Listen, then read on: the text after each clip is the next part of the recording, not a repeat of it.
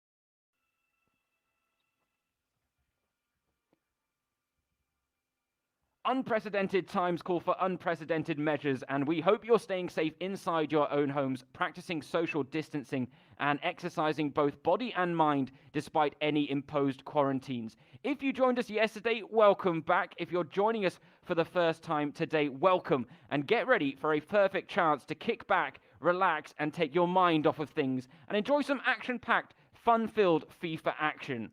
Day 1 of the Bundesliga Home Challenge set a high bar. We had 7 ties, 14 games, and 46 goals scored in total. There were big upsets, dramatic comebacks, and some exceptional highlights, from Achraf Hakimi getting distracted by his phone to a little porky pie maybe told by Marco Richter. We'll get back to that a bit later. My name is James Surrogate. I'll be your match commentator, and I'm delighted to say that joining me on the casting mic at a social distancing acceptable range is my fellow Bundesliga and FIFA enthusiast, Alex Chaffer. Now, Alex, before we get into the thick of action and any of the pre-match pre-ramble, anyone that joined us yesterday will be dying to know, did you pull up Marco Richter on his misleading pre-match prediction and remind viewers, in case they missed it yesterday, just what happened? I did indeed, James. Nice to be back with you for day 2. Looking forward to the action today. Yes, Marco And I had a few messages before his game yesterday for Augsburg, the last of the day there against Hanover. He came out with a 1-1 draw, which took his tie to victory for him and his side. But before the game, he messaged me and said that he only really plays other games when he goes onto his console, his PlayStation. And when I asked what score he expected, he said a 9-0 defeat. So he wasn't expecting much, but he came out with a 1-1 draw. And I let him know that he was clearly a liar and had been giving me false information. And he came back and said that he was really scared. In fact, he was so scared that he thought to himself, "I've played in front of Dortmund in front of 80,000 people like it was nothing. But yesterday, sitting in front of the console was one of the scariest things he's experienced." So a big shout out to him. He did very well considering his lack of FIFA playing skills in the recent months. And obviously, it's clear to say that these players are finding this even more of a nerve-wracking experience than actually going out on the pitch in front of their Bundesliga fans. I was going to say, it's a whole new world for them, isn't it, really? And we did it, based on that pre-match prediction of a 9-0 loss that he gave you, we thought that Johannes Horn may well have his way with Marco Richter in that final game of the day, and it wasn't the case. He acquitted himself quite well, and maybe could have come away with a better result, but a 1-1 draw, not a bad outcome in the end. But let's talk about day one really quickly before we do get into day's action, which is just around the corner. What stood out to you in yesterday's action, Al? I mean, there were so many goals. You can see it there as we look back on the scorelines from yesterday. It started off so brightly with Munas de Boer showing us exactly why we hyped him up so much to beat Greuther Fürth and Hertha as well, and plenty of goals in the Dresden and Frankfurt game. I think what stood out for me, though, was Nassim Buyalab, who came out and just dominated his game. We'd spoken about him in pre-match build-up, talking about his weekend league abilities, and that he was a really strong contender for being possibly the professional player of the tournament in terms of pre-match build-up. And he came out and produced 3 stunning goals, one of which was his Panenka penalty to start off the proceedings in style. So he was really impressive, to be honest, and scoring 2 goals with himself, I believe, as well, which was one of those things that we wanted to see more and more often yesterday. But he was definitely the star of the show for me. What about you? I was going to say, he was one of only 2 players, I believe, who scored with themselves, Baris Attic of Dynamo Dresden being the other one. And so it was a lovely little moment. And you've got to love a Panenka, It's just one of those things. And arguably one of the better goals that we saw yesterday, no doubt. I mean, the Robin Kaizen chip for me, that came from Julian Greis, who was the YouTuber representing Mainz, and he was 1-0 down, and out of nothing produced this sublime chip from Robin Kaizen. So if you haven't seen it, go back and watch the stream. It was well worth a watch or two. And so, we're really set up for day 2 and looking forward to it. And we really have quite a lot of action ahead. Plenty of big names, big games to come. What are you, who, I should say, are you most looking forward to seeing today, Al? I'm most looking forward to seeing who's going to come up in our first game, actually. Michael MegaBit Bittner, the star of the VBL. He's coming up in our very first game of the day, and he was the champion last year and helped his Werder Bremen team to top spot again in the VBL Championship this year. He's probably the star of the show in terms of German eSports, and it's just going to be fantastic to see how he actually gets on and what he's able to do. He's coming up against Felix Schimmel, who said that MegaBit is one of the best players he's ever seen, so that's going to be really good to look forward to later on in the next couple of minutes, actually, when that gets underway. And we've got some cool Bundesliga players themselves in action. Nordi Mukiele for Leipzig, and Freiburg have got 2 Bundesliga players in action today as well. So it's going to be fantastic to see how those guys can get on, because yesterday they really came out and were actually stars of the show, to be honest, for me. That's it, yeah. We had a lot of esports pros that got mixed in with the bunch yesterday, and in fact, there's a bit of an imbalance today when you compare the esports pros to the professional footballers we're bringing in, because yes, a lot of teams today have actually thrown in 2 professional players to represent them, and that does mean that we may have a few mismatches in there. There could be a few David versus Goliath clashes, but we did have a surprise yesterday when Lukas Zander of St. Pauli matched himself actually quite well against Tim Latka of Schalke, a professional esports FIFA player, and Zander only came away with a 1-0 loss, which actually for him wasn't bad. We were expecting worse, and so maybe we'll have a few surprises up our sleeves today as well. Definitely, yeah. He was unlucky to come away with that defeat as we're getting ready for our first game, but hopefully we can see a lot more of the action coming from our professional players and showing that, as well as being in quarantine and having to train from home, they've been training their thumbs as well and getting themselves warmed up for this tournament in style on FIFA. And that's it. And we are just ready to get underway with that first game. Werder Bremen against FC Nuremberg. Werder Bremen, of course, the side that won the virtual Bundesliga for a second season running in the 2019-20 campaign. That season, like the Bundesliga season, has been put on hold just for the time being based on what's going on in the world. But they are, without a doubt, one of the esports giants out there. It doesn't quite match their form out on the pitch. You know, Werder Bremen fans, I apologize for that. It's not been a great season for you, but at least in the esports world, dominant as ever. And yes, MegaBit, Michael Bittner is one of the main reasons for that, because he is such a dominant force. 21 years old, the reigning virtual Bundesliga Grand Finals champion, a representative of the DFB football team, and his accolades go on and on. He topped all the charts in the virtual Bundesliga as well this season, and it'll be interesting to see just what Felix Schimmel can do up against him. It will be, because he is the star of the show, as we've said. It's his tournament to sort of, you know, go ahead and say, look, I'm the VBL champion, and it doesn't matter if professional players come and play this tournament against me, I'll still dominate it. And coming out of the block straight away today is a big chance for him to make a statement to the rest of the guys who are going to be watching along, thinking, okay, this is the main guy. And I think for all the other VBL players who are playing today,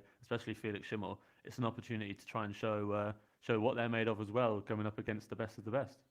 Absolutely. This wonderful crossover that we witnessed yesterday and reveled in yesterday, we are going to revel in it again today. And we couldn't start with a better tie, really, in terms of this crossover and the fact that this really is a heavyweight clash. It's a David versus Goliath, no doubt about it.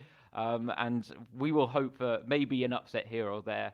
And MegaBit, I mean, he's talked a lot about the changeover from FIFA 19 to FIFA 20, talking about the fact that in this rendition of FIFA, goals are harder to come by. He scored 113 in the virtual Bundesliga last season, which of course was the most of any player. It didn't get as many in the current campaign, just 78, but he will fancy his chances. And he said he felt that change was a big change in terms of the FIFA settings and the way that you had to play, and the fact that defending is now a lot stronger and it's not as easy to dribble and score against players.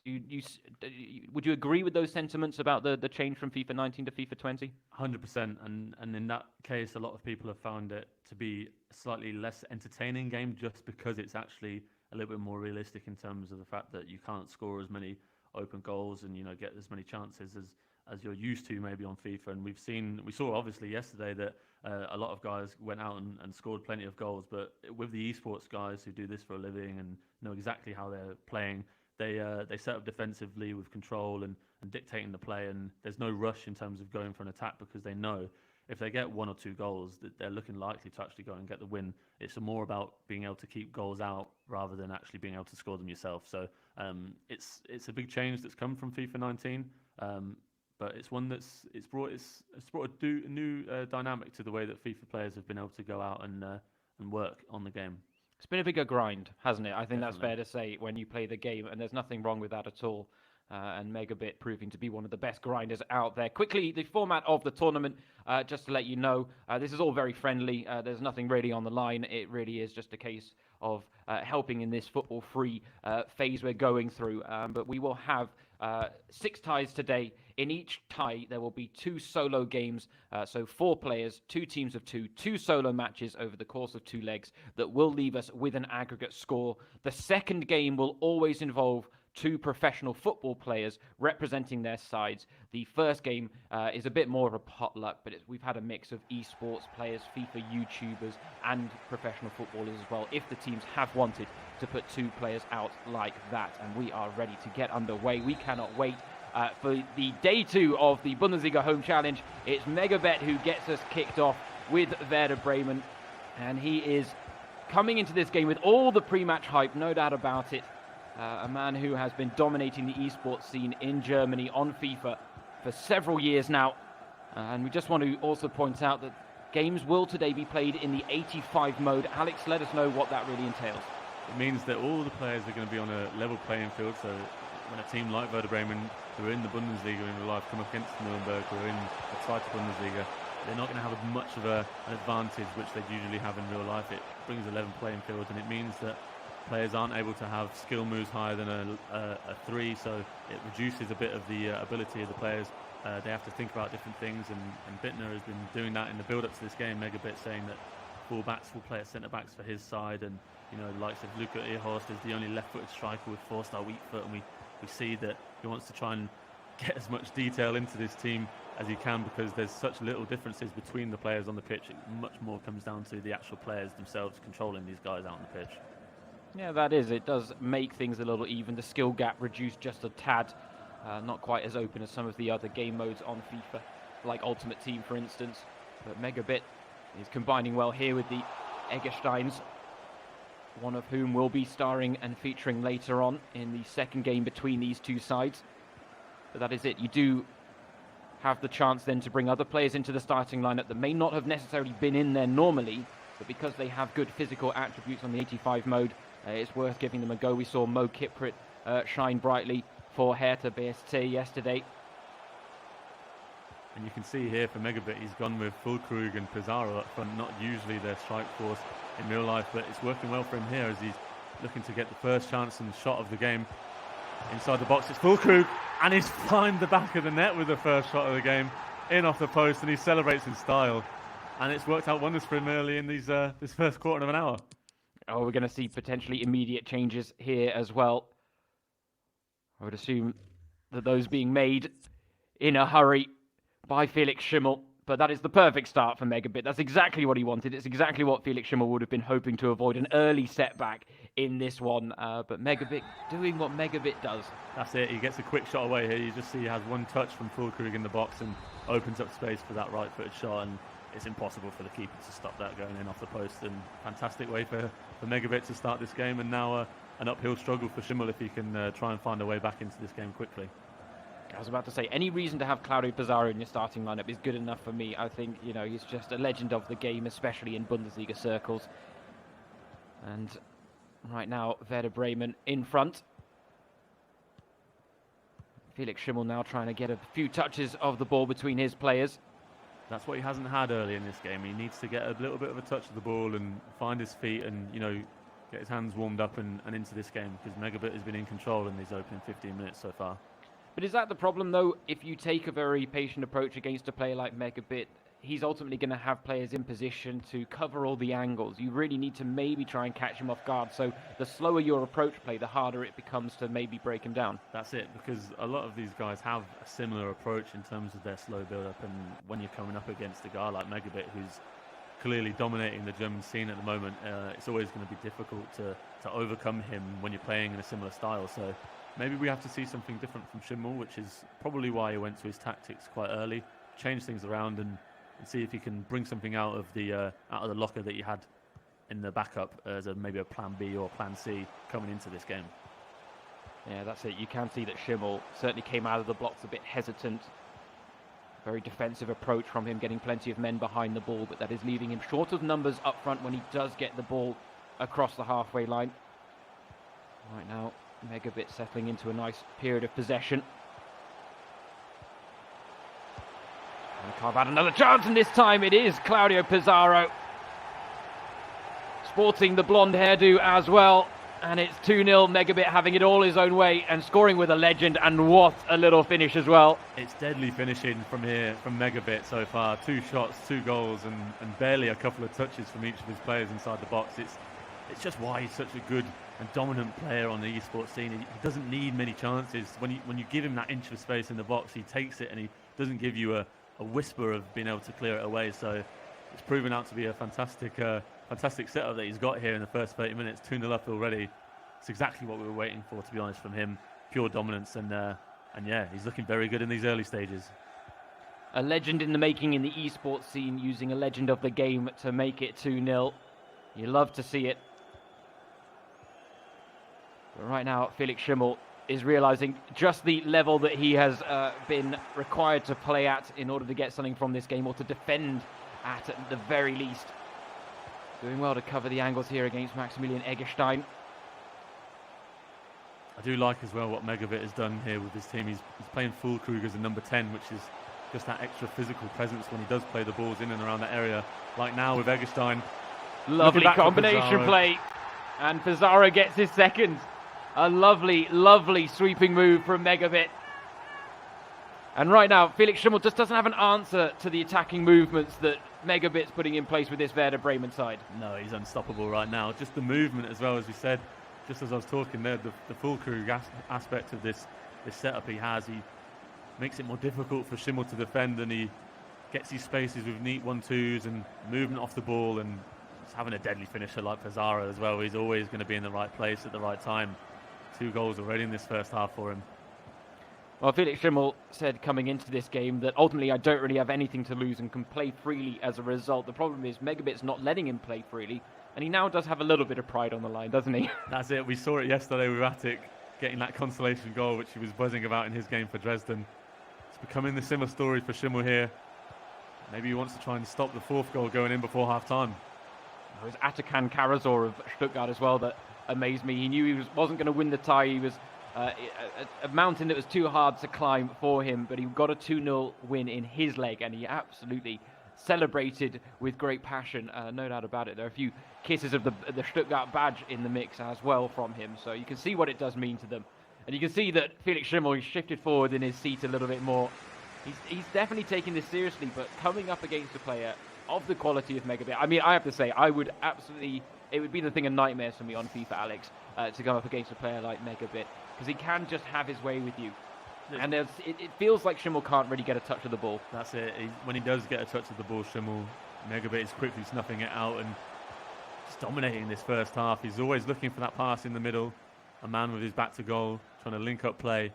And at the moment, Schimmel's really struggling as we half-time. He's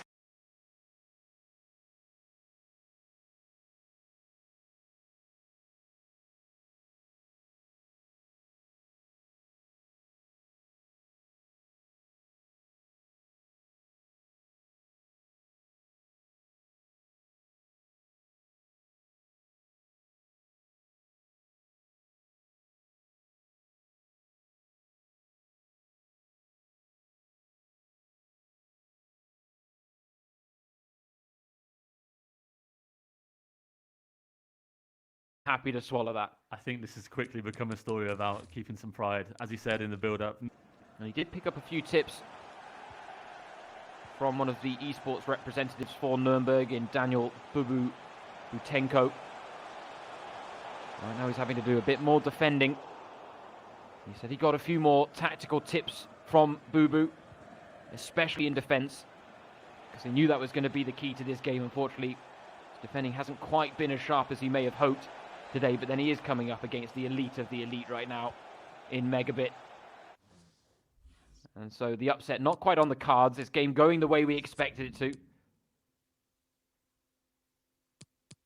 You can see there, Füllkrug already on a 9.4. The game recognising his dominance of this. He's been the key man for MegaBit here, just linking the play between midfield and defence. And I don't think Schimmel was expecting it.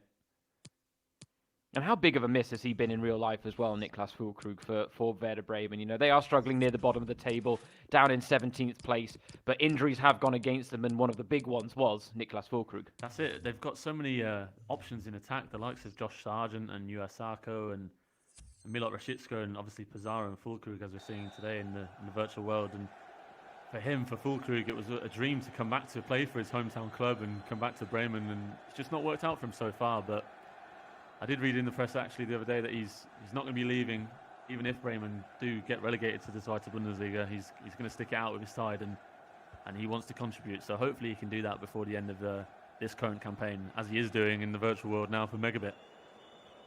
Yeah, it's the type of performances that Werder Bremen fans were hoping to see out on the pitch in real life. Right now having to settle for it in the virtual world on FIFA 20 with MegaBit looking for that 4th goal. But Schimmel, you have to say, in this second half, at least for the time being, has definitely kept the space a little bit tighter than he was in the first. It's just about being patient now. When he does get this ball as he has now, he needs to make sure that his guys come up in support. You can see there, MegaBit is sitting deep. He's got so many men behind the ball. And Schimmel's just trying to link up play and get players forward, and it's proven a struggle at the moment. It's hard to find space and get the pass and move and going. Yeah, MegaBit, who was also involved in the Foothead Cup on Twitch on Wednesday. He played against Tex in the first round. Tex, I think, is certainly regarded as one of the best FIFA players in the world right now, if not the best. And he did pick up a 1-0 win in the first leg, MegaBit. Unfortunately, lost 2-1 in the second. That sent it to golden goal. And it was a certain Brazilian Ronaldo that got the winning goal in the third game that saw MegaBit knocked out in round one. Admittedly, one of the few games he's probably played this season in which he wasn't the favourite going into it against Tex. Now, though, he's having to do a bit of defending of his own. He has certainly taken his foot off the pedal, maybe dropped back into a more defensive mode. He's absolutely suffocating Nuremberg's players, and Felix Schimmel, really, there's a little bit of frustration. You can see it's just a case of, what do I do? Where are my options? Where do I turn? How do I relieve this pressure? That's it, because you can see, when you're playing this game as a hobby player, as we are, as commentators here, you can only control one player at a time, and it often feels like, oh, how can I get my team to defend in this way? And it's so important, these tactics that you can play with on FIFA and move your team around and do the depth and how quickly they press and this and that. And it's clear that MegaBit has a certain way of playing, especially when he's 3-0 up and defending that early lead. He knows that he can sit back and take his time and make sure that he doesn't concede too many goals here to give Schimmel any hope or chance. Hobby player? I don't know what you're talking about, Alex. Speak for yourself. I take myself very seriously when it comes to my FIFA.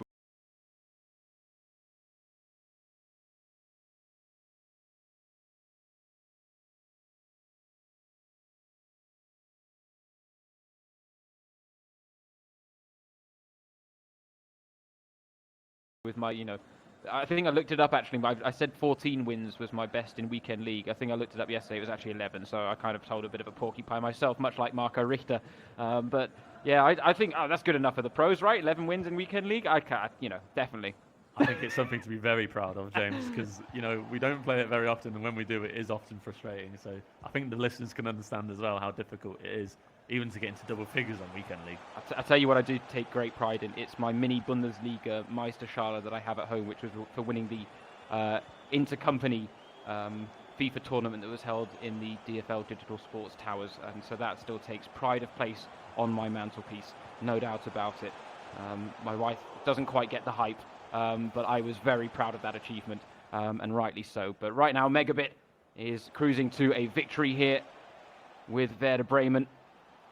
He talked about the fact that he likes to bring on Voltemade, the young striker, with Werder Bremen in the last 30 minutes of games, because he has a 198-meter frame and really adds a physical edge in the closing stages. But right now he's coming forward with Ihorst, who's one of those players that he did say he likes to use in FIFA. Here is Voltemade. That's the thing, with these big players, not always the easiest to dribble around with them, even in the 85 mode. Obviously, he would be looking to cross that ball into Voltemade to get his big frame on the end of it, but he doesn't need to do that with 15 minutes to go, and he's looking very good for this win already. Yeah, coming forward again now with Lang. Down the wing to Ihorst. Back with Lang now. Looking to create the angle, maybe for the cross, but he's working it in now to Davy Zelka. Back with Maximilian Eggestein. Voltemade.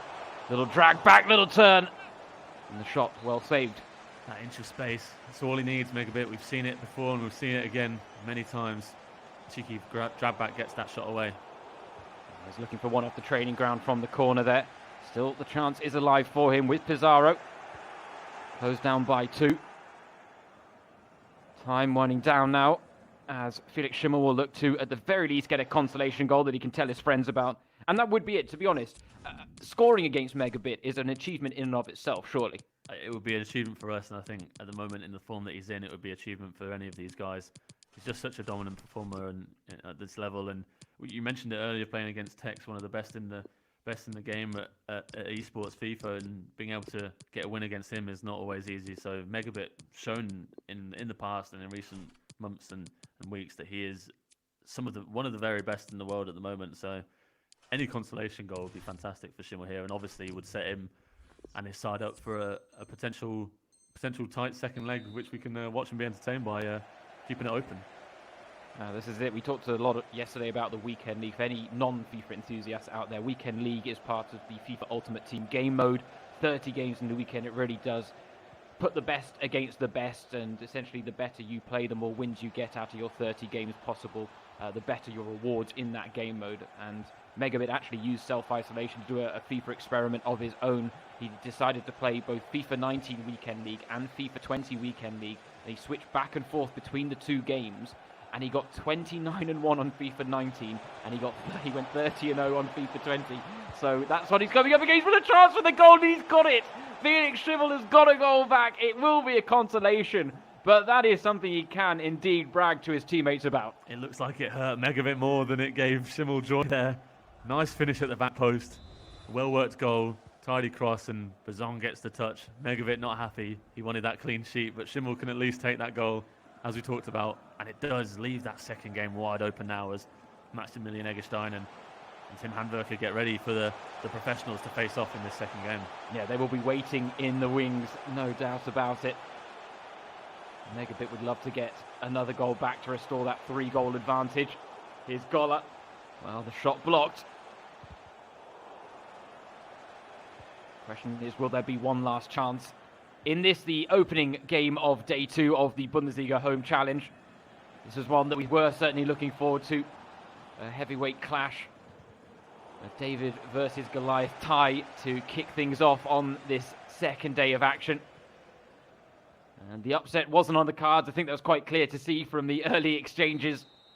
A comfortable win in the end for MegaBit, who proves exactly why he was the favourite coming into this game. A lot that Felix Schimmel can be happy about, the young 20-year-old from Nuremberg representing his side. He is not a professional eSports FIFA player. MegaBit is. He came away in the end with a 3-1 win, MegaBit, just as we expected, and a cracking start to today's action. It is indeed, and as you said, you couldn't have expected to go and get a win against MegaBit, but to get a goal and keep... That's the thing that people have to remember, that this is a two-legged tie between these sides. So professional players coming up now, and Tim Handwerker has a chance now with that goal. Just a 2-goal deficit here. It's something he can certainly change.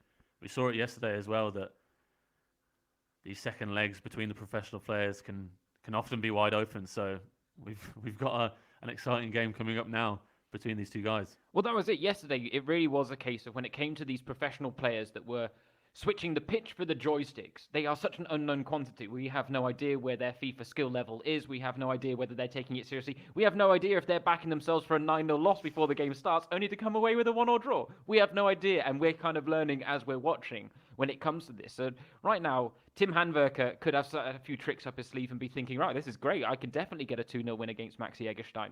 But there was talk before the game about the two players, and Tim Handwerker did say, he's like, Maxi's got to be quite good at the game, else he really wouldn't be, picked by Werder Bremen to feature for them. And so I think we were expecting a good level of gameplay, but what we saw yesterday, they're a little more open normally, aren't they? That's it. These guys, the esports guys are a lot more in control of their games. They're happy. They know that the defending is the hardest part of this game, and being able to keep out goals is the most important thing, because scoring them is a lot easier. But for these non-professionals who are doing this as a hobby, the likes of Maximilian Eggestein and Tim Handwerker, it's definitely going to be a more open and entertaining game, as they both just want to show what they can do going forward rather than keeping the goals out. And when you're playing this game as a hobby, it's more about scoring as many nice goals as you can rather than actually being able to get a scrappy 1-0 win. They'd much rather have a 5-1 than a 1-0.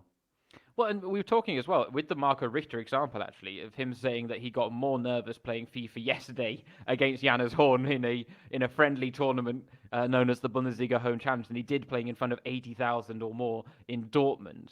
But is there an element there when we come into this game, Maximilian Eggestein, is there actually pressure on him to maintain the reputation that Werder Bremen have in the esports world right now, because they are the dominant force? 2 virtual Bundesliga wins in a row now. MegaBit, we all talked about him and we've talked him up enough, but Eggestein's got to match that now because reputation is on the line and Werder Bremen demand the best in the esports world. That's very true, and he himself has said that esports is the future, and he knows that these guys are playing at such a high level. It's so impressive, and now, as you said, he has a chance to show that he's capable of being on the same level to represent his club in the best way on and off the pitch.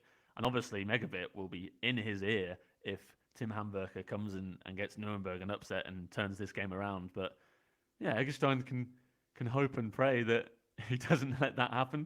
And as you said, we'll have to wait and see how much experience they do have and how much time they've been spending in recent months and in these last few weeks, especially playing and training their FIFA skills. Yeah, that's it. Werder Bremen are definitely top dogs in the esports world when it comes to the Bundesliga. And that was despite the fact that, much like on the pitch, there was a bit of change during the summer months. They lost Mo Ober, who, of course, was the winner of the FIFA E-World Cup in 2019. So a big loss for them because he was one of their main men alongside MegaBit.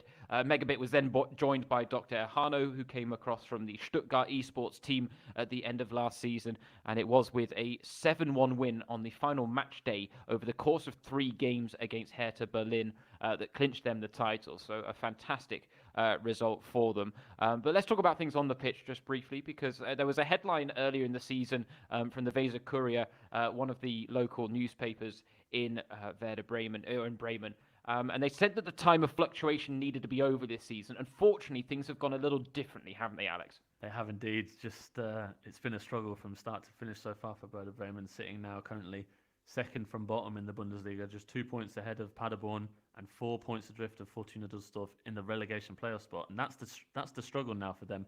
They do have a game in hand, which they'll play when we do get restarted, hopefully soon in the Bundesliga. But they're already 8 points behind Mainz in the first sort of spot of actual definite safety. So there's a long road ahead for them in these final 10 games for them. It will be. They've got a long way to come back and try and fight their way back in and stay in the Bundesliga, because it would be a huge surprise if they were to get relegated, considering how well they played last season, coming so close to getting into European football under Florian Kohfeldt. With so many young, talented players, it really would be a shock to see them go down if they would do that in these final few games. They've got some tight games as well. They play Mainz away from home on the second to last day. That could be a really, really interesting game if we do get to see that one played out, especially if Bremen can get themselves within touching distance of Mainz before that game gets underway. Yep, we eagerly anticipate the restart of the Bundesliga season when it will get underway in the safest of conditions, I'm sure. But we are just about ready for the second part of this tie between Werder Bremen and Nuremberg. The teams getting themselves set up. Maxi Eggestein on the left, Tim Handwerker on the right. And the bar has been set just like it was by the day one action. The first game of day 2 between MegaBit and Felix Schimmel. Certainly giving us a taste of hopefully what's to come for the rest of the day. Goals galore yesterday and a good start today. And you can see immediately, don't know if people saw that in the build-up there, Earhorst is not in Eggestein's team here. It's Rashica on the left. You can see, obviously, that research that MegaBit has done working wonders for him. Let's see if Rashica can do something different for Maxi Eggestein as this game gets underway. Well, he has been the bright spark in a dark season for Werder Bremen, Milot Rashica. And so maybe in the virtual world he can add a bit of relief as well. But of course, Maximilian Eggestein coming into this game with that 3-1 advantage on his side, but it could be cut a little shorter. The opening chance of the game, close from Handwerker. Well, he's not messing about, is he, Alex? That would have been an amazing start. A quick breakaway, a tidy through ball. Just couldn't get past the goalkeeper there. His finish went straight at him. He needs to go for that near post like we talked about yesterday. It's overpowered on this game, FIFA 20. Right now, Eggestein, an early test of his nerves here in the virtual world. Handwerker taking it to him early, but here is the man he's kept in the starting lineup. Rashica giving the ball away. So Handwerker proving that he's quite a dab hand on the joysticks here. Now comfortably stroking the ball about. Here he is on the ball. Could he maybe follow in the footsteps of Nassim Boujalab or Baris Attic in terms of getting himself on the score sheet in FIFA, playing himself at left back? Sorry, James, I wanted to say it's quite nice that Maxi Eggestein is both playing himself and his brother out on the right wing. Both the brothers playing for Werder Bremen in real life, and obviously he's representing them here in the virtual world as well. That's it, yeah, both of them. Both players now have a chance to score with themselves and follow in the footsteps of Boujalab and Attic. No doubt about it. And Eggestein was talking before the game about the fact that he does belong to the PlayStation generation. But he did admit that he's been on Football Manager a fair bit with his brother Jojo, as he calls him, Johannes Eggestein. And so he said he was going to have to get a few games of practice in, but he's looking a little rusty, it has to be said, in these opening exchanges, at least in terms of his defensive positioning. He's done well to win it back there with Jebra Selassie. Here is Eggestein. It's a lovely passing move to work it through midfield. Trying to create space out wide now with Pizarro, and Eggestein was making the run. He spotted it, but he couldn't quite get the angles on the pass right to play it through. As you can see, it's more of a scrappy game between these two, just neither able to really keep that possession for too much longer, especially when they bring the ball forward. It's really difficult on this game when you get into the final third of your opposition to actually keep the ball and make sure that you don't give away chances easily when you're trying to get forward. Ooh, and an early pause lined up by Maximilian Eggestein. Maybe he's just got a text from MegaBit Yeah, giving him some tips. Why don't you have Ihorst on? Get Ihorst on now. And if you're really struggling, bring on Baltomado. It'll be one of those two. I just wonder whether there's something in his settings or maybe something he's not quite comfortable with. But he does seem to be moving the ball about well. Found a little space here for Pizarro. Didn't have a lot of options. Now with Klaassen on to Eggestein. Pizarro looking to let the ball run. Well dealt with by Tim Handwerker. He's loving the slide tackles, is Max Eggestein. That might be his issue with the controls. Maybe he's got it switched around the wrong way as he keeps sliding around. Or maybe that's just the way he likes to play FIFA, getting stuck in. Or it could be that calling the second man button that's causing him issues if he's sliding around.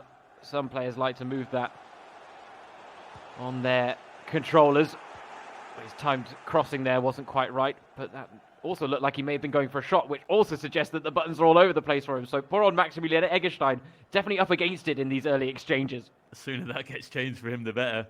He's played well, as you said, being able to pass them and move the ball around well, but if he wants to change those buttons around and get it sorted, he needs to do it quickly. I would be kicking the ball out of play at the earliest opportunity if I were him. Just hoof it out. But admittedly, he's still trying to grit through it and play through it, which I respect.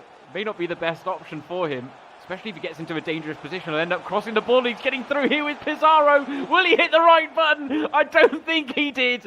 Oh dear, Maximilian Eggestein gussing from a golden opportunity, but now a chance to change those controls. I think it's very clear to see that those controls were not the right way around. Poor Eggestein through one-on-one with Pizarro. All he needed to do was find that button to shoot. And I'm pretty sure he just pressed the buttons across with the controls the wrong way around. Oh dear, we've all been there. We've all been there. It's happened to the best of us, no doubt about it. But this now at least he'll have a chance to sort those things out. And Handwerker actually taking the opportunity to maybe tweak things as well. Maybe something he's seen in the opportunity to get men forward, because he did have Eggestein at 6s and 7s at times at the back when he was coming forward. That early opportunity that really would have potentially swung the momentum of this game back in Nuremberg's favour after that first leg defeat. And you can see Eggestein, I think he's joking about the fact he just crossed the ball with Pizarro when he was through one-on-one, which is absolutely brilliant. But this is what we like to see. This is why it's actually great to have a little face cam, kind of seeing exactly how they're going about this action. Lovely little look behind the scenes. I couldn't agree more. And Handwerker there with his tactics, trying to work something new, as you said. Not quite sure if he knew exactly what he was doing there. Maybe he got a message from his teammate Schimmel and said, let's sit those CDMs a bit deeper and try and get the passing moving going, just because the only thing that's been lacking for him is getting bodies forward and being able to really bring them into the game in an attacking way. Handwerker looking to get something going in the final third here with Ishak. Oh, he's burst through on goal! And that's a big save from Pavlenka. If he can get a goal before half-time, it's going to be really big for this tie. 10 minutes to go. Not sure if he can do it now. Yeah, if you're just joining us, welcome to day 2 of the Bundesliga Home Challenge. Wherever in the world you're joining us, welcome. We're delighted to have you on board. Whichever platform that you are watching on, feel free to get in touch. Use the hashtag Bundesliga Home Challenge. Sorry, this Pizarro goes close with a header. Right while I'm midway through a hashtag. Wasn't great timing, but we'll take it. But yeah, do get in touch. Hashtag Bundesliga Home Challenge. We'd love to hear from you. And we hope you guys are enjoying the stream and the coverage of this friendly tournament to help with the football-free period, as Tim Handwerker now drawing another save out of Pavlenka. There's a couple of chances, and you can see the frustration building as he takes the corner short, looking to work something towards the near post, but it's well dealt with by Eggestein. Shake of the camera there from Handwerker. Clearly had a little smash of his table there. Wanted to get this goal before half-time, and maybe he can get a chance here. He's working it well, and he'd Tried to find the space. Couldn't thread the needle with the pass. And now the last chance of the first half may go the way of Bremen. But that was quite a clear offside decision. Maxi Eggestein will not be happy with his brother's positioning there. A couple of yards offside down the right wing. He'll be having words at half-time, no doubt about it. But now here is Handwerker. Can he get the final chance before the break? Ishak's made a good run. Misijan took his time, patient build-up. He wasn't rushing things, but that worked against him in the end. Well, it's a nice ball through, actually, to Maximilian Eggestein here. Pizarro was a bit slow to make the run, but he's bundled his way through. He is through on goal for the second time in the game. This time he hit the right button. Still no goal to speak of, though. And that could have put the game beyond Nuremberg here if that scoreline on aggregate had been 4-1 at half-time in this second tie. But as things stand, it's still wide open, and Handwerker can know a couple of goals brings them back into this. Yeah, finally poised, though, at least in the second leg. Still a lot of work to do for Nuremberg's Tim Handwerker if he is to overturn the first leg deficit. He was actually singing Eggestein's praises in the build-up to this game as well about his real-life achievements, and saying that for a player of his age, he has already gained a lot of experience. He was quite impressed with that. But he's up against it. And right now, this doesn't look like there's a great disparity in skill. This is not a Bundesliga versus Zweite Bundesliga game. This really is on an even playing field. And of course, that is helped by the 85 mode that all these games are being played in. Handwerker would love to get an early goal in this second half, to at least try and swing the tie back Nuremberg's way. For now, Rashica's gone through here. Lovely feet. Oh, it's a great chance for Pizarro. And the follow-up ball is going to trickle in. Oh dear, well, he's not proud of that effort, Maximilian Eggestein. There's a chuckle to boot as well, but he will take it. Werder Bremen breaking the deadlock. He was the star in the first game. Pizarro a star in the second. They all count, James, even on FIFA, and that's one of those ones where Handwerker, if he was playing online, as he shakes his head there, may have been quitting the game after that goal. We saw some spectacular goals yesterday, and we saw some fantastically silly finishes as well, and that's the first of the day for us. A comedy goal for Pizarro, but Eggestein will take it, raise his hand to apologise, but Bremen are looking comfortable now. Oh, he's got to praise Milot Rashica for the build-up there. That's why he picked him in his starting lineup, so he may have not gone the same way as MegaBit, the eSports Pro. He knew what he was doing, though, Eggestein. He knew he needed the Kosovan international to make that impact down that left wing, and that he just did. And now is Maxi Eggestein with the ball onto Füllkrug. He's looking to get it back to himself. Klaassen. And that's it. Maybe these professional players will have a few tips for the eSport players come the end of these games, thinking they're a bit too big for their boots if they get themselves a win. Can you imagine? Oh, it's a good effort again from Pizarro. Relatively comfortable save, though, for Villette. That's it. You could imagine there'll be a bit of banter between the groups. And the other guys probably watching as well, waiting and seeing how these guys perform and getting themselves ready to go in the next few hours. Well, that was it. Before the start of the season, Maximilian Eggestein said that he, after a very good season last season, where he really came to the fore for Werder Bremen, he said he wanted more responsibility this season. Oh, and he's let the goal slip. It's 1-1 now. Tim Handwerker's pulled it back. And that's exactly what he wanted. Maybe too late for the comeback overall. But again, we can talk about the fact that he will want to at least come away with the win in this one. And he's given himself a lifeline, pulling it back to 1-1, and that was a tidy finish, it has to be said. It really was. It was eSports-esque. That was a tidy little turn onto his right foot and a powerful finish into the top corner.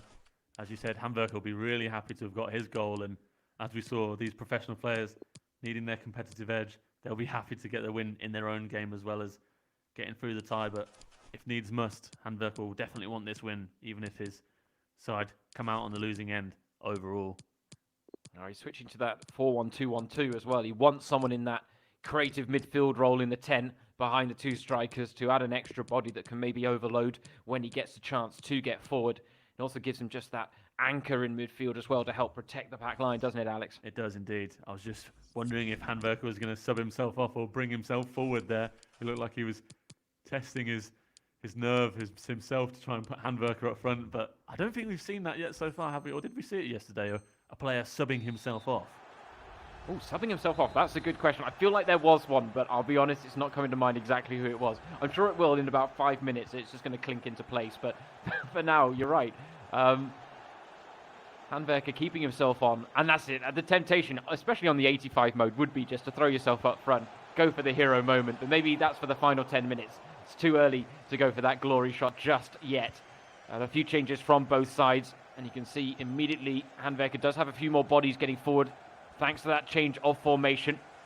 Lovely combination play here. Schrelak and Ishak. Fortunately, the final 1-2 cut out by Toprak.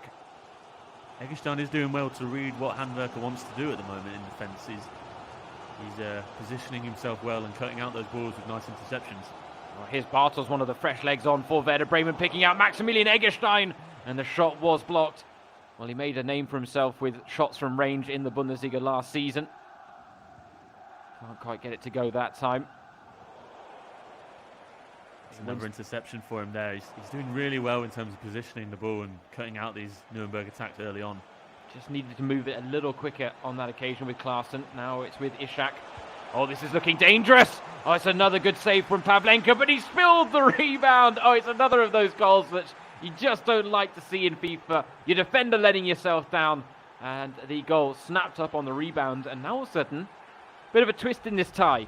Handwerker conceded one of those goals earlier, and he'll be happy to have got one back. One goal in this tie now with 20 minutes to play.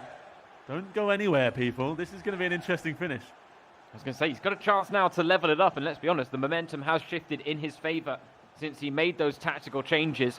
Eggestein may want to think about responding with a few of his own. For now, though, he's looking just to respond, staying true to the approach that he has adopted throughout this entire game.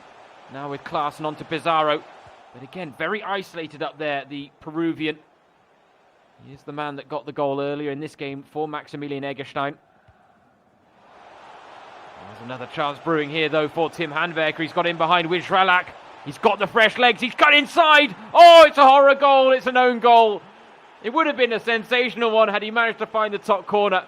But he has turned this tie on its head. We are all square once again. I think Handwerker has definitely made up for that goal that was conceded earlier. A tidy little move there to open up space on the left foot for that shot. Obviously not planned that it went in off Toprak, but 15 minutes to go and it's all level in this tie. Is this also the importance, Schrelak coming off the bench to score twice, the importance of substitutions in this 85 game mode? Definitely, the fresh legs, especially at the end of the game, can make all the difference, and we've seen it. We saw it yesterday already, and we've seen it before. Now again, as Nuremberg come forward looking for a winner. Well, this could be a winner as well, and he's got plenty of time to work with. Stopped in his tracks on that occasion, and the foul goes against Tim Handwerker, but now a chance for him to make even further changes. We saw the ones he made earlier take a real effect on the game. The question is, oh yeah, he's making them even more attacking. I was wondering whether he may be tempted just to drop back and hold it 3-1. But he's looking actually to go for that winning goal in the tie. We only had one draw all of yesterday across the 7 ties that we had. That was between Mainz and Borussia Dortmund. A 3-3 draw after 2 games. We haven't had one today, of course, because this is the first game. But could you imagine, after only having one yesterday, the first game to then go to a tie as well? That would be quite stunning. It would be an interesting start for sure, especially considering the fact that MegaBit dominated that first game so much. But as we said earlier, that goal from Schimmel at the end, bringing Nuremberg into this game, left it open for Handwerker to work with something, and work with it he has. That's exactly why MegaBit was so frustrated by conceding. That's exactly why. He wanted to avoid the situation of giving them a lifeline in the game, and it's one that Tim Handwerker has made the most of here against Maximilian Eggestein, who right now just doesn't seem to have an answer to all this attacking pressure being put on him by Tim Handwerker. Good work from Toprak to shut down the move, but struggling to match him at the back and struggling to get anything going in an attacking sense. Here is Finn Bartels, one of the fresh legs that Eggestein brought on. Hasn't quite made the same impact as Schrelak for Nuremberg. Here is the man with the brace, making another good run. He's on for the hat-trick. He's through on goal! And Pavlenka to the rescue once again. He was looking for that near post. We saw that, but Pavlenka's proven himself to be a huge goalkeeper in this game. Oh, the chance still on, though, from the corner that was worked well. Clear his lines is what Maximilian Eggestein is looking to do. It's not convincing, though, and in the danger is still there. No, I thought that was in. I thought that was headed for the top corner, but he just put a little too much on it. What a chance that was. He's really dominating these last few minutes here. Pavlenka's proven to be the key man for Werder, keeping this score as it is. Or else Nuremberg would be going through with a nice 5-4 win over the aggregate score. Yeah, overcooked it like an old school dinner. You know, it's one of those things, it happens. But he's looking to maybe get one more chance out of it. He's pinched the ball away, and this could be the winner. It is the winner, and I think it's fair to say that it may be last gasp, but it's very deserved. Very deserved indeed, and there's that man again dancing away. It's Strelak. He's the star of the show off the bench. A hat-trick in this second half. Handwerker making a tactical change that any Bundesliga coach will be proud of, especially Schimmel as his teammate will be delighted to see what a turnaround this has been from him. 4-1. Nuremberg have taken the win in this tie. Oh, talk about a super substitution. Strelak with a hat-trick off the bench. We only had one hat-trick yesterday. That was scored by Florian Kainz. And taking the match ball deservedly. And MegaBit, to know what he's thinking right now. I wonder if there'll be a few messages exchanged between him and Maximilian Eggestein, because it looked like Werder Bremen were going to take that tie. Maximilian Eggestein, unfortunately, not able to match the reputation that Werder Bremen have in the esports world. MegaBit will be absolutely gutted. His side coming out on the losing end. It doesn't happen very often. The team who won the championship last year and finished top again this year, Maximilian Eggestein letting his side down drastically there. And I think it is fair to say that MegaBit will be sending him a few texts now asking what on earth happened. That's it. What an upset to start the day. Werder Bremen, everyone knew it with MegaBit in their side. That they were considered one of the favourites. But this is the beauty of this Bundesliga home challenge, is the fact that the first game can be evened out so drastically by the second game. There can be comeback staged. And it's really, again, comes down to the unknown quantity that is the FIFA skill levels of all these professional players that are switching the pitch for the joysticks. And unfortunately, Maximilian Eggestein just a little behind in terms of the skill level compared to Tim Handwerker, and it did show in the end there. He got a little overrun in the end. We've all been there. It's all tough. It's such a hard rhythm to break, isn't it? It is. When you've conceded one goal, it is really hard to stop the second and the third coming. And as an attacking team, it's really easy on FIFA. Once you've found a way through a team to be able to keep that going, it's difficult to react and keep the tactics as you want them to be and be able to be defensively sound. And we'll have to wait and see what comes up in this next game between RB Leipzig and Hamburg. Obviously, Nordi, Mukiele and Sonny Kittel will be representing the professional players later on. But before that, we've got the eSports tie, which is obviously going to be another fascinating one as we look for these professional players to show exactly what they're made of. Yeah, and this battle between arguably someone that's been on the esports scene in Germany for quite a long time, RBL_Chihan, who goes by the name of, in real life, Chihan Yassalar.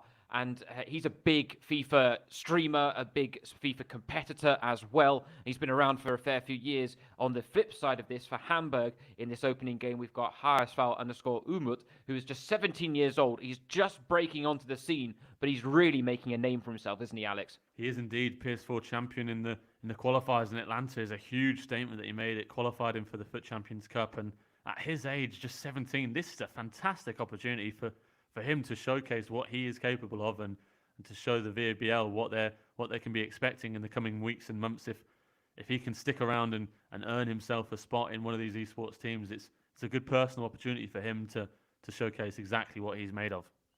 And that's it. He doesn't actually feature in the virtual Bundesliga for Hamburg, but he is part of their esports team because he's just an elite competitor when it comes to FIFA Ultimate Team, which is obviously the most popular game mode out there on FIFA nowadays and has been for quite a fair few years. And yes, you mentioned that FUT Champions Cup in Paris, delayed for now, but looking to make a name for himself there. But I think Chihan's really got a tough task on his hand here with Umut. He does indeed, because he's still an unknown quantity. You know, he's new in the game, and you know, when people lack that experience and are new to the game, they often bring that never say die and nothing to lose attitude, which we love to see, especially in the esports level, because as we've mentioned it so many times, there's very few things to differentiate these guys, and it comes down to special moments or maybe a little mistake that makes the difference. So for Umut, it's a huge opportunity to make a statement, and as I said, he's coming into this game with that never say die and nothing to lose attitude, and he's going to want to make the most of this opportunity he has. Yeah, let's talk about Leipzig in real life as well, because we like to throw a look back to what's happening in the Bundesliga season out on the pitch. Yes, the season has been delayed for the time being, postponed as a result of the coronavirus pandemic, and rightly so.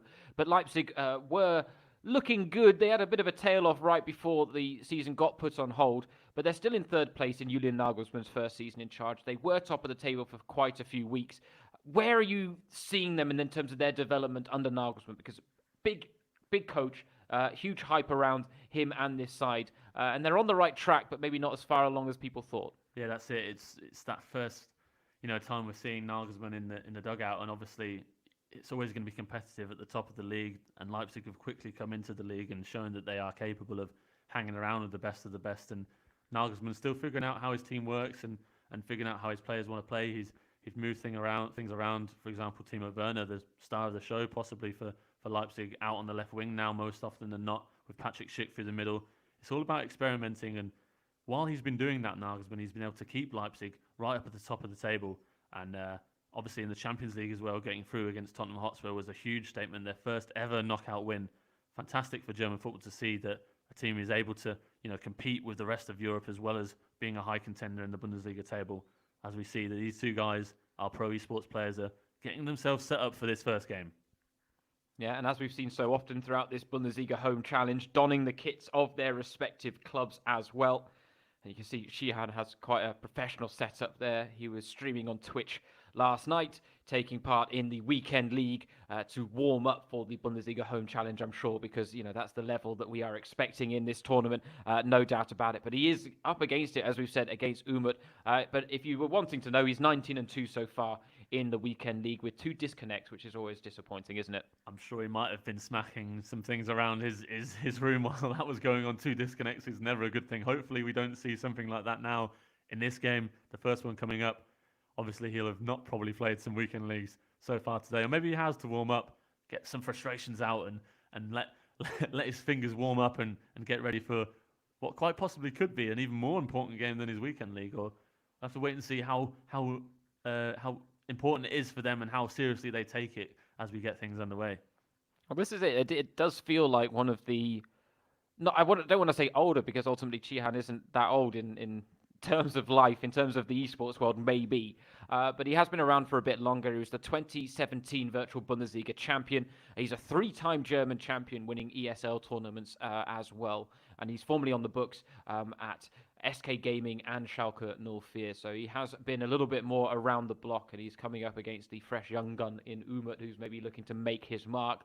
And so maybe playing the role of gatekeeper here in the esports world, if you like to put it that way. But we are looking forward to seeing what these guys can produce, because this is the only tie today between 2 esports professionals. That's it, yeah. We're actually not going to see that many between 2 guys. We've got plenty of professional players who are going to be involved in the action today, which is always fantastic to see, because, as we've said before, with this 85 mode, it cleans the slate, it brings a level playing field, and these guys who are not used to playing will obviously come in with that attitude and that tactic to just go out and score as many goals as they can. So entertainment is definitely on the cards today, and this will be our last chance to see some esport proper action with the 2 fantastically talented guys coming up against each other and wanting to showcase exactly what they can do in this Bundesliga home challenge. Yeah, just waiting for them to go through the final few details before we get this game underway. It was interesting to hear yesterday on his stream, Chihan talking about the fact that he's not a big fan of the 85 mode. He said that players that aren't that good can then compete with, the professional players, because he said it really does reduce the skill gap. That's not quite an issue when you're 2 professionals going head-to-head anyway, because if anything, you want it to be a more even playing field, a little less variable than the FUT champion stuff that they're used to doing, where, of course, you can have your different cards that give you the advantage, different pace settings, all of that. This one, all evened out, all capped at 85, and that should mean that we see a very competitive match. That's it. They're used to playing with the best of the best players on FIFA Ultimate Team, and obviously these guys they're playing with now in these 2 teams are all 85 rated. So it's a nice test for them as well to be able to play with players that are of a rating that they're not actually that used to playing with. So if they can be able to bring the best out of these 85 rated players, it just proves how good they are at the game. And we've seen it so far that these esports guys, no matter what the rating of the player is, they're able to produce some fantastic football. Well, that's it. Interestingly, we didn't see anything of Chihan's lineup there. I'm actually wondering whether Timo Werner would even be in his starting lineup in this 85 mode, because of course Werner's all about the pace when it comes to FIFA game modes, but in this one it's all evened out, and he doesn't actually have the biggest stature either. So Schick, Paulsen. It could well be, and that's the thing. We see it there. Paulsen starting up front, and Hartmann it is there in the attacking midfield.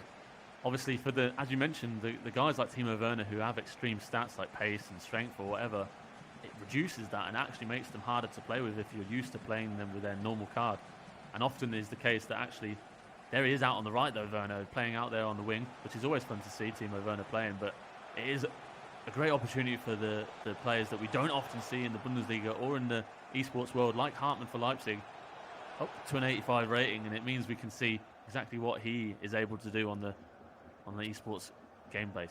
That's it, they can be the stars of the show as well. And even if it's not quite the case in real life, and it does give us a chance to get to know some names that maybe we're not quite as familiar with as the big names like Timo Werner, like Marcel Sabitzer, like Dayot Upamecano. Klosterman with a good early challenge there.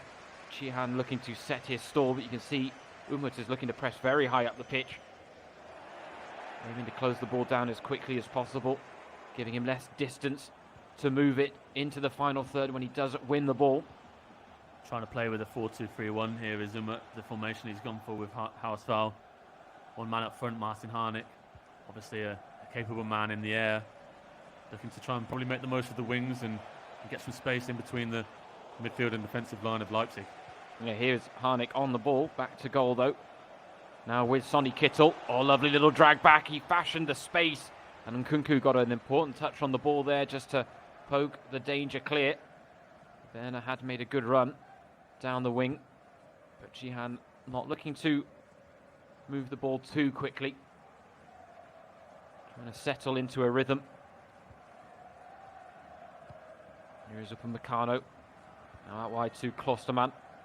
So a four-man back line, which isn't how Leipzig like to play in real life. Well, not all the time, I should say, because we've seen various variations of their back line that's gone from three-man to four-man. We've had Klosterman at right-back, we've had Klosterman at centre-back, we've had Hausenberg and Klosterman both at centre-back. As you do, it's just the way Nagelsmann works with this side, as we said, experimenting to try and find his best formation. But the fact is, in an experimental phase, he's done rather well, given the fact that they've been competing for the title, getting through in the Champions League. That second leg against Tottenham, of course, the last game in Germany to be played in front of fans.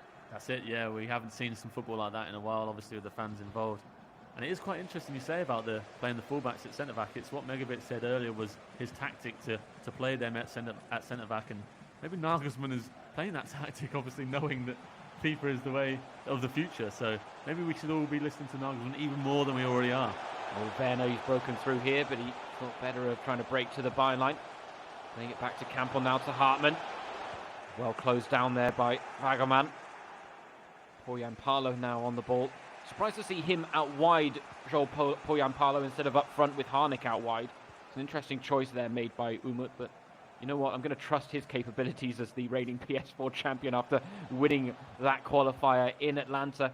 Interestingly, it was the first time that he'd ever travelled to the United States. He said it's one of the reasons that he wanted to qualify even more for that tournament, was to make sure that he could go to the United States for the first time and enjoy the experience, and I'm sure he did, coming out as the PS4 champion. He did struggle, he admitted, in the crossover event in the final, because when they get to the final, the PS4 champion takes on the Xbox champion. They play one game on each console, and he did admit that his Xbox skills were a bit rusty, and that's something he's going to be looking to work on for the remainder of the season once the FUT Champions Cup does get back underway with the final in Paris. And that's another reason to give these guys so much respect. Not only are they good on one console, they're good on two, and they have to be if they want to compete at the highest level. Great chance for Paulsen. And well, the angle was against him, didn't quite have the body shape to favour that type of shot. Did still go for that near post. We are seeing that trend continue today, Alex. We are indeed. It's these tactics that it's fun for actually viewers at home who are not maybe used to watching Twitch or watching these esports guys go at it every week. You can now see what their tactics are like, how exactly they want to play. And one of those things that they always seem to do is go for the near post. Seems to catch the keepers off guard. And maybe it's a tip that the guys at home watching can take into the next games that they play themselves on FIFA. Yeah, for now, Umut coming forward dangerously, looking to put the pressure on.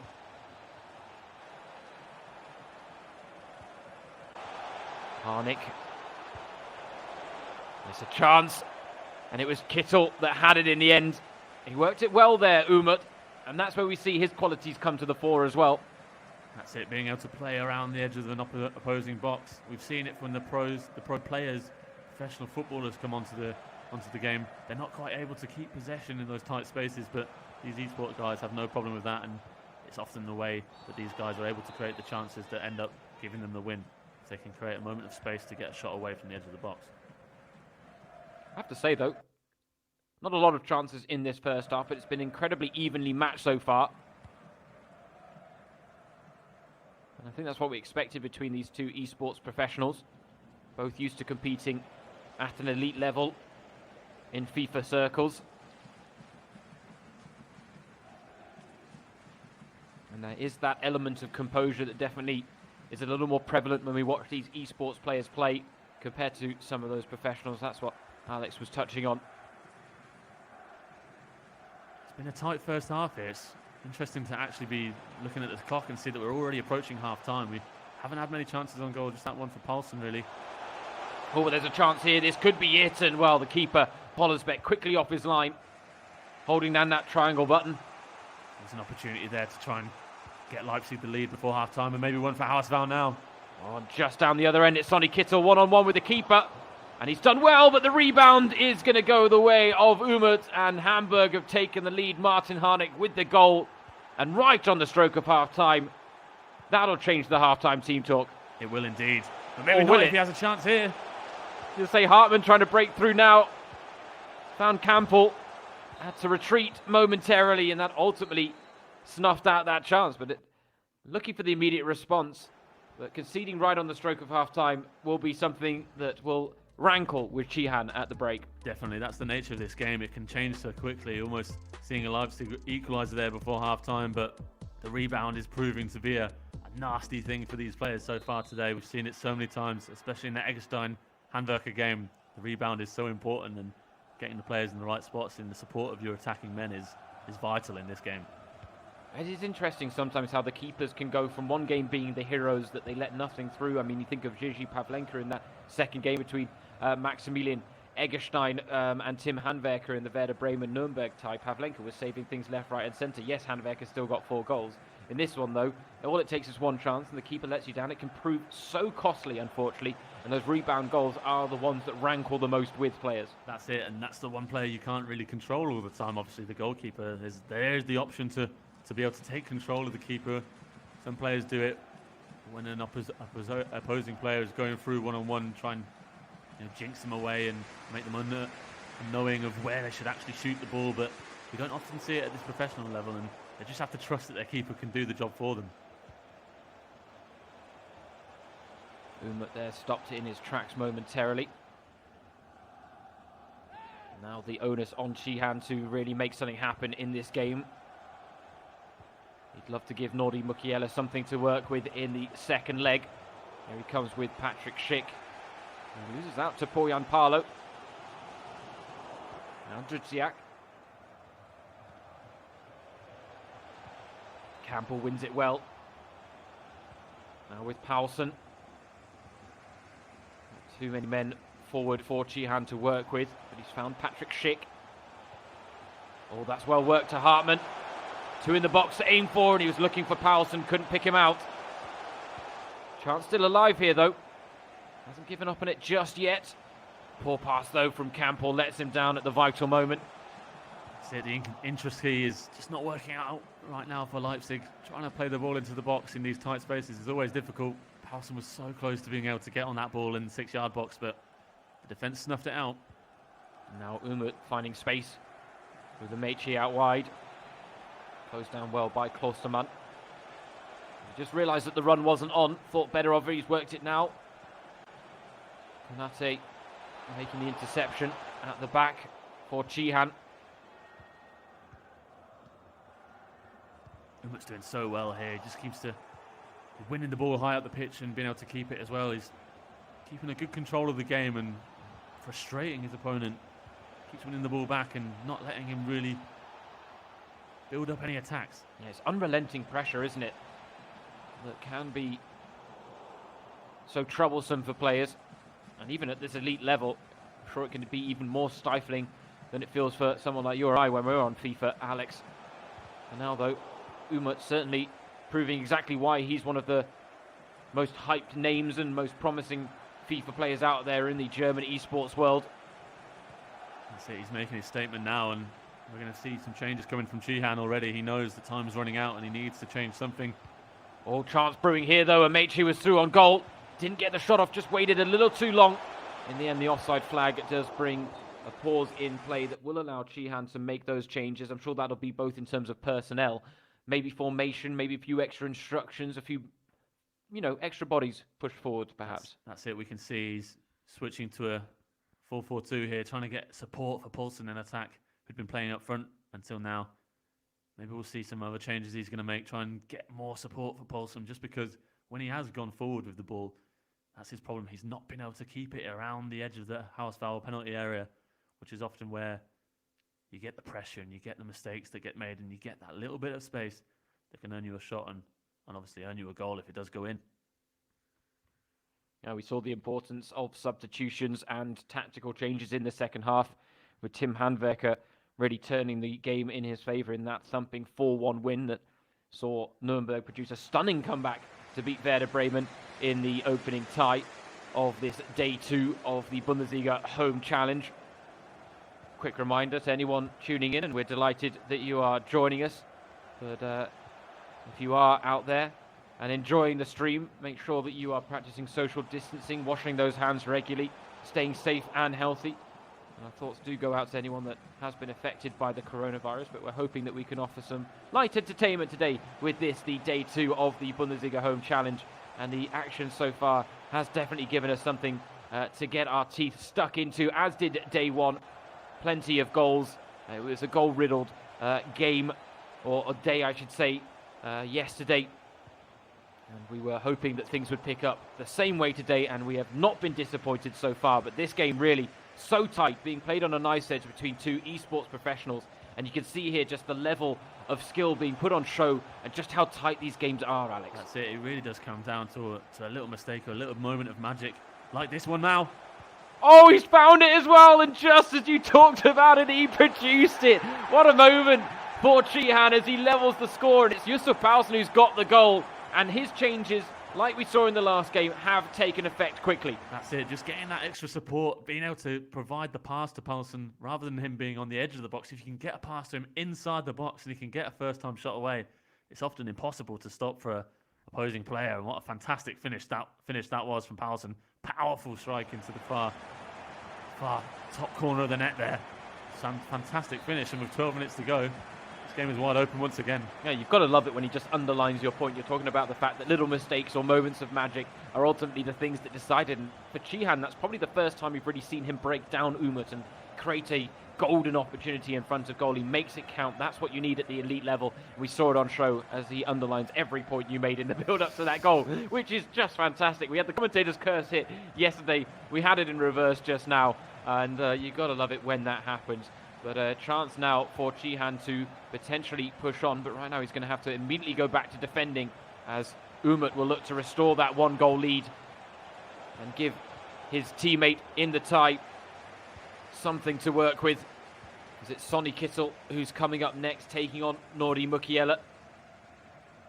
And the second legs can really change the whole complexion of the tie, as we've seen already in this tournament on a few occasions.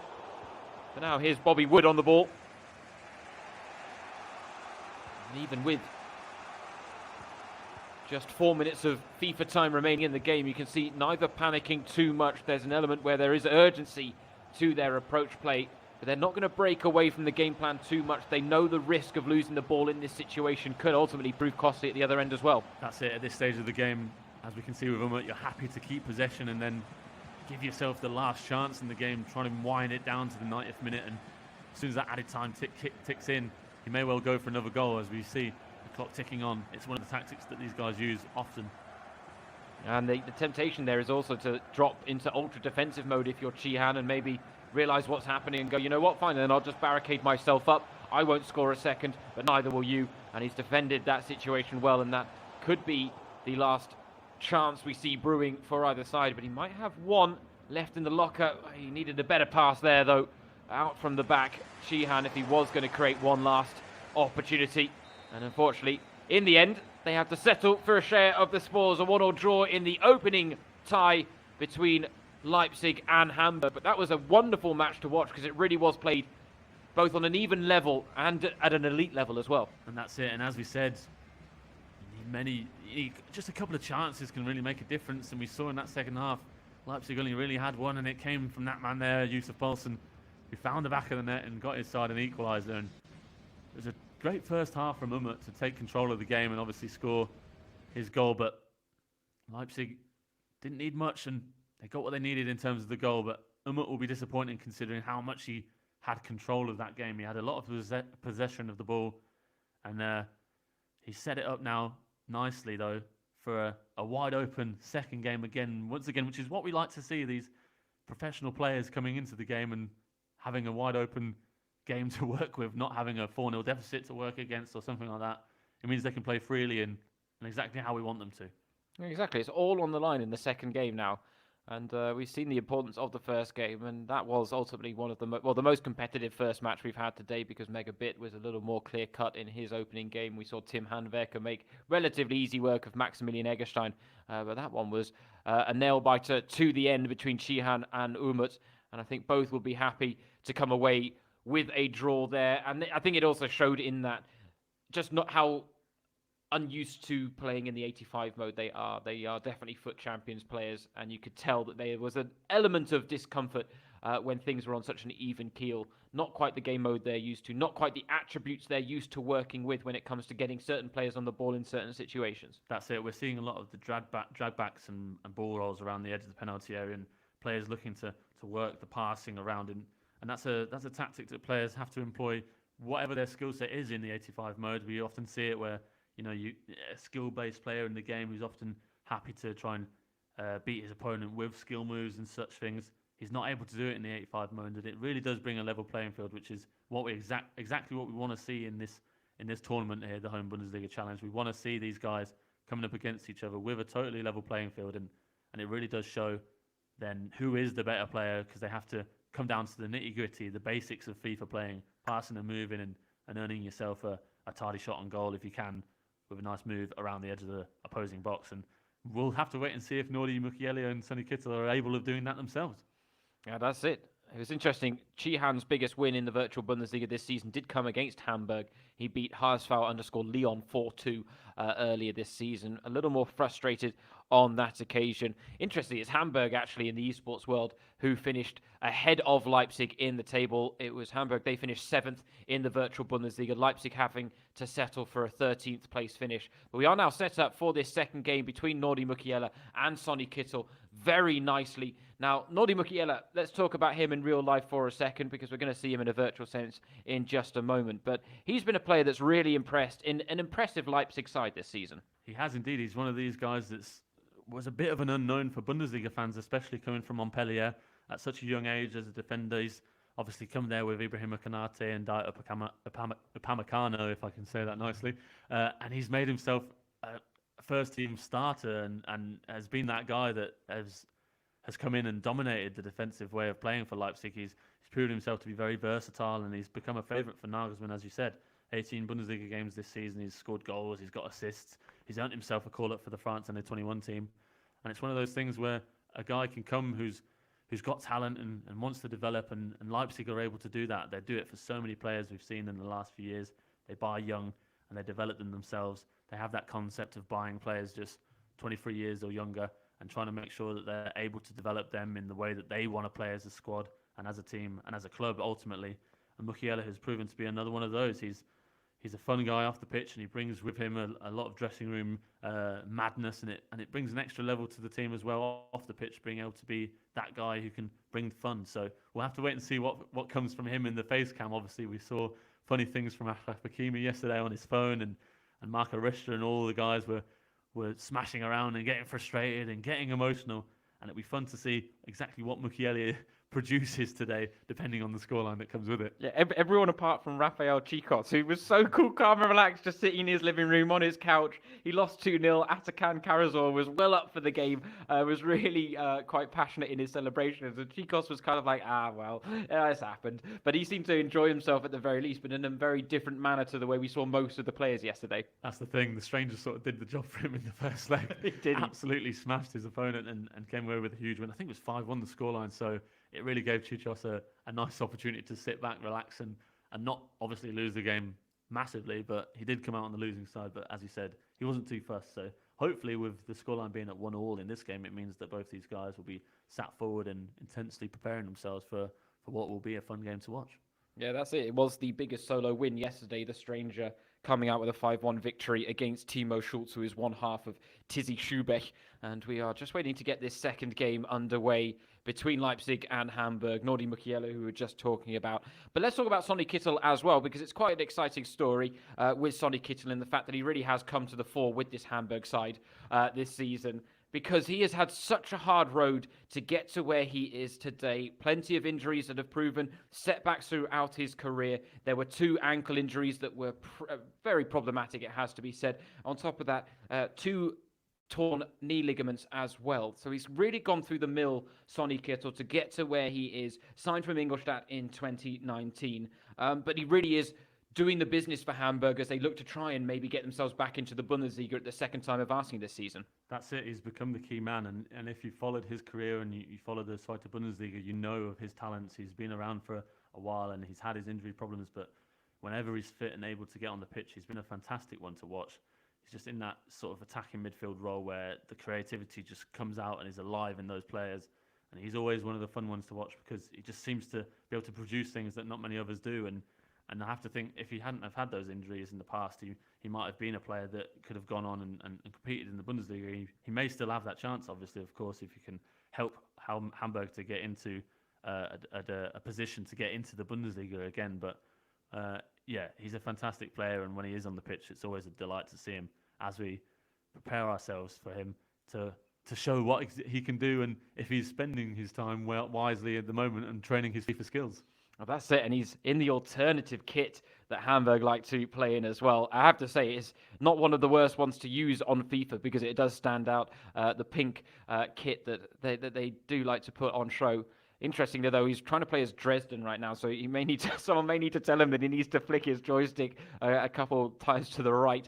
But for now, we'll assume that he is going to get that changed before things get underway. Maybe a quick toilet break before kickoff. You know, we've all been there as well. Don't you worry. Look, Mukiele though, he looks cool, calm, relaxed, ready to go. He looks serious. He looks like he's taking this very seriously. Sat up and ready to go. He's not had any. He's not looking.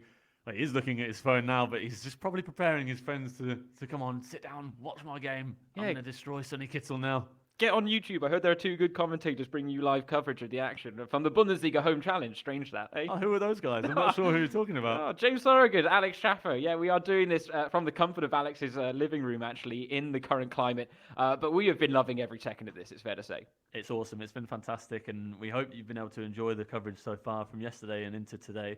It's obviously fun for us to be able to, break away from the isolation period that we're all in and have some fun with this and be able to bring you a really fun setup and a fun couple of games between fantastically talented esports players and fantastically enthusiastic Bundesliga professional players. So for us, it's been an absolute joy, and we're looking forward to seeing what comes from the rest of today as we get ready for this next game between these 2 pro players. Yeah, some of the hardcore fan bases may disagree, but football has always been something that does take, second priority in the world at times. Sport isn't one of the biggest things out there. It's a wonderful relief, though, so often from normal everyday life. That's what it used to be back in the olden days. And we're seeing a touch of it here with this crossover between the real world and the virtual world as well, that in these troubled times, we can offer some light entertainment, and sport can be that outlet. We're having to not settle for the action out on the pitch, but the action on the joysticks. But there's nothing wrong with that, and we've seen some fantastic games that have had just as much goals or just as many goals as we see in real life in the Bundesliga. It is one of the most entertaining leagues, the most goals per game of the top 5 in Europe, and we are seeing that play out in the virtual world as well, which is nice to see. And we'll see what Nordi Mukiele and Sonny Kittel can produce in this second leg between Leipzig and Hamburg, finally poised after the first, a 1-1 draw between Chihan and Umut, their respective esports professionals. Now we turn our attention to the guys that don't live on the joysticks as often, but it doesn't mean that they're not proficient. We've seen a fair few very tidy performances from some of the professional players that are enjoying this crossover. Some have come in with very good reputations in terms of their FIFA accolades. Nassim Boujalab, Munas de Boer, we had yesterday, who have very impressive weekend league results behind them. We don't know much about Nordi, Mukiele and Sonny Kittel, so these two are two of the players that really fall into that unknown quantity category. And that's what's been actually some of the most fun parts of this tournament so far, being able to see these guys and exactly what they can do when we've not heard too much about it. So these guys are going to hopefully be taking it seriously and want to get their side a win in the two-legged tie, and they're both sitting forward now, ready to go. The phones are down, and kickoff is right with us in a moment. Yeah, Mukiele going one better than Hakimi and actually being ready for kickoff and putting his phone down. Oh, he's already packing up the skills. A little juggle with the ball in midfield with Nkunku to get this game going. So Mukiele maybe with an early signal of intent there to Sonny Kittel about where his skill level is at. But here he is on the ball with himself. He's got 3 goals this season in real life. I think he may struggle to get himself on the score sheet here for Leipzig in this one. But immediately establishing an early control on possession. Sonny Kittel with every single Hamburg player inside his own half. So a sign perhaps that he's looking to defend at the first line. Now here he is on the ball. Is the counter-attack his preferred method of posing a threat? Packing out a few little skill moves to keep Mukiele guessing. He too has opted to bring Joel Poyampalo into his starting lineup. The thinner, very physical presence, and that is so key in this 85 mode, as we've alluded to already today. Kittel is definitely interested in showing exactly what he can do in terms of skill, even with the 3-star skill moves. Maybe he's not aware that he can only have 3-star skill moves. Perhaps he's one of these guys we spoke about who usually plays with skill moves in his arsenal, but he's doing well so far to keep space between the likes of guys and himself with his skills, as Mukiele does win the ball and gets first attack underway. Yeah, Klosterman picking the ball up, combining with Sabitzer, and he's got men over here. He had a runner that had gone wrong side of his defender, but he waited a little too long to play the pass there, Nordi Mukiele. Yes, you can see that Sonny Kittel withstood that early little bit of pressure. He was just feeling out his opponent, but very, very comfortable on FIFA 20, no doubt about it. Kittel saying beforehand he's always pleased with his form, but he's never satisfied in being his own worst critic. Maybe he's going to be the same on FIFA if he doesn't get himself a win here. He's going to want to showcase exactly what he can do, which is why he's trying to show off some little skills in this opening exchanges.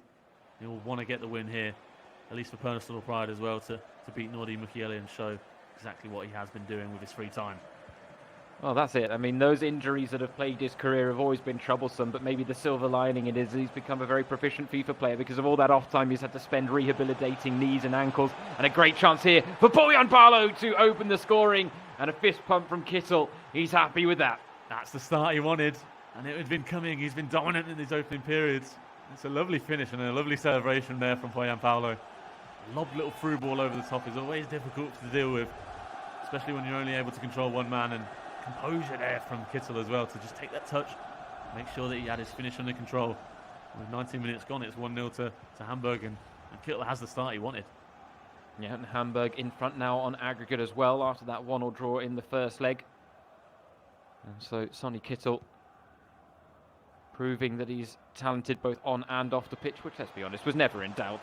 And Mukiele now looking for an immediate response. We've seen that in times in this tournament, that it can be a great way to get back into the game quickly. You can break down the other end and with your very first attack in response, level the scores. Mukiele, though, unable to break down this resilient Hamburg back line, and you can see Kittel definitely has the defensive settings on. It's making life difficult for Mukiele. And then Kittel's patience and composure on the ball in bringing it out from the back is allowing him to get numbers forward, and he's not outnumbering this Leipzig back line, but he's getting enough numbers forward that he knows he can cause Mukiele problems in the final third as well. They're definitely not rushing any of his play, and there's no need to now with that 1-0 lead. Breaking through with himself here. Trying to cut back. Pass blocked though for the time being. He's been dominant so far, and as you said, cutting out the Leipzig attacks means that he's getting more time on the ball, and Mukiele will just have to make sure he doesn't get frustrated now as we approach the half-hour mark. Indeed. Conceding a second would definitely not be the way to go about getting back into this game. And that was a whisker away from Dujciak. You can see Kittel has certainly set his stall. And Mukiele now having to raise his game, ready to match what Sonny Kittel's putting out there. It's all good and well playing the ball about at the back under no pressure, given the fact that Kittel has everyone inside his own half once again, and he's looking to play on the counter-attack, but it's these moments and these positions that Mukiele needs to be doing damage, and right now he's just not finding a way through. And as you said, Kittel getting his defensive setup sorted. You can see here, as soon as Mukiele brings the ball forward, there's so many men around the edge of the house-style box, snuffing out any opportunities so far. Another chance brewing, though, for Leipzig. Time and space at a premium, and Schick loses out. And Leipzig have men committed forward, just 3 at the back to try and break down for Sonny Kittel. But again, taking his time, not rushing into anything. And there's a level of patience here that is very representative of some of the stuff that we've seen from the eSports players out there. Here he is with Dujciak. Just patiently biding his time, and he's found space with Kittel now to get the shot off, and it's an important save from Galaci. Lovely move. Lovely move that looked like it could have come from an eSports player. That drag back onto the left foot with Kittel. Firing from the edge of the box, just going straight at Galaci. If it had gone towards the near post, it might have been 2-0 for Hamburg, but Mukiele taking a seat back down in his chair thinking, what's going on here? I need to change something, while Kittel is very, very happy with how things are going so far. On the corner, not coming off there for Kittel. And it is one of those, you just wonder whether Mukiele was like, oh yeah, this will be a nice, fun game. It'll be a nice, challenge to get involved with the Bundesliga home challenge. And now he's realizing, hold on a second, I'm actually up against someone taking this very seriously. And this isn't actually a lot of fun because he's quite good at the game. It hasn't been enjoyable for him so far at all as Hamburg come forward again. Koyam on the right. And cross in. Looking for the headed effort. And that will be a tough ask against the likes of both Meccano and Konate at the back, won't it? It will indeed. Yeah, regardless of being on the 85 mode, those guys are so tall and big, especially Konate. It's always going to be difficult to beat them in the air. So Kittel, as he knows and as he's done so far, keeping the ball on the ground and passing his way through, that's the much better option in this 85 mode. And here he is on the ball with himself. Constantly trying to fashion space, the little 1-2s. This is intricate work, but he just mistimed it. I think the offside flag will go up to deny him there. And he doesn't join Bouchalab and Attic in getting himself on the score sheet in FIFA. He's trying his best. No, it's fantastic play again, just using that passing and moving, which we spoke about. It's a much better option in this game mode, trying to open spaces. Mukiele there as the half-time whistle blows, very frustrated, drinking his Red Bull. On brand, very much so from Mukiele as he wears his shirt. He'll be looking for something very different from this second half, trying to get back into this game. Not a single shot so far as we see those stats. Yeah, frustrating to say the least for Nordi Mukiele, no doubt about it. But he does still have time to get himself back into this one. This hasn't been overwhelming dominance from Kittel to the extent that ultimately he's run away with this, and the tie still finally poised at 2-1 on aggregate so far. He's not out of this yet. Just wonder whether he might fancy a few changes at this halfway stage of the game.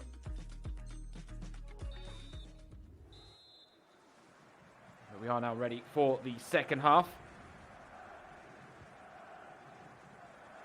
Sonny Kittel was asked about Hamburg's response to what's going on right now, and he did admit that the first priority right now is ensuring that everyone in the world is staying fit and healthy, and we can only reiterate that statement given what's going on at this time.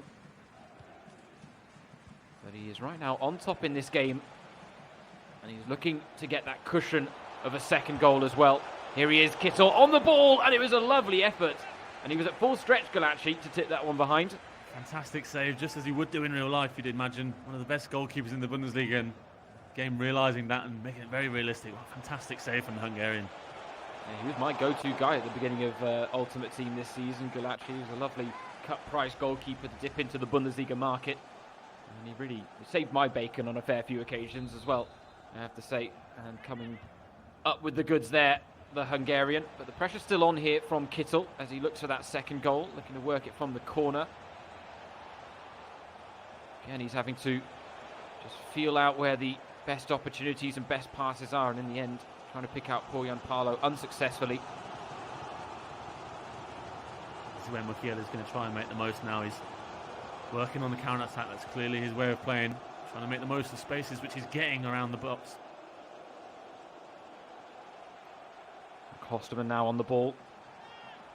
Can Mukiele conjure something up with the right back? Unfortunately, again, stopped in his tracks. Just wonder when he might fancy bringing himself on at right back, Nordi Mukiele, you know? That's it. It might be a good option, actually. More of an athletic sort of guy, but try and bring Klosterman maybe into central defence. He's a taller guy, can be a bit more physical. Mukiele said as well when he joined the Bundesliga that he underestimated the league.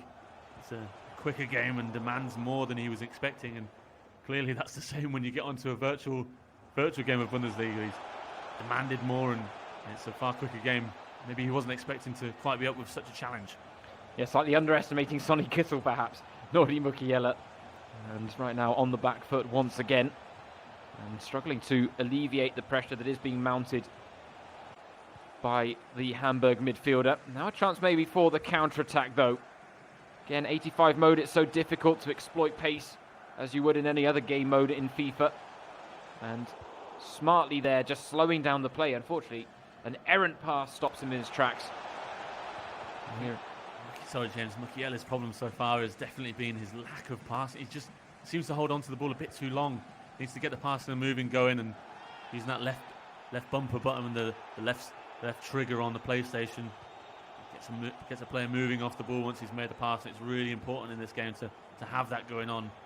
He's just not had the passing game going, as you see. He's holding onto the ball well here with Hausenberg, but he needs to look for that pass and get the ball moving.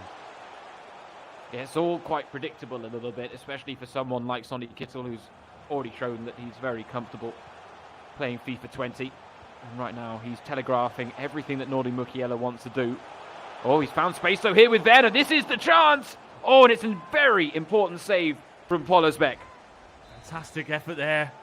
Could have been the chance for Mukiele, and he knows it, trying to get into this game, but he's got one opportunity now with the corner. Time running out. He's going to have a few chances if he can get one now. Oh, that was the headed effort. I believe it's Upamecano. Oh, no, it can't be actually, because Upamecano's on the ball right now, out wide on the wing. Not exactly the areas of the pitch that he's most comfortable in. Now Klosterman, all of a sudden the pressure going all one way.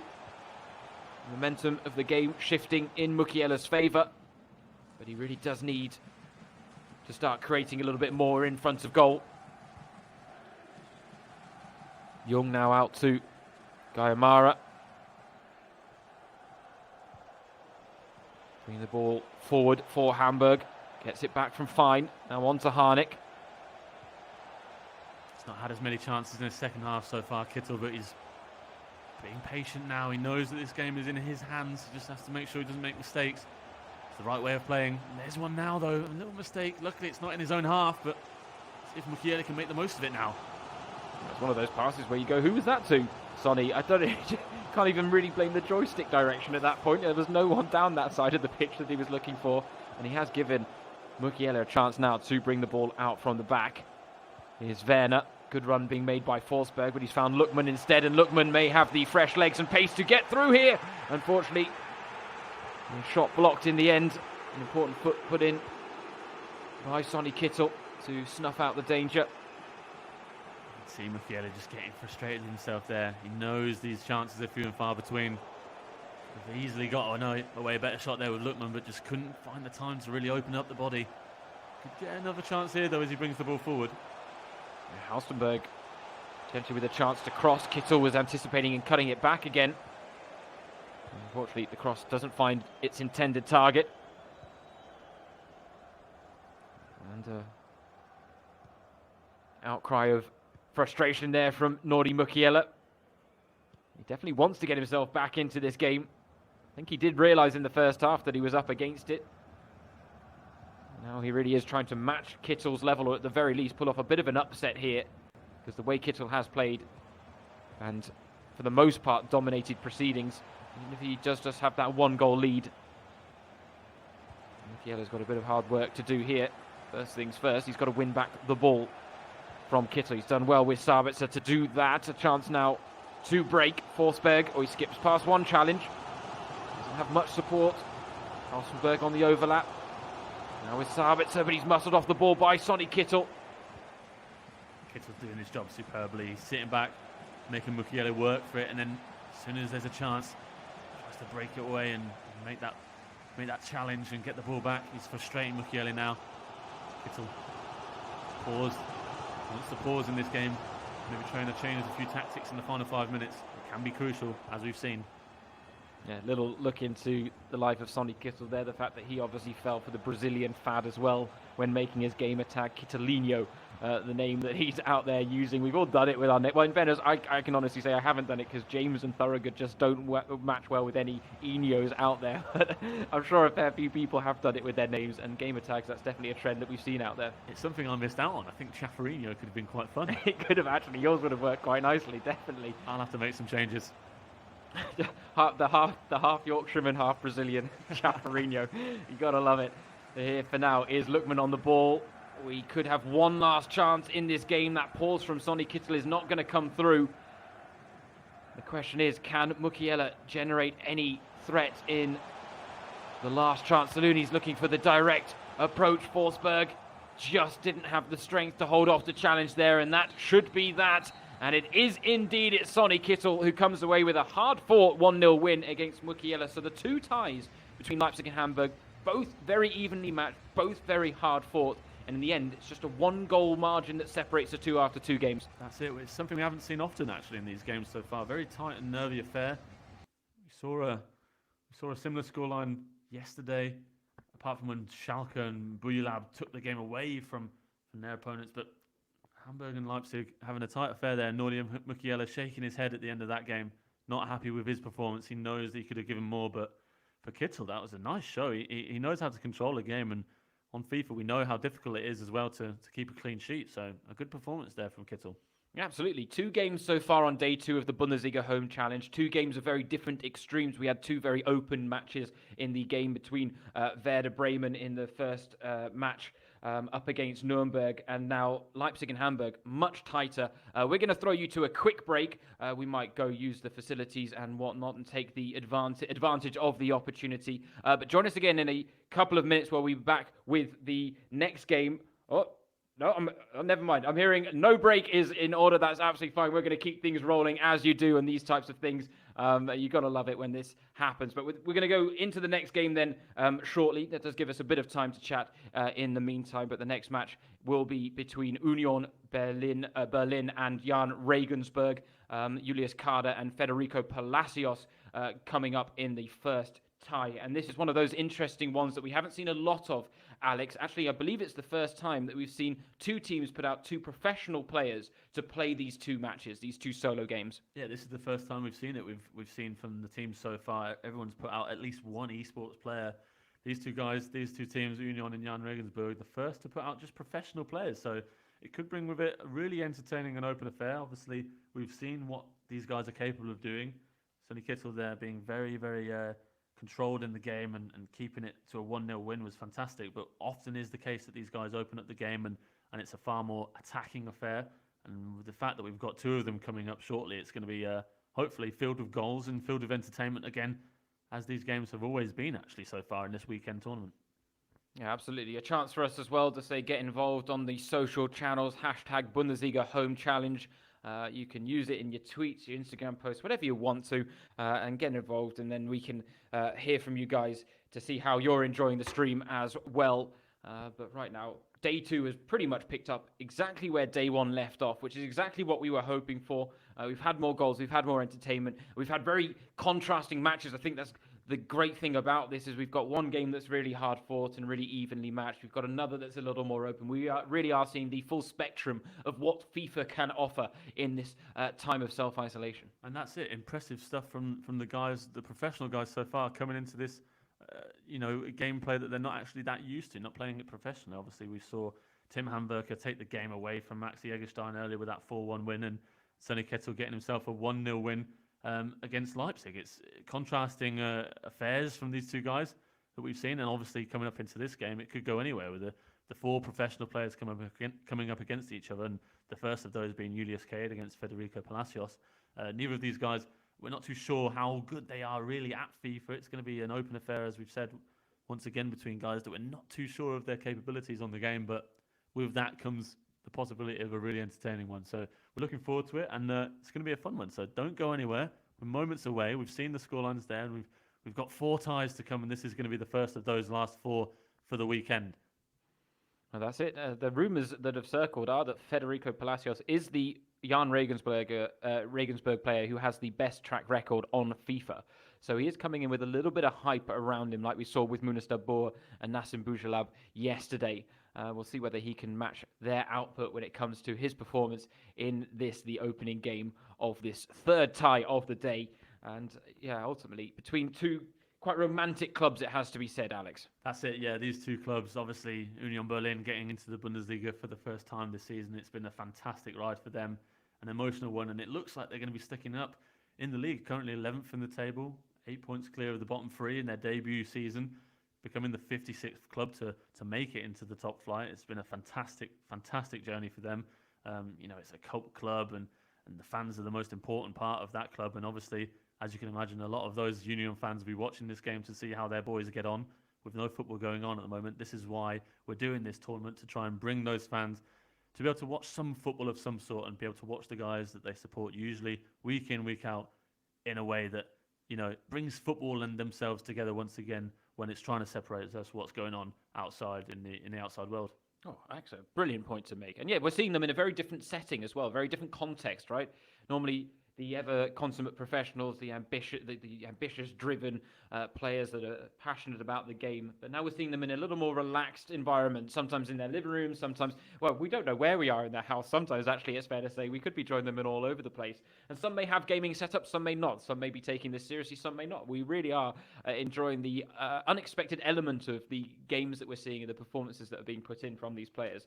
And ultimately, just like the fact that this adds to the fun element of this entire Bundesliga home challenge right now. That's it. One of the funnest parts so far has been these player cams, being able to see how these guys set up. We know that some of these guys take it more seriously than others with, gaming screens and special controllers and chairs. And it's fun to see how these guys are actually setting themselves up. We've seen yesterday Hakimi having that blackout screen. He might have been on his phone a lot, but Terrazina with his green screen. Exactly, Terrazina with his green screen of the FIFA game behind himself. A fantastic thing for us to take from this weekend. But a lot of these guys representing their clubs as well, wearing the shirts, which is always really, really nice to see. Clearly, they're happy to be here and taking part. And for them as well, it's not been fun being in isolation. Obviously, having to keep up their fitness levels at home is never ever easy. The physios of each club trying to train their guys from far away is not an ideal situation. And so for them, these guys as well, it's nice to be able to, sit back and have a bit of a relax in the chair and getting themselves into a different mode of football, be it on the virtual screen now with FIFA. Yeah, that's it. We have seen some teams return to training in limited capacities. They're training in groups of 3 or individual training just to get the players back out on the pitch instead of doing it all from home. But that hasn't been a case for every team out there. Union Berlin have actually talked about potentially resuming training on April 6th. But right now we are just trying to get things set up. It looks like Federico Palacios may have been having a few problems beyond just the fact that he's trying to pick Paris Saint-Germain. Someone needs to tell him this is the Bundesliga home challenge, Federico. You can't be messing around with the likes of Kylian Mbappe in here, as good as he is on the game and in real life as well. Oh, now we have PSG against PSG. We can do that too. Something tells me this is all going to get changed, but you got to love it. That's the thing. We're waiting for them to set up, and it gives us an opportunity as well to talk about Jan Regensburg and how they've been this season. 10th in the Zweite Bundesliga, 7 points off the bottom 3. They're another team, just like Union, who are sitting around that mid-table spot and look like they're going to be able to stick it out and stay in the league for another year. It's been a difficult 2020 for them before the stoppage in play. Just 2 wins in 2020 and 5 losses. Achim Bayerlotzer was replaced. He left the club, and assistant Mersad, now I'm going to struggle with this name because I haven't tried it before, Selim Bigovic. That was a good effort. Thank you. He's come in, and it hasn't been the most impressive start that he's had, but if he can keep Jan Regensburg in the Zweite Liga, that's going to be a really nice achievement for them to be able to take forward into next season.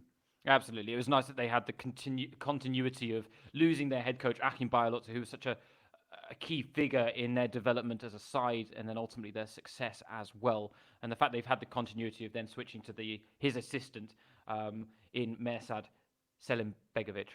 I had to take a pause. That wasn't quite as clean as I wanted it to be. This is another of the funnest things about German football is us two English lads being able to try out these names. It's not often that we have this opportunity to try these names out, but I think we're doing quite well with them, to be fair. I think we're acquitting ourselves very well, much like some of these FIFA players out there as well. But no, I mean, yeah, that's Jan Regensburg, just a romantic club. The fact that they really just constantly seem to kind of achieve above their means, let's say.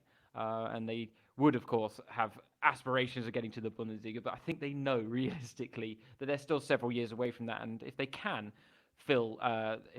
stay in the Zweite Bundesliga for an extended period, then they can continue to build as a side. But what they are proving to have is a good scouting network. They're bringing players in that are then moving on to bigger clubs, accepting their role as a stepping stone. But we've seen Sagas Adamian, the Hoffenheim, legend this season, actually, given the goals he scored. Definitely, given that the fact that he got that brace at the Allianz Arena in the win for Hoffenheim, their first ever against Bayern Munich away from home, fantastic achievement for him, and I'm sure he's obviously very proud of it. And the fact that he came from Jan Regensburg is just a note for them to be able to say, look, we've got this scouting network which you mentioned, which they've been able to produce fantastic players from. Yeah, what a way to introduce yourself on the Bundesliga stage with a brace against Bayern. That's the way to do it. It's the thing of dreams, really. But they also had Hamid Al-Gadioui, who's on the Stuttgart books as well. And so it just shows that the sporting director, Christian Keller, doing some great work with that club. Now, we talked about Union Berlin as well and the fact that they are very connected to their fans. Their fans have gone through high and hell water, really, for them in terms of giving back to the club. We're also seeing that during this period of coronavirus, of the pandemic, putting things on hold because they've created what they're calling a virtual Imbiss, Alex. There was a great article on Deutsche Welle about it, but ultimately it's a chance for the fans to donate money to the club that they would have otherwise been spending on beers and bratwurst, on a match day experience. And so they've opened up this Imbiss so that fans can then still donate to the club to help them through this difficult time. It's another reason why the football as it's meant to be is the Bundesliga's motto. It's, these guys who would usually be going and spending money on beer and bratwurst and their tickets for the games and stuff, being able to donate that money, which they'd otherwise just save probably themselves, and giving it to a needy cause is just a fantastic way of doing things. And it's another reason why Union are such a fantastic club to follow for any fan outside or inside the Bundesliga. If you're looking for a new team and this is your way that you're coming into the Bundesliga, if you're following it through the virtual Bundesliga and this is your first time of really seeing some professional players in action, Union is always a fun club to follow, and the fact that they bring their fans so close to the team is another reason why you should definitely give them a watch and try and get yourself down to the Stadion an der Alte Försterei, because it is one of the most unique stadiums in the Bundesliga, if not in Europe and the world. It's a special place to go and watch football. I personally have not been able to go there yet. It's on my bucket list, and hopefully that'll be happening very soon. Yeah, it's on my bucket list as well, especially with the form they've been showing this season, because it does look like quite a magical atmosphere up there in the capital city, with everyone so close to the pitch, and of course the fans being as passionate as they are. But yeah, that's the interesting thing. Union, one of the 7 sides that actually aren't in the virtual Bundesliga that are taking part in this Bundesliga home challenge. The 3 that are in the virtual Bundesliga that aren't taking part, Bochum, Wolfsburg and Gladbach, which was perhaps quite surprising, but we had Union Berlin, Dortmund, Dresden, Freiburg, Paderborn, Regensburg, and Hoffenheim. So this is one of the rare games actually between 2 teams that don't compete in the virtual Bundesliga. And that's it. It's a fun chance for the professional players who usually do their stuff on the pitch to actually show, hey, I can do this off the pitch as well. And maybe it's a sign for these clubs as well with the way that eSports is going. Maybe the likes of Union and Jan Regensburg will take this opportunity after this Bundesliga home challenge and think, hey, let's set ourselves up an eSports team. There's plenty of guys out there who are capable of playing at this high level, even if you're a professional player. As we saw yesterday, Lucas Zander coming up against Tim Latko and doing a fantastic job to only succumb to a 1-0 defeat. It's an opportunity for the clubs as well to think, hey, this is a futuristic world we want to be a part of. That's it, yeah. I mean, the Bundesliga has always been a very forward-thinking league. They've proven that time and time again, not just with their work in the esports world, with the virtual Bundesliga, which has, over the last couple of seasons especially, really grown in stature and been quite a rip-roaring success on many levels. Werder Bremen have been the dominant force, as we alluded to earlier, when they were in action against Nuremberg in the opening tie of this day 2 of the Bundesliga home challenge. And it's really set up so nicely for this crossover event in the fact that the Bundesliga is showing that we can provide entertainment from both sides of the aisle and then also get involved in both sides of the game as well. Wanted to talk about a couple of... We've got actually a bit more time because we're hearing that there may be a few technical issues on the Regensburg side, which I don't think is a problem, and I'm sure they'll get it sorted quickly. But let's talk bigger picture then maybe about the Bundesliga as well while we've got this extended break. And I wanted to ask you about some of your highlights from this season, Alex. What stood out to you? There's been so many, Jan Sommer's fingertip save against Bayern, Erling Haaland, all his goals, Jadon Sancho's form, Kostic's form, but where's your head at when it comes to highlights? I think you've mentioned a couple of them there. I think, to be honest, the one single in-game highlight, which has been my highlight of the season, was Jan Sommer's fingertip save. Just everything about it, the game being against Bayern Munich. The scoreline at that time, I believe, was 1-1, or was it 1-0? I'm not sure. It might have been to Bayern Munich 1-0. Not quite sure exactly what the scoreline was, but I know it was such an important moment, obviously. No matter what the scoreline was in that game, it came down to Rami Benzebaini's last-minute penalty to win it. And just Sommer's insane save. If you haven't seen it, please do go and give it a watch wherever you can. I can describe it. The shot came from Kimmich on the edge of the box. Sommer had to react to a deflected move from the ball off of one of his defenders, and the ball just seemed to trickle away from him, going moments and moments away from going over the line, and he just literally reached out from the floor and grabbed one single fingertip onto the ball to pull it back.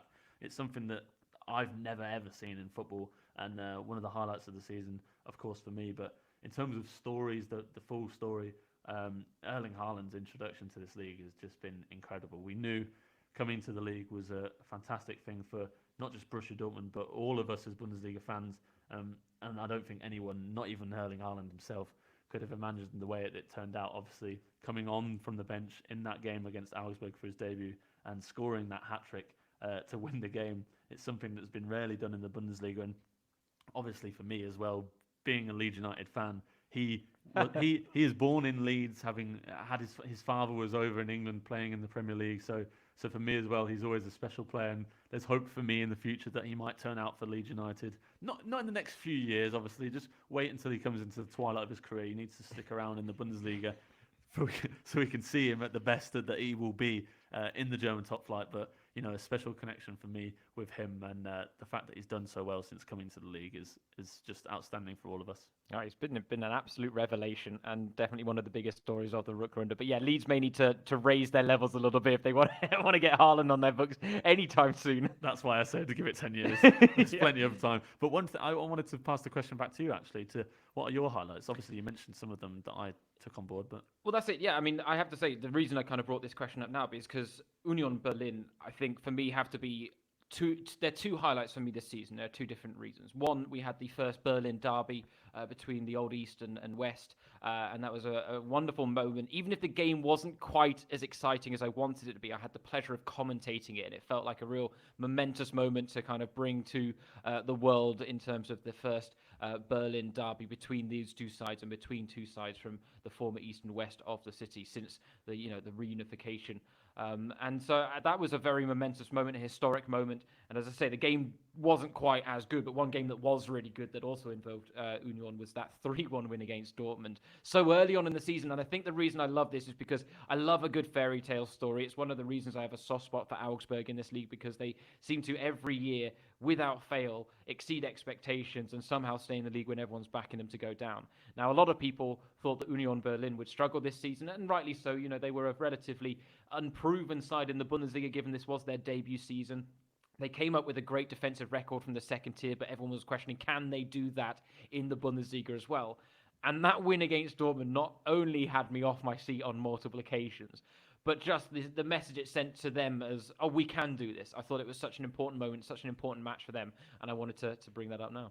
It was history being made in a completely different level, just because, Union making history, getting into the league was one thing, but in their first meeting with one of the really big boys, obviously they came up with against Leipzig on the opening day, and it was a struggle for them, and obviously they succumbed to a 4-0 defeat, which was not exactly how they wanted to start life in the Bundesliga.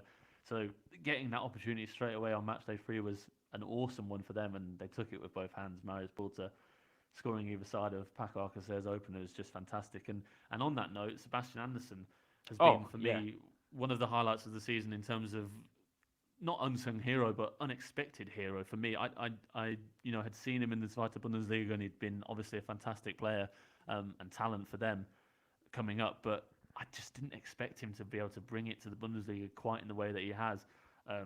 He's not the tallest guy, but he's one of the most aerial dominant players in the Bundesliga. I think if you can go on to the Bundesliga stats on our website, you'll see that in terms of aerial duels won, he's an absolutely dominant force. He's actually won 207, which on its own might not sound quite so amazing, but when you realise that in second place is Sven Bender with 118, he's got almost over 100 more aerial duels won than any other player in the Bundesliga. And for me, that's why he's one of the most fun players to watch, just because he battles so hard. A lot like Filip Kostic, like we talked about yesterday. It's some of these players that might not have got quite as far as they have done on just raw talent, and you need obviously both of that to be able to achieve and get to the highest level, and that's what Sebastian Andersen and Union Berlin as a club have done. They've battled hard and have done it on far from just talent alone. Oh, absolutely. Hard work, grit. Ozfischer's got them really working well as a side, and there was a lot of it was made of their unity coming up, and whether that would be enough, and whether the likes of someone like Sebastian can make that step up from the second tier, because it's a big ask, and sometimes it's too much of an ask for certain players. But he's taken to the Bundesliga like a duck towards it, and Union have done as well. And I think it is a case of they haven't maybe been as convincing at times, but there are other sides that are certainly struggling a little more than them this season. And then their biggest concern will obviously be second season syndrome. But right now, this is a club that will just be reveling and celebrating in every moment, because they kind of had nothing to lose in this debut season. It really was the only way is up from here, having one promotion for the very first time in such dramatic circumstances in that playoff win against Stuttgart, a side who are synonymous with the Bundesliga in terms of their longevity and tradition in Germany's top tier. And it's another ode to them, as we talked about Jan Regensburg having a good scouting setup. I think Union have had one of the best summers when we look back on who they signed actually last summer. They signed the likes of Marvin Friedrich in defence, Marcus Ingvarts and Robert Andrich, who've all become really key players. Marius Bulter as well, who scored those goals against Dortmund. The way that they've brought in those players in minimal fees, not working with great funds of money, getting a lot of free transfers and a lot of loans. It's been one of the more impressive stories actually from them, being able to work with such a small budget, but be able to bring in such talented players who've worked so well for them. And the fact that they are sitting quite comfortably in the Bundesliga is, as I said, just an ode to the way that they've built their club and have been able to battle hard and stay in the Bundesliga. And it looks like they will be staying. And hopefully, as you mentioned, that second season syndrome does not come around, as we've seen it so often does for some teams. It really does in Germany's top flight. It feels like it's more often in other leagues, but I'm sure there's not necessarily the numbers to prove that. It may just be a gut feeling at this point. But no, I'm a sucker for a fairy tale, and Union are one of them this season, but there have been a fair few. We've talked about Saga Sadamian. I mean, you can talk about that being a fairy tale. Freiburg's run in the first half of the season that took everyone by storm. Köln's run in the second half of the season, which has been absolutely incredible, and quite honestly is probably one of the biggest losses when it comes to this hiatus in the league. Given the fact that they really did have momentum on their side and were looking so good under Gisdol, and what a turnaround that had been. So yeah, no, it's been a fairy tale season, and that goes beyond just the competitive nature of it, which as we talked about a little bit yesterday, has been so more evenly matched, so even more entertaining than we're used to from the Bundesliga, because it does have that element of every point counts this season. That's it. It's one of those leagues where, as we mentioned before, I believe as well, everyone can beat everyone. We've seen it this season. No team is worthy of, at the moment, especially in this season, of being able to say, we can go out and sort of stroll this game, especially the likes of even Bayern Munich, who've suffered 4 defeats this season, succumbed to big losses at Frankfurt and have struggled as well in certain games. And it is a real case of everyone being able to beat everyone. And, even Paderborn as well, that was one of the highlights of the season for me, the fact that they went 3-0 up at the Signal Iduna Park in the first half. Obviously, they didn't get the result that they wanted, ending in a 3-3 draw. Marco Reus scoring in the last few minutes to earn his side a point. But the fact that they went there and went all guns blazing, usually a team who is at the bottom of the league, going away to one of the most scary places, unless you're Marco Richter, to play in the Bundesliga, going there and being the away side, being at the bottom of the league is always a struggle. But they went there and went out all guns blazing and got a 3-0 first half lead.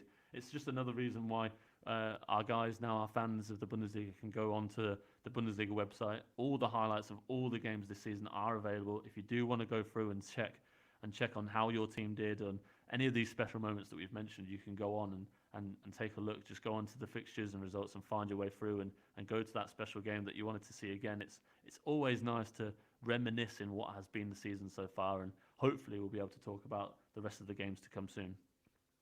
No, absolutely. It has been nothing short of show-stopping at times. And that's the problem. There are too many talking points, too many storylines that, you just mentioned one there. I was like, oh, yeah, I didn't even think about it. Of course, we're talking about fairy tales. Of course, Paderborn fit into that as well. And Streli Mamba putting his name in folklore, really, with that performance against Dortmund. Yeah, and, of course, giving us the moment where he scored in the 5th minute and the chance to talk about Mamba number 5. Exactly. Which is always fun because, as you've obviously seen in our broadcast so far and the weekend so far, talking about how the players as well have reacted to being at home all the time. Fun and having fun and staying positive is a huge element of the Bundesliga, and that's what a lot of our players want to do all the time. They want to make sure that smiles stay on faces, both from fans and themselves, in these difficult times, and that's part of the reason why we've done what we've done so far with the Bundesliga Home Challenge. We want to make sure that you all there at home are staying safe, staying at home, and being entertained despite not being able to go out and have some fun yourself. Yeah, a break from the monotony, and you don't have to stress yourself out by playing FIFA 20 yourself. You can watch other people do it, which is genuinely a much more pleasurable experience at times, based on what we've seen over these 2 days of the Bundesliga Home Challenge. But as you can see, a slight extended break there as we got into the third tie of the day, but we are ready to get the action back underway. And a reminder that Julius Kader and Federico Palacios are the men representing Union Berlin and Regensburg in this first leg of the tie. And as we mentioned, the first, and I believe it's the last one, that is all footballers, all professional footballers. And so this really could be one of the most interesting ties that we do have. Won't necessarily be the elite level of play we've seen from some of the eSports pros and even some of the professional footballers making the crossover, but it should entertain. If you're used to eSports, this might not be the game for you, just because we know how those guys play at such a high level. They're able to control games and make it harder for their opponents. But if you're here just for fun and just to see how your team is going to get on, this is going to be a fantastic couple of games between these two sides. Professional players coming up against each other, and as James said, it's the last time we're going to see this. It's the first time, so it's going to be a prospect, a one-off in this Bundesliga Home Challenge. So it's going to be something we don't want to miss. I have to say, I like the fact that there are a couple of clubs that are using their press areas and media zones to house the players during this Bundesliga Home Challenge. It does add a nice little effect in the background there when it's all club logos and signatures and whatnot. And Palacios is the one rocking that background in this one. And this is, of course, because there are certain Bundesliga 2 clubs that have now returned to training or broken quarantine and broken out of quarantine after fulfilling the fortnight requirements and stuff like that. And now we're seeing them put their facilities to good use for this Bundesliga Home Challenge. We were talking about the fact that they'd all be playing from the comfort of their own homes. Not quite the case, but we hope you can forgive the false advertising there.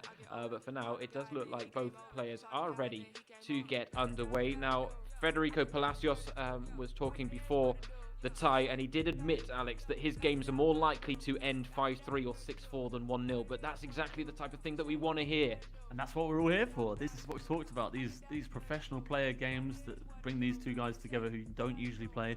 It often ends in the case that there's a lot more goals, and that's what a lot of people want who are watching from home. They want the goals, they want the entertainment, they want the drama. And as we're moments away now from kickoff, just warming up, this is exactly what we can expect from this game. And obviously from both games, as we mentioned, two ties between 4 professional football players, no eSports players involved today, so entertainment is on the cards as this first game between Union and Regensburg is about to get underway. Yeah, we will see what Kader and Palacios can produce. And as we've mentioned a couple of times, the bar has been set quite high in this Bundesliga Home Challenge as we finally get the action underway. Wanted to mention as well, actually, Sebastian Polter is a keen FIFA player I know who will be probably watching this from home, so if you can hear, welcome, and I'm sure he's supporting his teammates today. He's starting up front for Union Cade today, Kader, so he wants to make sure that whether he can contribute in the virtual way or in a real life way, he can do that for his side. Here's Kader on the ball looking for a cheeky back heel that doesn't come off, unfortunately for him. That is it. We've talked about the qualities of physical, tall players in this 85 mode. And Polter certainly fits that bill. The question is, can he make the difference for Carder?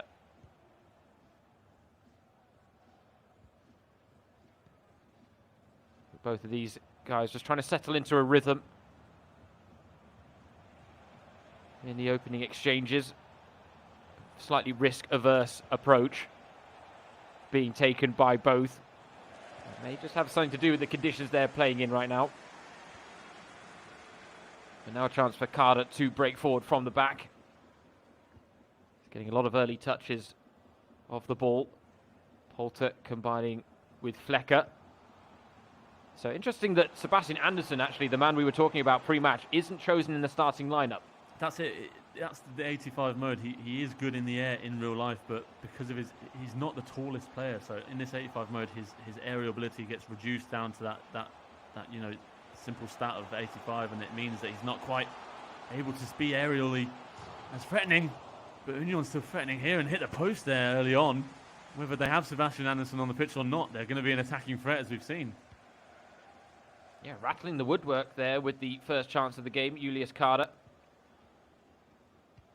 But you can see, I think it's fair to say, a few connectivity issues being experienced on both sides of this one, and that will ultimately change their approach to the game, won't it, Alex? Because as we saw from Carder there, he really was looking to play maybe one too many passes, but he's looking for that chance that is gilt-edged, the 100%er.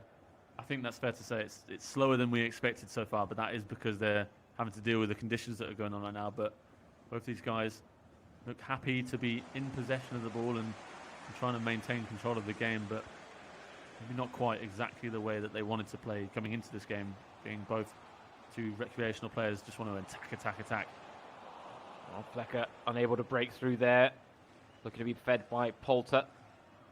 Now that's it. We knew the Bundesliga home challenge was quite an impromptu thing as well, and it was ultimately going to have its challenges in setting up stations all over the country for these players to play in safe conditions. For now, it's Seidel coming forward for Regensburg. A lovely cut back to Palacios, and he's bent it wide. The first big chance of the game comes for the Regensburg man. He got some space in the box, found the pass well, went for that finesse shot into the far top corner, which often works. Just looked like he got a little bit too much power on it, and it drifted just wide of the mark. Literally the definition of only having himself to blame there. Palacios shooting wide with Palacios. For now, that was an early scare, survived by Julius Carder. It's one thing I wanted to ask you, actually. With these players playing as themselves, do you think that they're going to be wanting to get on the ball a lot more often with themselves and use their player as the sort of key man? I think we saw it with Buyelab. It might not have been his plan, but it just worked out as it was. But some of these guys will definitely want to be going through their own player to try and get success in the game, as we see Palacios finding himself once again in the field. I think there's the temptation, but I would imagine that the special nature of it kind of maybe wears off the more you play the game. But I think there'll be an element. You can see he's getting himself involved. He's put himself in an area of the pitch he knows that they're going to have chances in the final third, and he does want to be involved. And I mean, I guess it's a bit different with Palacios, who was a striker by trade as opposed to some of the defenders we've seen that they're not exactly going to move themselves out of position just for the glory of looking for that goal themselves or getting themselves involved. But I think Buyelab, we definitely saw him yesterday. There was a favouring. He definitely favoured trying to get the ball to himself, and he knew what he could do with the 3-star skill cap with his own player. And it's an interesting little part of the whole game that we're seeing play out in this Bundesliga home challenge. I did see a quote from someone talking about exactly that, about the fact that when they first played the game, it was really awesome to be able to play with themselves. But by the time that, time wore it down. It wasn't quite as special anymore. And then they end up playing with other teams that they prefer instead, But it is an interesting element that unfortunately we haven't had the chance to experience ourselves. But maybe, you never know, right? Maybe this commentary opportunity brings forward the opportunity that EA SPORTS provide us with our own cards on the game. I'm not going to say anything or suggest it, but it could be fun. It's just one of those things. We'll just throw it out there, and if it sticks, it sticks, right? For now, though, another chance. This time for Union and Julius Carder. Lovely ball roll, and it made all the difference as Sebastian Polter does get the opening goal. And it's those basic skill moves that can make all the difference in this mode. That's it. Tight movement around the box. He knew that the defender was going to come and close him down at that near post. If he was able to get past him, It's difficult without the skills that you're used to having, but the ball roll is one of the most dangerous skill moves on this game. And often just provide you with that inch of space that you need to be able to get a quick shot away. Poulter doing just that. He's contributed now, and he's put his side 1-0 up. Yeah, it's good to see there's a bit more flow to the game as well. The connectivity issues maybe just smoothing themselves out here, and that is making the difference. But those little moments and pieces of skill can be such a difference. If there's any sort of lag in the game at all. But now that's well won at the back by Schlotterbeck, who in fact will be in action for Union later on in this game. He'll be representing them in the second of these two ties against Tom Bach of Regensburg. Capitals City side with the advantage so far, thanks to that goal from Poulter. Moving the ball about nicely again here, Julius Kader. He did go for that glory moment of scoring with himself. Fortunately, unable to pull it off. Really nice build-up play, though, from Julian. He's really patient. That passing movement around the edge of the box has made it really difficult to defend, and it gave him that opportunity to get a shot away from the edge of the box. It might have been deflected, but that's the things that you need to do on this 85 mode. Pass and move. Yeah, Flecker on the ball again. Looking to go it alone. Again, it's very compact in the heart of the park there. Difficult to break the teams down through the middle. Maybe Carla needs to start using the width of the pitch a little bit more. Flecker again. Oh, he's bundled his way through here, Flecker, and he's got Poulter in the middle to make it to a brace for Sebastian Poulter.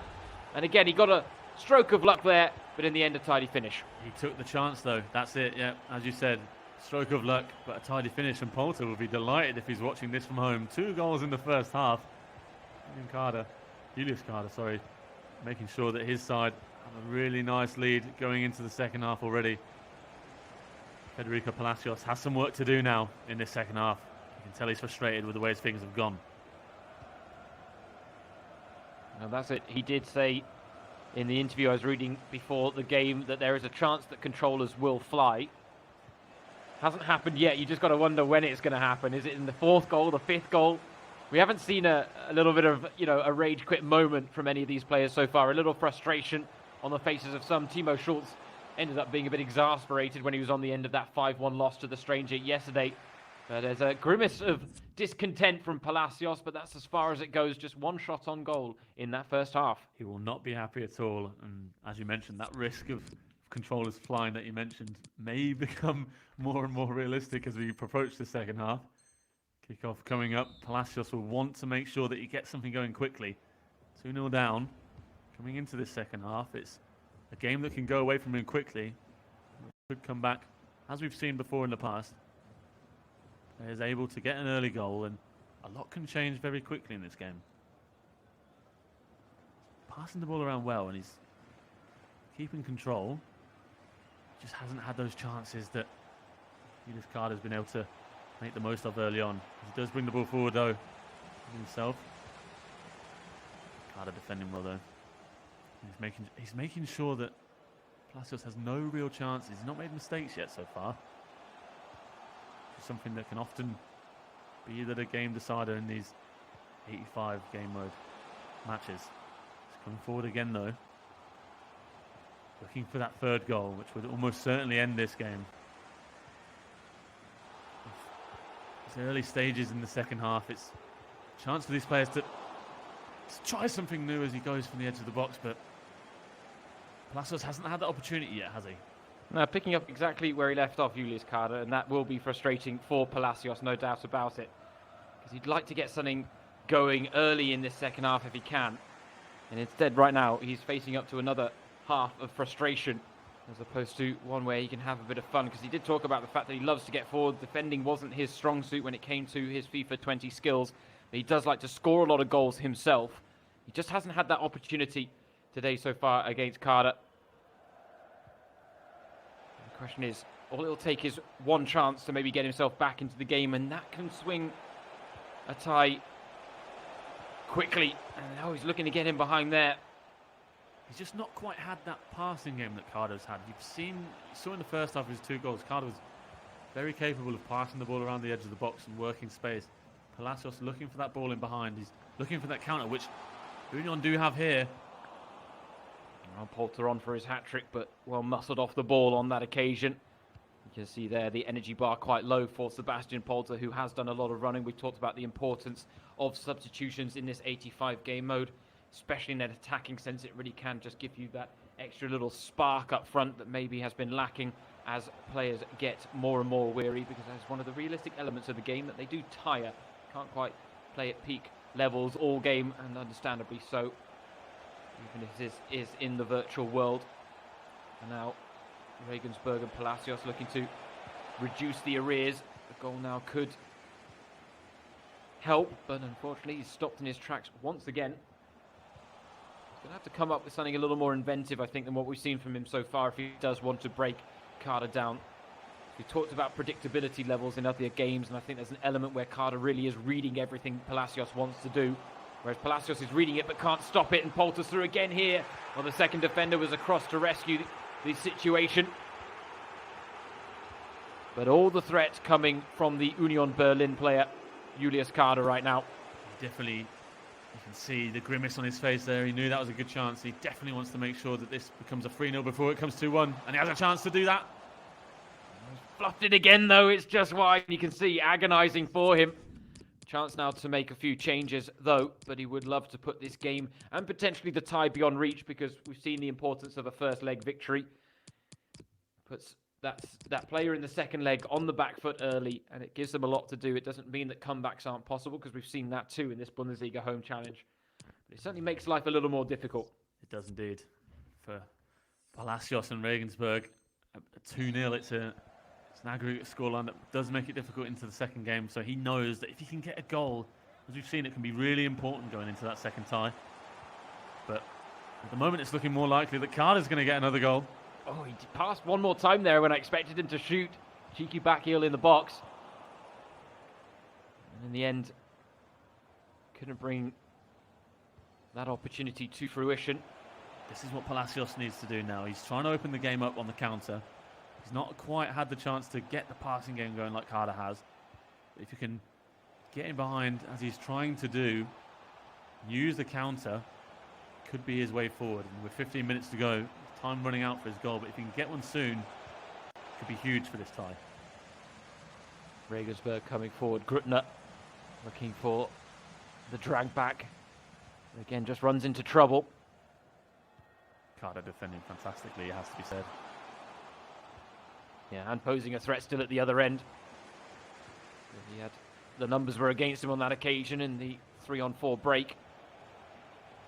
Now we've got a 3-on-4 breakdown at the other end for Regensburg. Seidel out wide.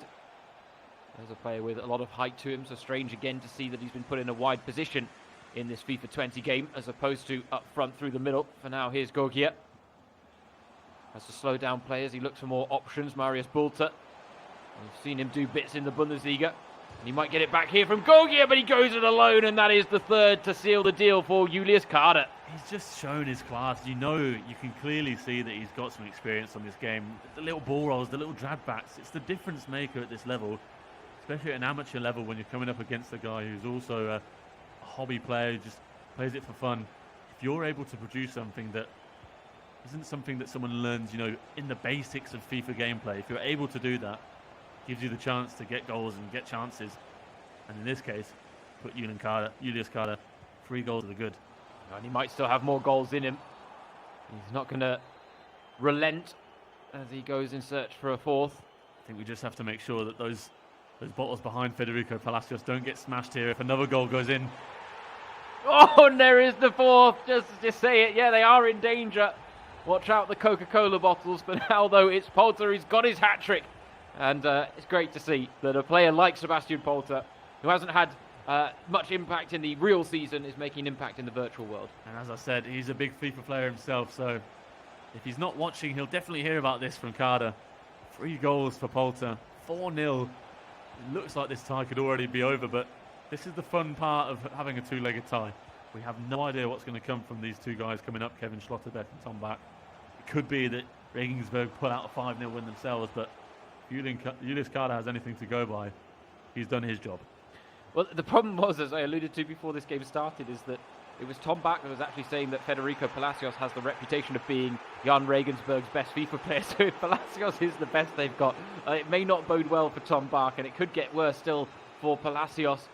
And there goes the full-time whistle. He's going to be reprieved by the referee's whistle there, because that was relentless and ruthless from Julius Garland. Perfect words to describe it. Clinical as well. Just, didn't actually produce that many chances. You see, 6 shots on target compared to Palacios just didn't have any compared to 61% possession. It's not ideal. It's not what he'd have wanted. But Carter, clinical, took the chances that he had, and those little movements we've spoken about them so often. The little drag backs and the little roll rolls in this game mode of 3-star skills, it can make a huge difference. And for him and his side, it puts him in a really good position coming into this second game. Yeah, you know what's just occurred to me? That quote I was trying to find for the players talking about using themselves in FIFA 20.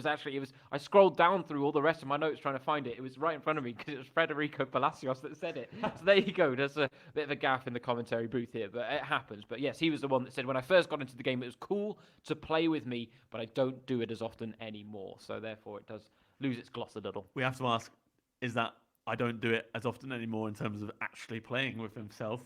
Considering the fact that he's just lost 4-0 here, clear to see that he could do with a bit more practice in FIFA, or maybe just needs to practice some passing to other players. Or could be used to playing with the likes of, the bigger teams, maybe. I think we can forgive him if he doesn't always play with Jan Regensburg on FIFA every time he gets on the game. It's fair enough, right? That's the case, because Jan Regensburg are 85, obviously rated in this mode.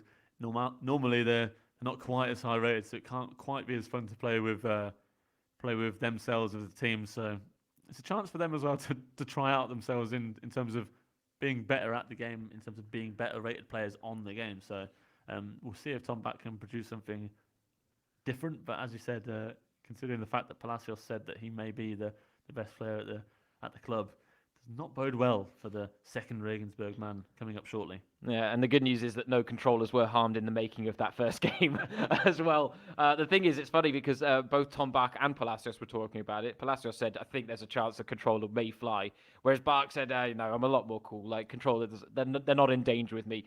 So that will please the Jan Regensburg equipment man in charge of setting up this eSports event for them, which, yes, as I say, it seems to be in their press conference room of all places, which is a fantastic place to hold it.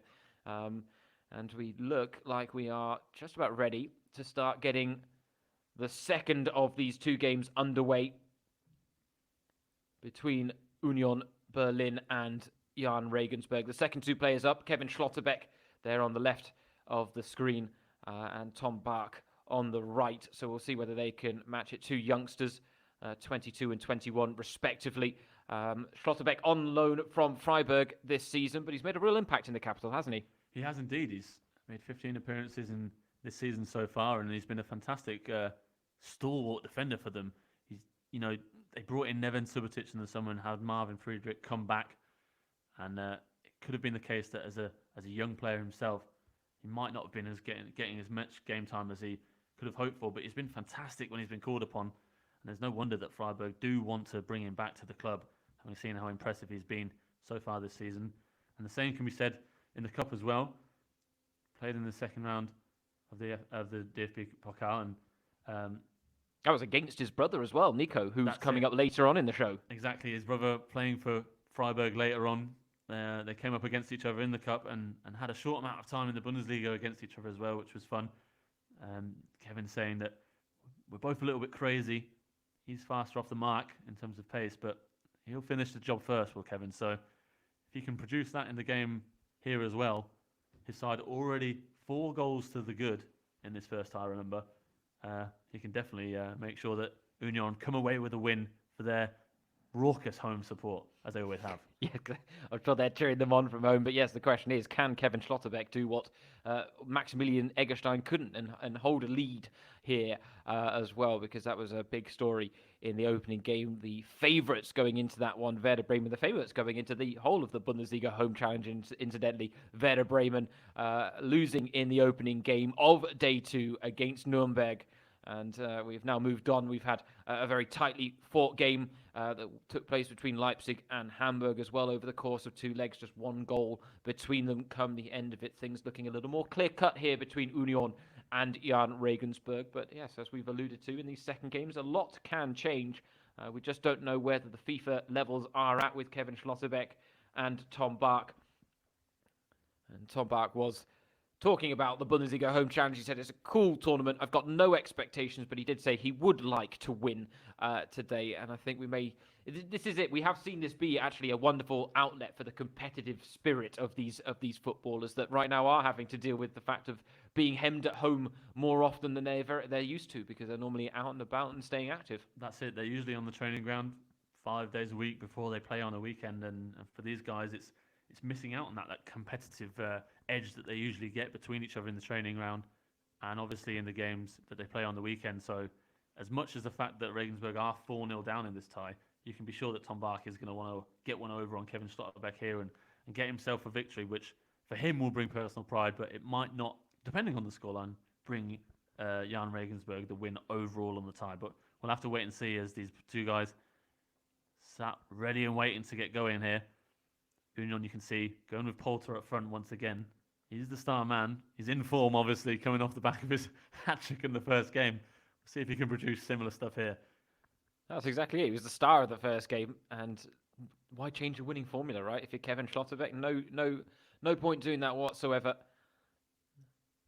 Yeah, it does look like we're just waiting to get this game underway. So again, just bring up another quote from Tom Bach, and it actually leads me into a question for you as well. But he was talking about his first FIFA being FIFA 2004 when he was playing on the Nintendo GameCube, no less. There's a flashback for some of you gamer heads out there. I wanted to ask you, can you remember what your first FIFA was? I was just trying, as you were wording that question, I was trying to think, what was my first FIFA? And my thing was that I have an older brother, and he had the Xbox, and he was in control of it all the time, so I often didn't get to play the games that he was on. But I'm pretty sure I remember FIFA 12, FIFA 13 being around our house. But I was more often the guy who was on the computer actually playing the Champ Manager games. But times have changed now. I've got myself an Xbox, so I'm able to produce... Finally in control. Exactly. I'm able to have my own control and able to enjoy FIFA myself. So I think must have been FIFA 11 and 12. The game's changed a lot since then, as we do get this one finally underway. I was going to say, I had fond flashbacks when I was thinking about it as well, and I can't quite work out whether it was FIFA 96 or 97 that was my first. It was either, I know it was involved in my parents' deal to help me move to Germany, or to convince me to move to Germany with them back when I was 8 years old. I remember them using it as a bargaining tool. The question is, I can't remember whether I got it before we left to Germany or I got it after, and that depends. That'll determine whether it's 96 or 97. Whatever year it was, it clearly worked. Oh, it was one of the best deals I ever made. Not only did I get a move to Germany, which is the place I now can call my home, but on top of that, I got a free version of FIFA out of it as well from my parents. But yeah, that was back in the day when all the players had stars around their feet, and it was a little more analog back then, to say the very least. And the connectivity issues that we saw in the first game were basically how I used to have to play FIFA back in the day when I was first getting into it. But yes, that was a fair while ago, no doubt about it. But now we are underway in this second game. Kevin Schlotterbeck looking to get the first chance of the game going his way, trying to bundle his way through. Oh, it's going to fall kindly.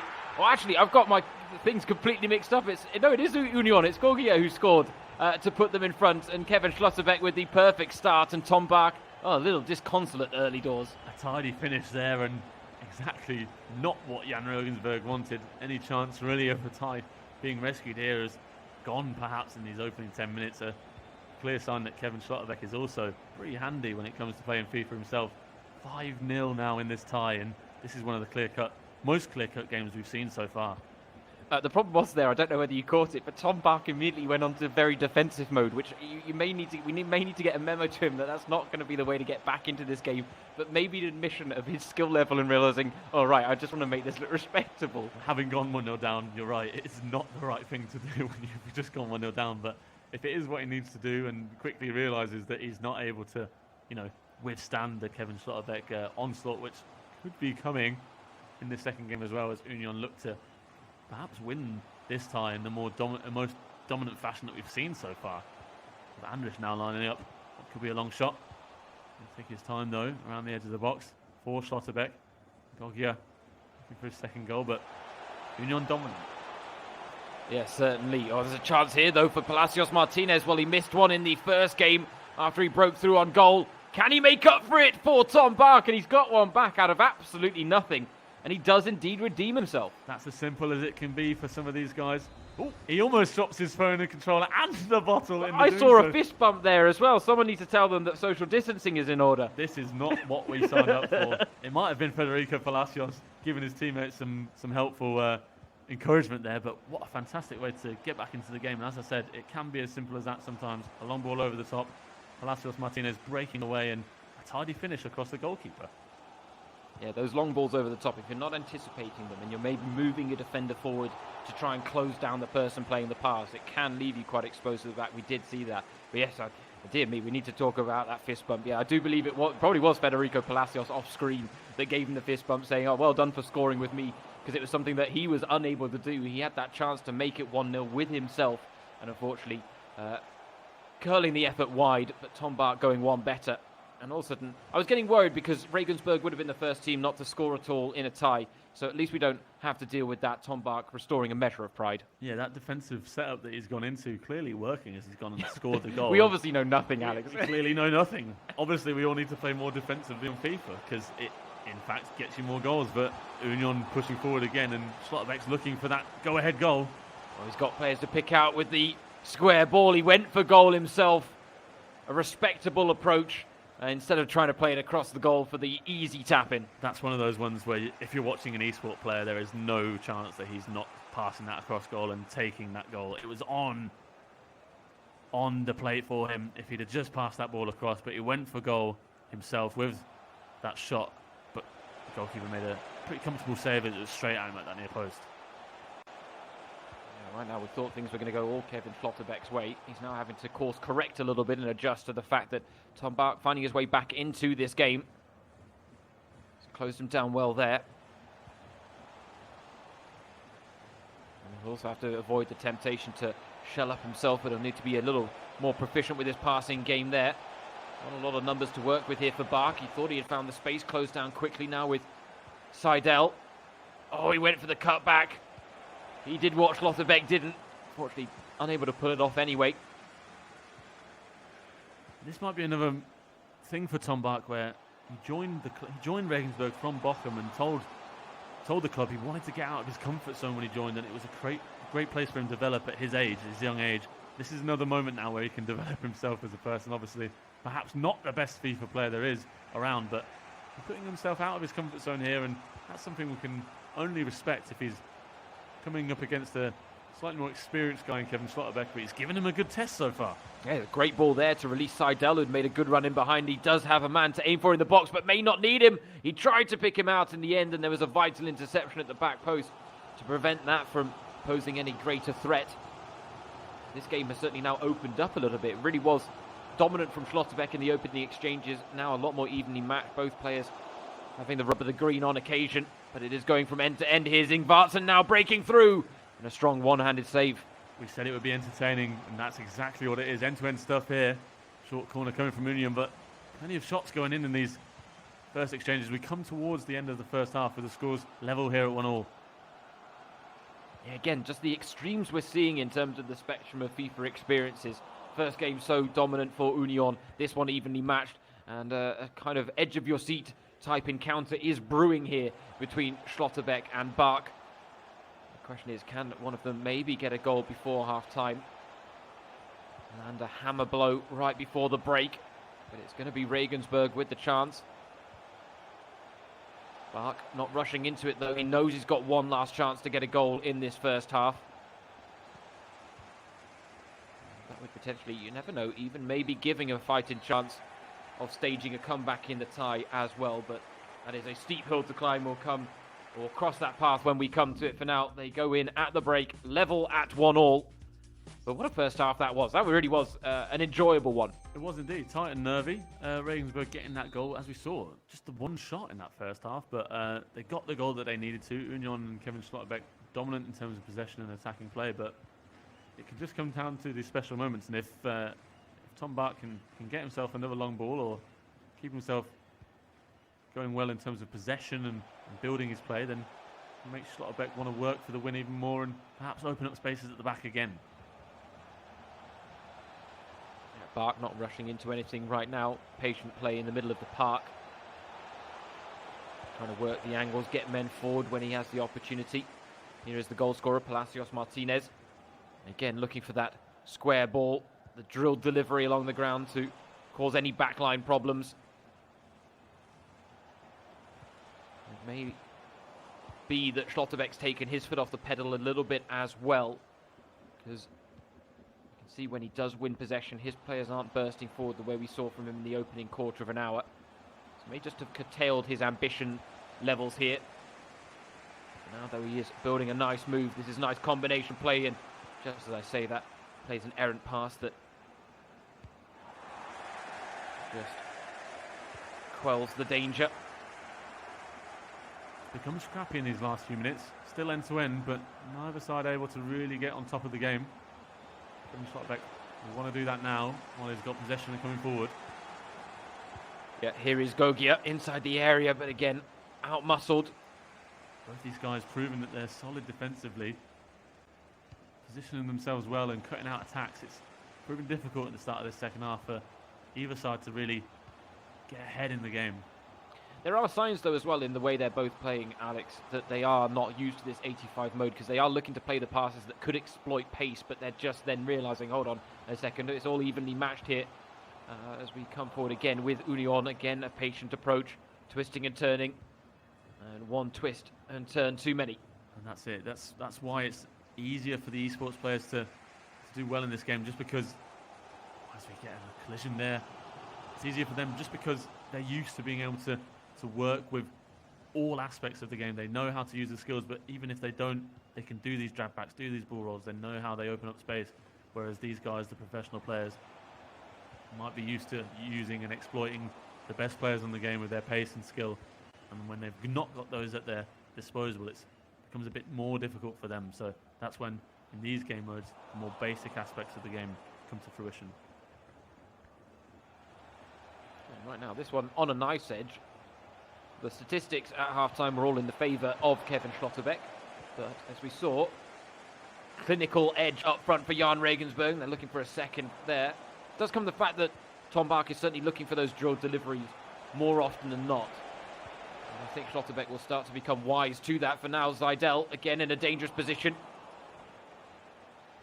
Can't find a teammate. He's doing well at getting in behind the Union defence here, but he's just struggling to actually get the ball into the box and into a position where he can take a shot at goal. And the run block there.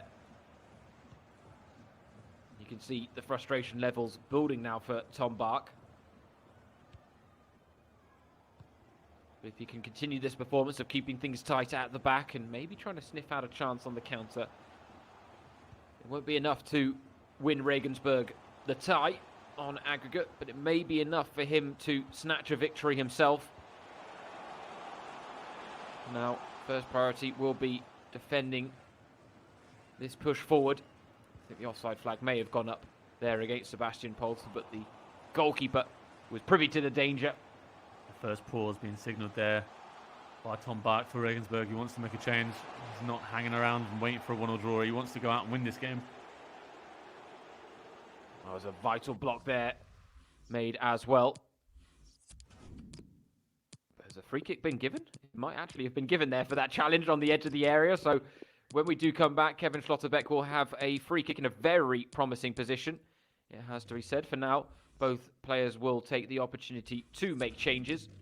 And we can see there Tom Bach looking to bring fresh legs on in important positions in the final third. That's where he wants to make a difference in this game now. He wants to make sure that with these final 15 minutes, he doesn't hang around and he wants to go for a goal. But first of all, he's going to have to defend this free kick. Well, Trimmer would be first choice taker in real life, and it looks like he's going to be first choice taker here for Schlotterbeck. Oh no, he's left it. It's one off the training ground. Don't quite know what he's doing. Oh, he's teeing it up for Prömel. And well, that didn't come off, did it? Come on, stuff. Not quite what he was expecting to pull off. He had us all guessing as to exactly what he was going to try. The chance is still alive here, though, with Bolter. He's done well to fashion some space here. Schlotterbeck, he went for goal himself with Bolter. And again, the angle against him, but a respectable approach as opposed to looking for the tap-in. And you can see immediately Bach looking for that long ball again, but many Union players are back defending now. Schlotterbeck knows that the tie is done, and if that is his priority, he knows that his team probably going through, taking the win, but they're going to go for goal again here. Oh, it's Ingvartsen. He didn't have the fresh legs, but he burst through. Chance still alive for the second. That could be the winner.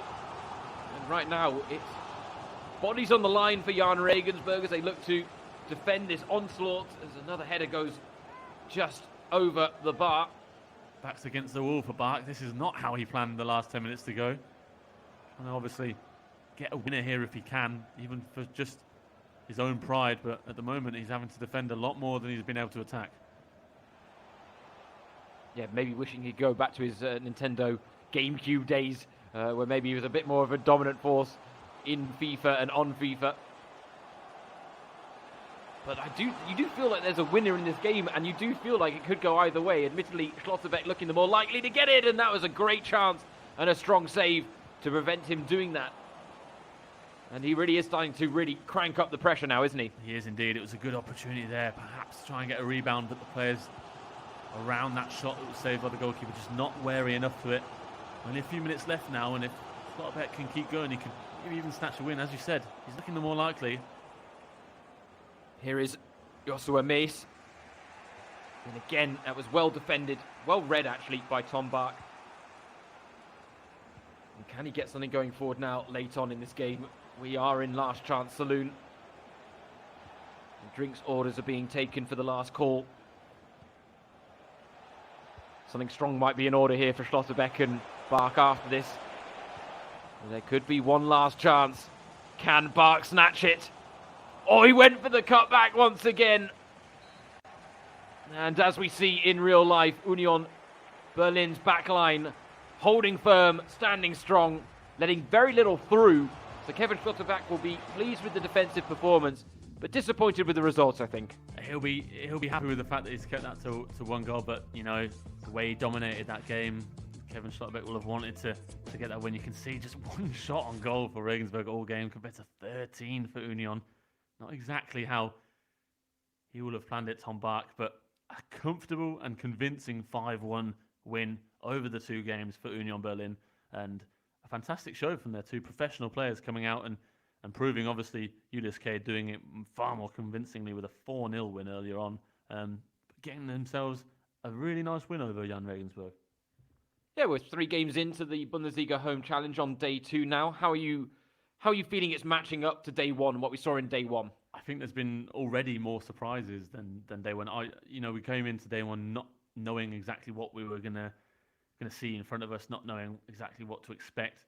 Obviously, we started off today with the huge surprise of, well, maybe not the huge surprise, but we saw MegaBit come out and get the win. But the way that Maximilian Eggestein let the second leg go away from him, and Tim Handwerker getting that huge 4-1 win to win the tie overall, was not exactly what was in the planning books.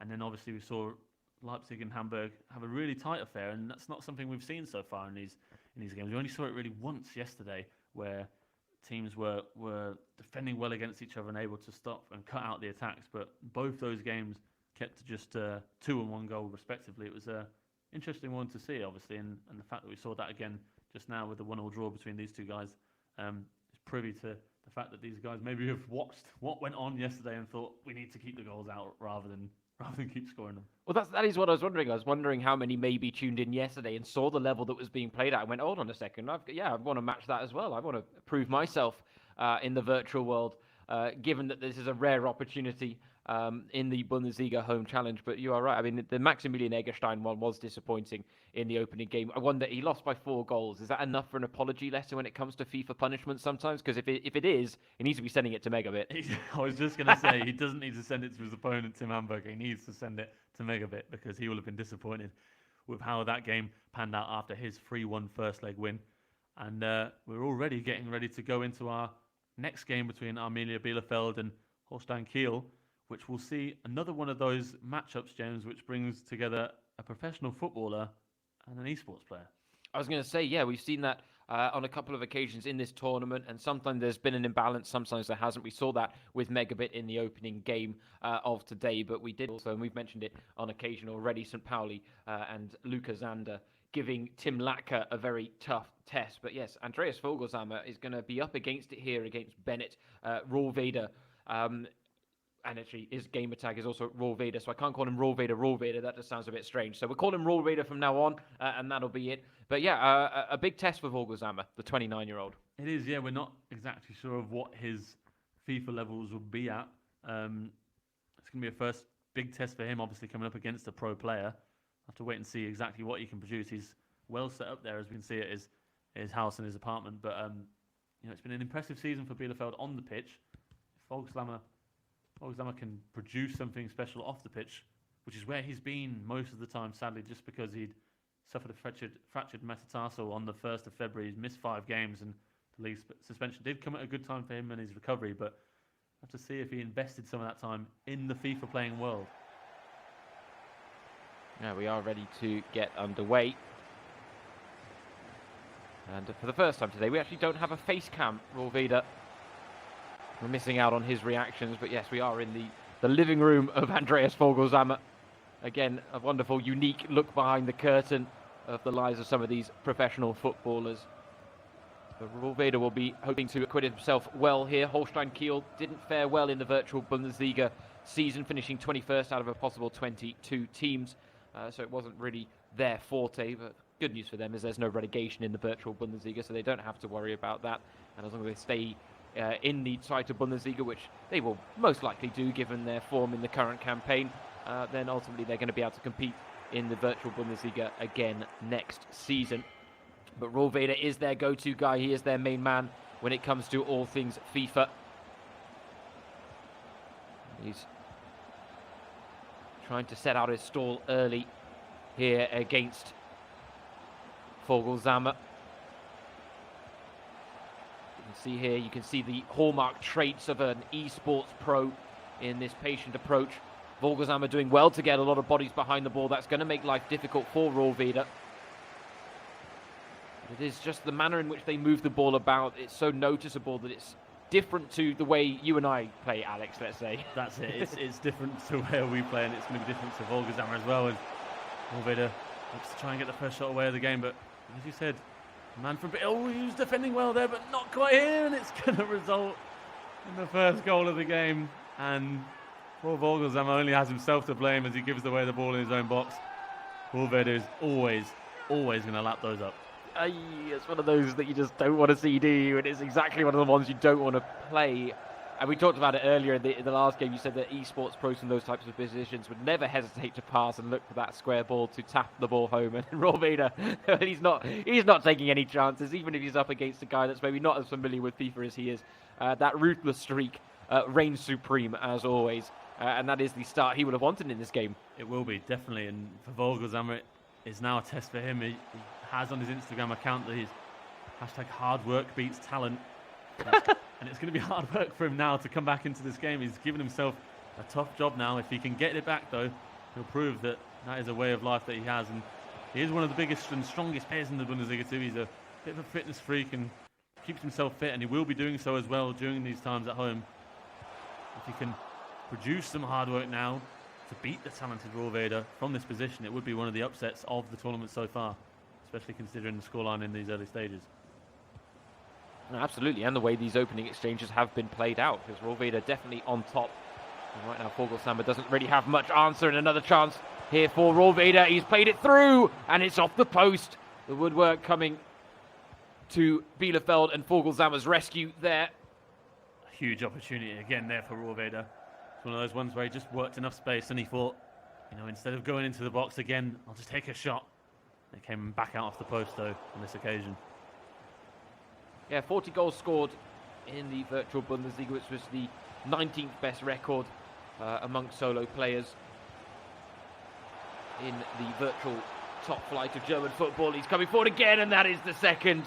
He missed one earlier when he hit the woodwork. He wasn't going to miss again, and yes, poor old Vogelsammer looks like he's in for quite a long afternoon on the joysticks. Yeah, Roelveder is not going to miss those chances on a second occasion. That's what he's prided himself on, being able to take those chances, and he's Kiel's best player in terms of eSports, having the most wins and most goals this season, so he's going to have no problems taking those chances if they keep coming from Vogelsammer. He does need to change something if he can. keep working into this game.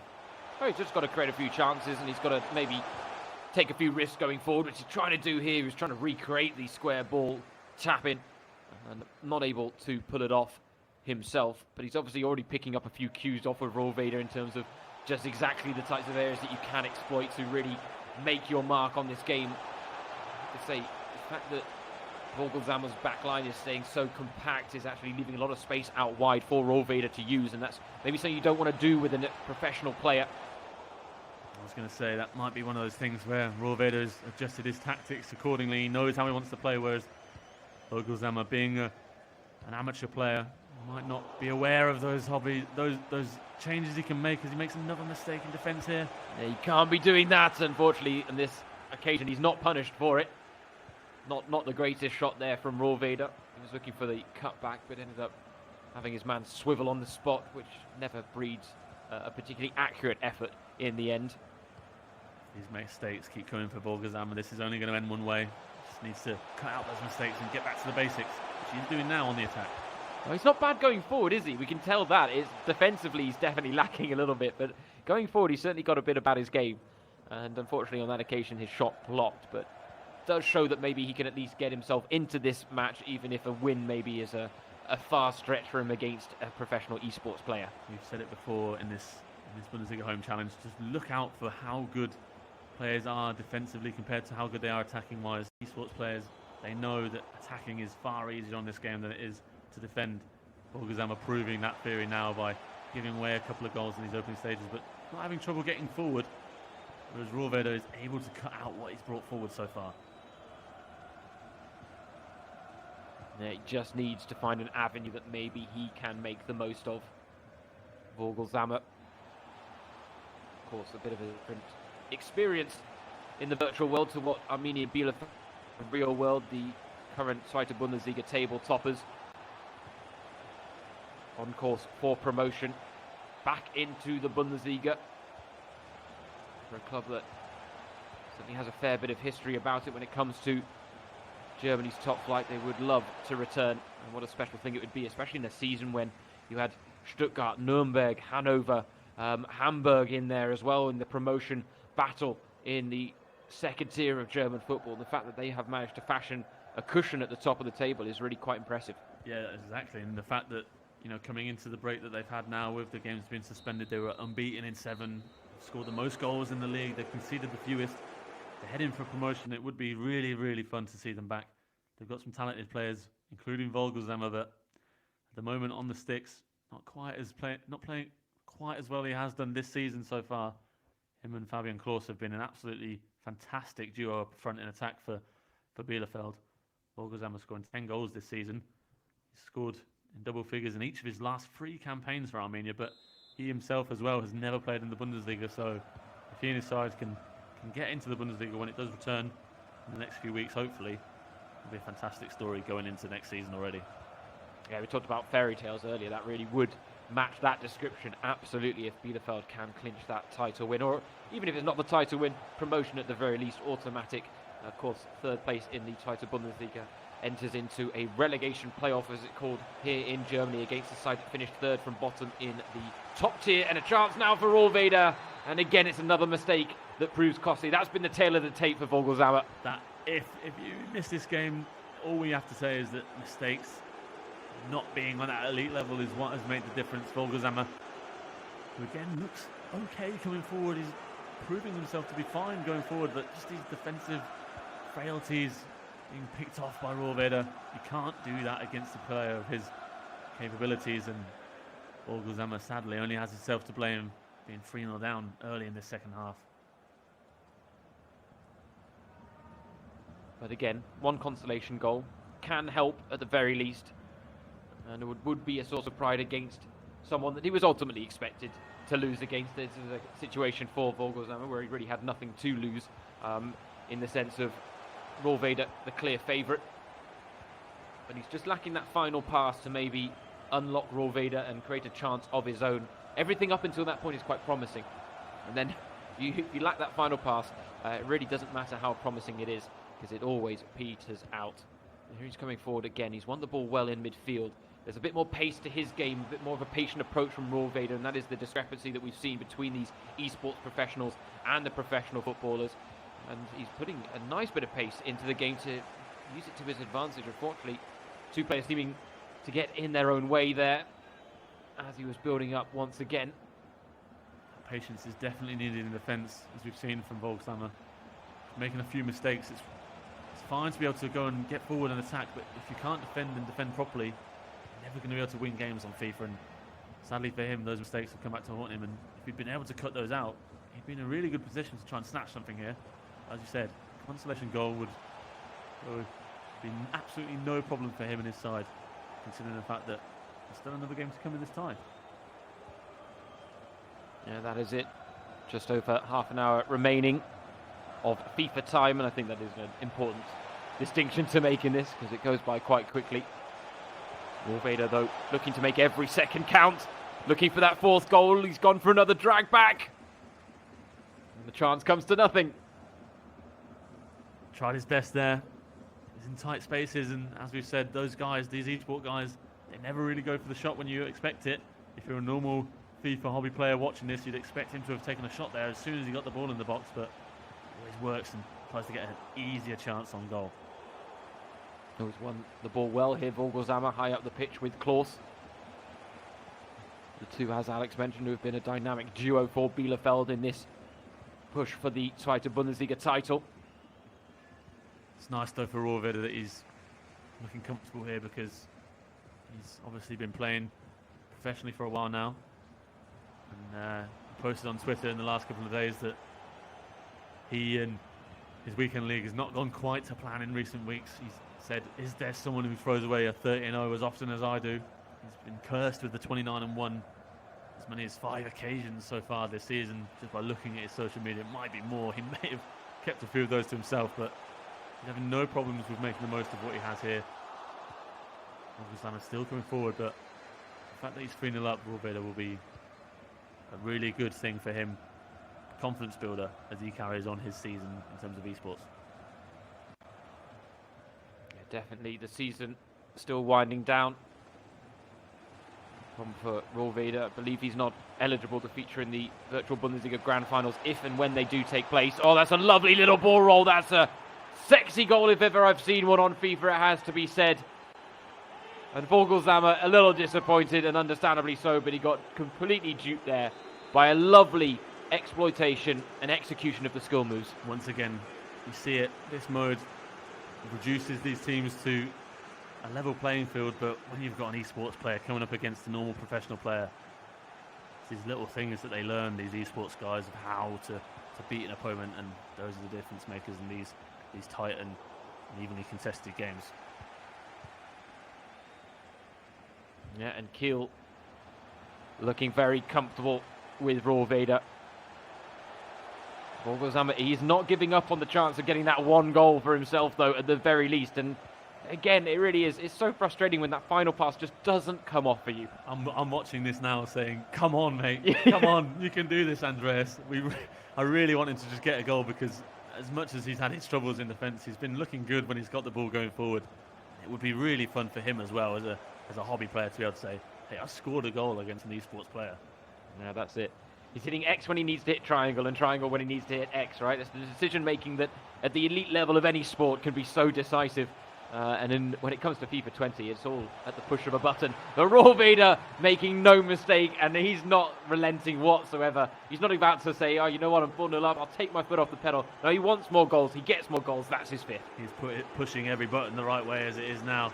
You can see the build-up of that goal. He kept possession well on the edge of the box. He was coming under a challenge, but kept it away from the opposition marker. It just gave him the chance to get that pass through into the box, and that's all you need. That inch of space, when you're that good at the game, when you've played it so often, it's all you need to be able to find the back of the net, and he's done that now 5 times in this first game. Yeah, we are now on course for the biggest solo victory or the biggest winning margin of any game in the Bundesliga Home Challenge so far. Of course, the stranger of Köln had a 5-1 win yesterday against Timo Schulz, who is one half of Tizzy Schubeck, the YouTube personalities.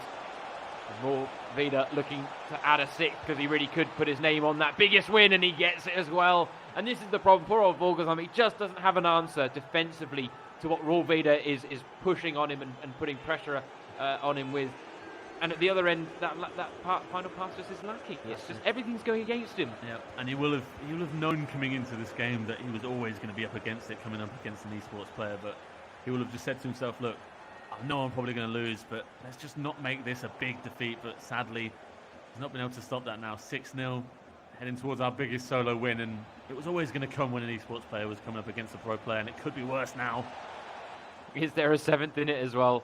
7th heaven for Greuther, but not quite. Not yet, at least. He may have one last chance from this corner. It's played in dangerously. And Volgersheim does survive the scare, and I think he'll let the clock tick down and the final whistle accept defeat. A 6-0 defeat, the biggest winning margin of any one-on-one match that we've had so far in the Bundesliga home challenge. And as Alex pointed out, it's not surprising it comes in a matchup between a professional footballer and a professional esports player. There were some positives to take from that, but in the end he's got to be very disappointed. The thing is, you see there, as we look at the statistics, just the 6 shots on target that Greuther had there in the game. 6 shots on target, 6 goals. He just knows, and it's that patience in attack that, you know, you could shoot from the edge of the box, but what is the likelihood of it going in when you could rather make another pass into the box and get yourself an even better shot on goal? So he's done his job now, and he hands it over to Holstein Kiel's professional player Dominik Schmidt, who's going to come up against Marcel Hartl in this second game.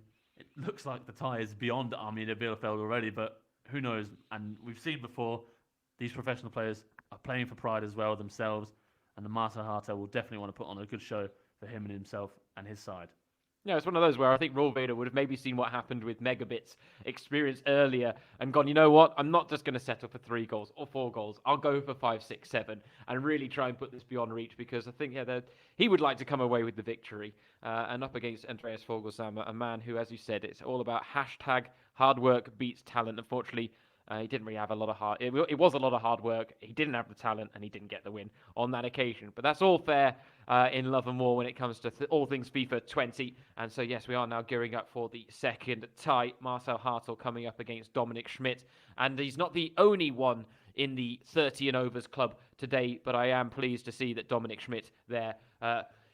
flying the flag for us over 30s, just like Daniel Brzezinski did yesterday. I know it's something you can't relate to yet, Alex, but it's a wonderful attribute to this Bundesliga home challenge, where we're seeing people of all walks of life and all ages competing in this challenge. That's what's great about it. Yeah, you would have expected the professional players to try and put forward maybe their youngest player in the squad, and obviously Holstein Kiel have gone a bit different about that. 32 years old, Dominik Schmidt, centre back. He's been around the block a while, but we're not sure of his FIFA capabilities. But it's great to see that he's put himself forward for this. And as we said before, it could be the fact that Kiel just have seen that he's talented enough on FIFA, and even as a 32-year-old, perhaps he gets the time and is able to practice enough, and maybe he's beaten a few of his teammates, and they thought, you know what, let's give him a go. Well, that's it. And plus, maybe knowing the fact they had Greuther up in the first game, it was kind of a case of, oh, even if you're not the best, you can still have fun with this, and you may still come away with a victory for us. Doesn't really matter. Yeah, exactly. Greuther will set the stall. He'll give you the foundation. Just try not to mess it up. Yeah, that was a message Maximilian Eggestein needed a bit earlier today. But yeah, the highlights keep coming, and the goals keep coming as well, which is just one of the great things about this tournament as well. Like, I think we may actually, even though we've got one less game today, we might be on course to potentially crack the goals total we had on day 1 of the Bundesliga home challenge as well. And that's the case. You know, when you get more professional players playing, as we have today, it's going to be one of those scenarios where the attacking players opened up, even if it's an esports player playing against a pro player, as we just saw. It's often the case that defending is harder, and it's harder for them to keep the goals out. So with these two guys coming up against each other now, these two professional footballers, it might again be the case where we see plenty of goals, which is never a bad thing. No, absolutely not. I was just doing a quick calculation. We had 46 yesterday. We've got 24 so far today. So we only need another 22. And we've just passed the halfway stage. So it's going to take some doing. But that doesn't mean to say it's not possible to be done today based on the goal scoring rates of most of these games. That game between Leipzig and Hamburg now really an outlier today in terms of how close it was come the final whistle. But we are just about ready to get underway in the second of the 2 games between Bielefeld and Kiel. Marcel Hartl, Dominik Schmidt. What can these two produce? Can they transfer their talents from pitch to joystick? And again, it's always fun to see how these guys have got themselves set up. Marcel Hartel clearly set up on a chair properly. He's probably got a decent gaming setup, whereas Dominic Schmidt is... I think he's sitting on the floor, Alex. He's sat on the floor next to his sofa, which might be the case that he's had to quickly set this up. So we'll have to wait and see just how good he is at this game. It could be an opportunity for Hartel to produce one of the comebacks of the tournament and get his side a win in this tie. Or either maybe that, or a sign that he didn't want to take it too easy and sit on the sofa, where there's, of course, the temptation to become more and more relaxed. He's taking this very seriously. He wants to move a little closer to the screen, Dominic Schmidt, and I'll interpret it that way, but who knows? It is certainly one of the more unique setups we've seen in the Bundesliga Home Challenge so far, and do get in touch on social media channels using the hashtag Bundesliga Home Challenge. Get in touch. We'd love to know what you've been thinking of the coverage. We'd love to know what you think of the Bundesliga Home Challenge. Get in touch with any questions you may have. And that is available on all social channels. But we hope you guys are enjoying coverage of this, the Bundesliga Home Challenge. No matter where in the world you are, we're delighted to have you with us. No matter which platform you're watching on, do get in touch. And we hope you guys are having as much of a blast as we are, because these football free times have not been easy. And this has been a lovely little reprieve from that over the course of 2 days. This day 2 of the Bundesliga Home Challenge. Goals have been scored for fun, and there might be a goal in it here for Lauerbach, who's through on goal, and the first chance of the game is converted, and just like that, well, they're staying on top, Kiel. Dominic Schmidt, we underestimated him perhaps. One chance in this game so far, a quick through ball, and once again we see when you've not got yourself set up defensively properly and it's a little bit open at the back, people can take advantage of it on this FIFA 20 mode. So for Dominic Schmidt, it's a fantastically perfect start. And a tidy finish there to go 1-0 up in this game. Yeah, and picking up where Rohlweder left off, and really now going for a second as well. He really has picked up the mantle, taken the baton and kept things going. The momentum is on Kiel's side, but a second goal not forthcoming there. 2 in quick succession would have been quite a hammer blow for Hartel to handle. He'll have to defend the corner now. Keeper with a punch, it's unconvincing. Another chance to get the ball back in the box with Muling. A few unnecessary step overs there, but you've got to love the flash that he's trying to employ with his side. 7-0 up on aggregate now. I think that has come, the fact that they are 7-0 up. If they had been 7-0 down, he may not have gone for those step overs, but it's nice to see that Dominic Schmidt obviously enjoying himself and wants to put the show for everyone watching back at home as well. I really think this sitting on the floor at the foot of his sofa really wants to take this game seriously. There's no doubt about it now in my mind. There's a chance now for Bielefeld, because now Marcel Hartel does have the unwanted territory of potentially letting Bielefeld become the first team not to score in their tie entirely. We did come close in the last round of fixtures with Jan Regensburg scoring just once. We are still waiting for that. The unwanted title of the Bundesliga Home Challenge. Would be a terrible thing if his side went goalless in this tie, and he's not quite produced the attacking play he needs to if he wants to get the goals coming in. He's producing some nice passing now, but at the moment Dominic Schmidt is just cutting it all out, and he's carrying well. It's a great start for Schmidt so far. Yeah, and this is it with the tie the way it is, the first game between professional footballer and professional eSports player. Hartel was ultimately going to be the main man when it came to their best goal scoring chances. Oh, there's a chance though for Schmidt, and lovely volley straight at the keeper though. Fantastic save that was. Schmidt lifting his hand up.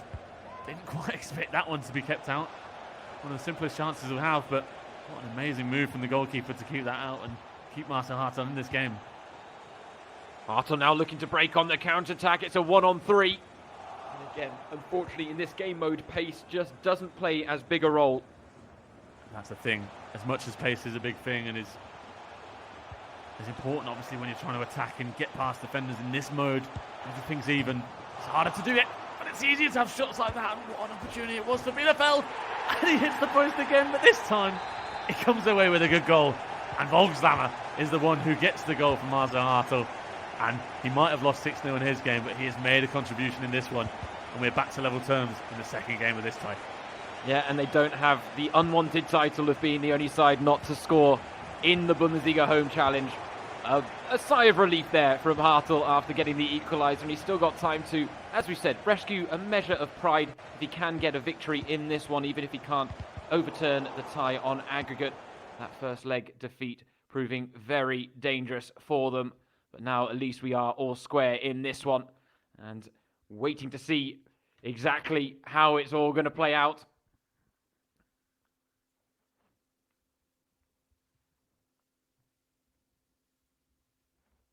This could go either way.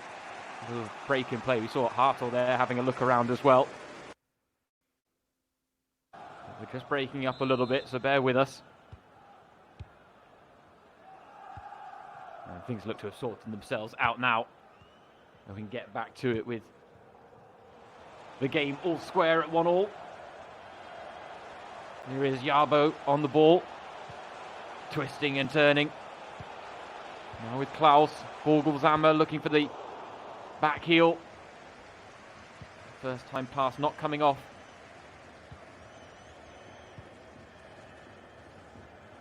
Now a chance for Hartl to bring the ball forward again. And the chance opening up. And it's another strong save. His keeper's keeping in it so far, Hartl. His defensive line is quite high up, and Dominic Schmidt is making the most of it, getting in behind. He's got his keeper to thank for so far. Yeah, we've seen some strong goalkeeping performances throughout this tournament. And we're seeing another one in this tie as well. Right now there is a feeling that neither wants to make that mistake that could see them fall behind on the score sheet, especially with half-time approaching. I think Schmidt's definitely going to be happy with how this game's gone so far. Hartl would have expected more from himself. Schmidt, on the other hand, produced some good attacking play and has had chances. Could easily be more goals ahead, or even ahead in any case. Could be a couple of goals ahead if things have gone his way. Hartl, though, once again, as you see, struggling to really get through, but now's a chance. And there's another goal. As simple as that sometimes. Lost the man with the finish. You can make the most of a opposing mistake if you can. And that's what Hartl's done just before half-time. So many goals today coming from individual errors. It's starting to become a bit of a theme for day 2 of the Bundesliga home challenge. And even if you're not eSports professionals, mistakes will be punished at this level. And Hartl's done very well there to come from a goal down, turn this tie around. There's a smile on his face at half-time. Whether it'll still be there... Oh no, it's not half-time yet. We've still got one more free kick. I was going to say whether it's still there at the end of full-time remains to be seen for now. He will have to defend this. This could be a bit of a sucker punch right on the stroke of half-time if he's not careful. But the free kick not beating the first man, always a disappointment. And so therefore it is Bielefeld who will take a narrow advantage in this second leg in at half-time. Hard work for Hartl, but he did well to turn it around there. He did. He'll be happy now that he's been able to go ahead in this tie, and despite being the worst player you could say in that first half, not producing quite as many big chances as Schmidt, he's gone into this half-time game with the lead. And as you saw, we've got Freiburg against Wien Wiesbaden coming up next. Another chance to see a couple of professional players coming up against each other. Mark Flecken and Nico Schlotterbeck for Freiburg, both professional footballers, find their trade now in the virtual world today for their club. Schmidt will definitely want to get back into this game quickly, because he knows that his mistakes alone really sort of let Hartl back into this game. If he keeps playing as he has done in that first half, there's no reason for him to worry about not getting back into this game, because he'll have chances. And that keeper will not keep making so many saves as he has done. Yeah, he just seemed to... He didn't take his chances. It gave Hartl a way back into the game. Hartl then took it. And as we said, momentum can be such an important thing on FIFA, especially FIFA 20. But Schmidt just kind of needs to go back to what he was doing so well in the opening exchanges of this game. And he will have chances, and there's one here for him. Unfortunately, the pass was wayward right when he needed it to count. But he's won the ball well high up the pitch here, keeping the pressure on. Maybe shifting his team a little further forward now that he's 2-1 down. Got to be wary of the threat posed on the counter-attack, as we saw there. Fortunately for him, he had one of his players on the halfway line able to intercept the pass, and he's built it well from the back. And it's another strong save. Said the Bielefeld keeper wouldn't be able to keep his side in the game, but he's keeping on doing it right now. Hartl is playing a risky game. He keeps bringing out centre-backs from the back line and provides spaces for Schmidt to exploit, and he is doing so now. He's not missing out. A heavy touch there cost him. The chance still alive though, and he smashes one towards goal, but again, well saved this time at the other end by Gelios. But this one has really opened up. It did look initially like Schmidt would start running away with this. And it looked like it could be quite a dominant performance once again, following on from that 6-0 win in the first leg for Holstein Kiel. He's been pegged back now, and he's got a few things to consider as we approach the final half an hour. I don't think either of these guys will be quite happy with how this is going. Schmidt has had plenty of chances. Still losing 2-1, whereas Hartl, as much as he is ahead, he want to be playing better and get more chances for himself, because 2-1 is a very dangerous scoreline. I have to say, Alex, every corner that comes in that doesn't produce an overhead kick, it gets more and more disappointing with every passing corner. It's something we were talking about FIFA Bingo. It's one of the lovely games that YouTubers like to play when it comes to FIFA and creating content. And our own little FIFA Bingo, we've had own goals, we've had Panenkas, we've had chips. Oh, we've had terrible mistakes at the back, and that's the worst of the bunch, absolutely, without question. And Vogelsammer, who didn't win the first game and had a rough ride against Rollvader, well, at least in this one he's got 2 goals to his name. Hartl immediately apologising for that one. He had to take the chance, and he's got another one here already. Vogelsammer on a hat-trick, but he hits the outside of the post. What a game this is turning into. 3-1 for Bielefeld, taking that easy chance. Vogelsammer proving himself to be a huge part of this game. Hartl put his hand to his head. Can't quite believe that he's not 4-1 up. I was going to say, he scores that one, and I may have actually called into question whether the tie was still up for grabs as Schmidt tries to come forward. But right now, he's getting nothing going under constant pressure. And you have to say, Hartl's doing really well to find space to exploit in behind, and he's through here with Klaus again. But unfortunately, pace playing its part. The chance, though, is still alive. It's off the back of the keeper. That could have been a spectacular goal either way. But again, the woodwork to the rescue. How many times has Hartl hit the post? He must be so frustrated. He's 3-1 up. He's playing really well, but he could be so much better. It could be 5-1 or even 6-1. It could be the same for Schmidt. What a fantastic game this is we're watching. Pure attacking football from both these sides. Both wanting goals, both providing entertainment for us all to enjoy.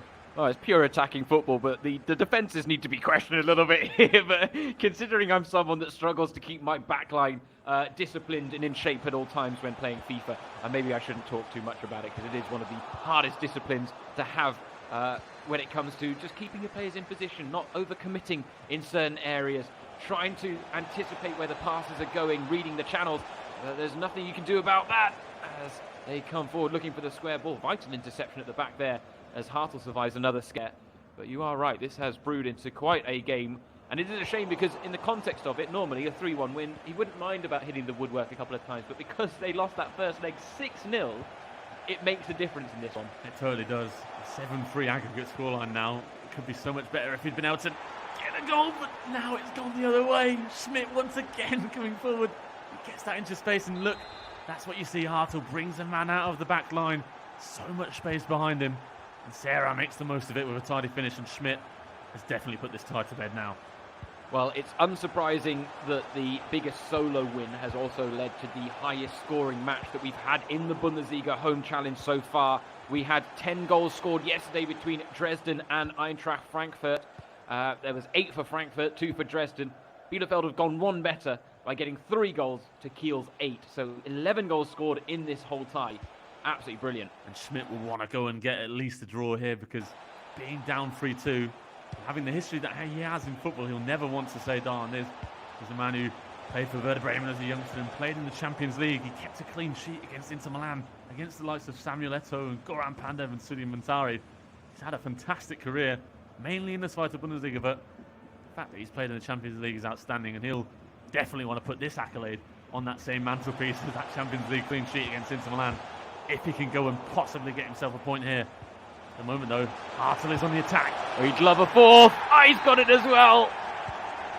Vogelsammer with the hat-trick. We've seen a few of them in the Bundesliga home challenge, but that may be one of the most impressive in the fact that Vogelsammer was not just involved in the first leg, which he lost 6-0, but he really has had this redemption story in the second leg at the hands of Marcel Hartl. Stunning way to capture your hat-trick. What a fantastic half volley into the near post top corner. Hartl absolutely delighted with that one, and as we talk about the most goals being scored in this tie, this is definitely, for me, the best tie, the best game of the tournament so far. It's absolutely awesome. Fantastic to watch these two guys having no care in the world for defending. They both want to score as many goals as possible. And that does just make it a really entertaining game to watch. Oh, it does. This is my type of FIFA, Alex. We've seen such discipline over the course of this Bundesliga home challenge, and as entertaining as that has been as well, these are the types of games that I live for on FIFA, the wild ones that it's just reckless abandon at either end. And it's just a shame it's going to have to come to an end in a minute, but Yeah, credit exactly. to these both these players for putting on fantastic shows. 6 goals here. Yeah, I'd have taken another 90 minutes of that, no doubt. I'd have taken 90 real-life minutes of that, I'll be honest, as well, the way things are going. But in the end, it wasn't enough to turn the tie on its head. But a little bit of redemption there for Arminia Bielefeld and Marcel Hartl, pulling it back, getting a 4-2 victory in the highest scoring tie that we've had in the Bundesliga home challenge. And well, that set us up really nicely for the last 2 games as well. We've cracked the halfway stage of day 2. We're heading into the final 2 games, and again, we talk about the bar being set. The bar just got raised, Alex. It did indeed. 12 goals across 2 games, 6 of them in each. Obviously, completely different scorelines in each of them, but a fantastic performance from both those guys. Just such entertaining FIFA to watch.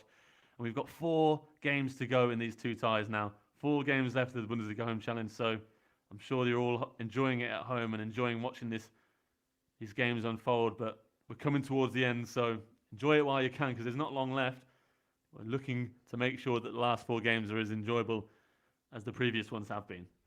Absolutely, and while we've got this break in play between games, another vital chance to remind you guys to be staying safe at home in the midst of the coronavirus pandemic. Wash those hands, keep that distance, just like Alex and I, we are at a socially distancing, acceptable distance in doing this commentary and bringing you live coverage of the Bundesliga home challenge, and that is the way it should be. So we encourage you guys to all be safe out there because these are troubling times, and the least we can do is take care of ourselves, take care of each other, and doing that, self-isolation is a key factor in making sure that happens. Sorry, James, none of us want to do it, but it's what we have to do at the moment, and obviously, even for us sat here at home, usually we wouldn't be doing this from the comfort of our home, but it's what we have to do, and we're still maintaining that social distance, a couple of meters apart. That's what needs to be done right now. It is. As hard as it is, Alex, as hard as it is, it has to be done. Indeed. No, but this really has been quite an extraordinary event. We didn't really know what to make of this coming into it. A lot of the players didn't really know what to make of it coming into it. But I think it's been an absolute rip-roaring success so far.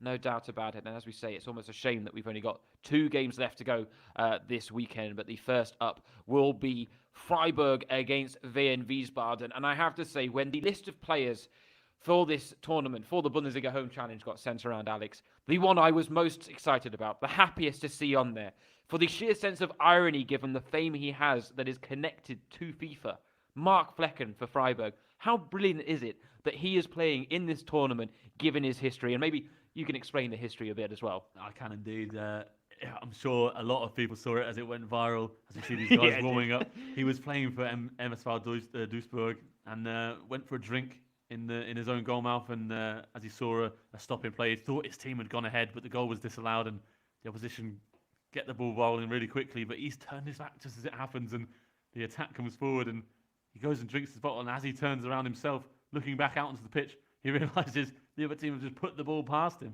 It looked like a FIFA glitch as he was stuck in the middle of his own goal, and the ball went past him, and it took him to a level of fame that I don't think he ever realised he could get to. And now he's at Freiburg in the Bundesliga, the 26-year-old, and now he's got another test. Let's see if he's going to put away any FIFA glitching worries and nightmares that he may still have in the back of his head. But he's got a tough task here coming up against a FIFA Pro. It's another one of those events where we've just seen Volkswagen struggle against his FIFA Pro opposition. Mark Flecken trying to not do the same as the Bielefeld man. Oh, it's an early chance here, though. And, well, what a start from Mark Flecken. There was no FIFA fail about that as he takes the lead with his first shot of the game. Nils Petersen breaking the deadlock. Perfect start for him. And that is exactly what Mark Flecken would have wanted to do, setting out his stall early in this game, getting the early goal. And Wien Wiesbaden now up against it. What an incredible start for Flecken, coming up against a veteran of the FIFA eSports world, Nico Juice-Dernick. He's been a pro gamer since 2007. He even tweeted out at the start of February saying, does anyone want to play some 85 games? He's clearly been practicing in the build-up, but practice has not paid off. The opening 5 minutes of this game, he's already 1-0 down, but coming forward here. Oh, he's got it back. This could we might be picking up right where we left off in the last game, Alex. 2 goals inside the opening 7 minutes. Juice not messing around there as he pulls the scores level. And well, yes, Flecken, who does. Interestingly, we've talked about this dynamic as well, whether players put themselves in the starting lineup or not. Mark Flecken has selected himself, unfortunately, letting himself down there between the sticks. But that was a rocket of a shot and difficult to stop. But already, we are anticipating quite an entertaining affair if the opening 10 minutes are anything to go by here. What a start this has been. Flecken coming forward again as SpVgg looks to take the lead for a second time. Doesn't quite get the shot away now, but who could have imagined 2 goals in the first 10 minutes? Sit back and strap in for this one, guys, because this one's going to be fun. Spoke about the prospect of a FIFA professional coming up against a footballing professional.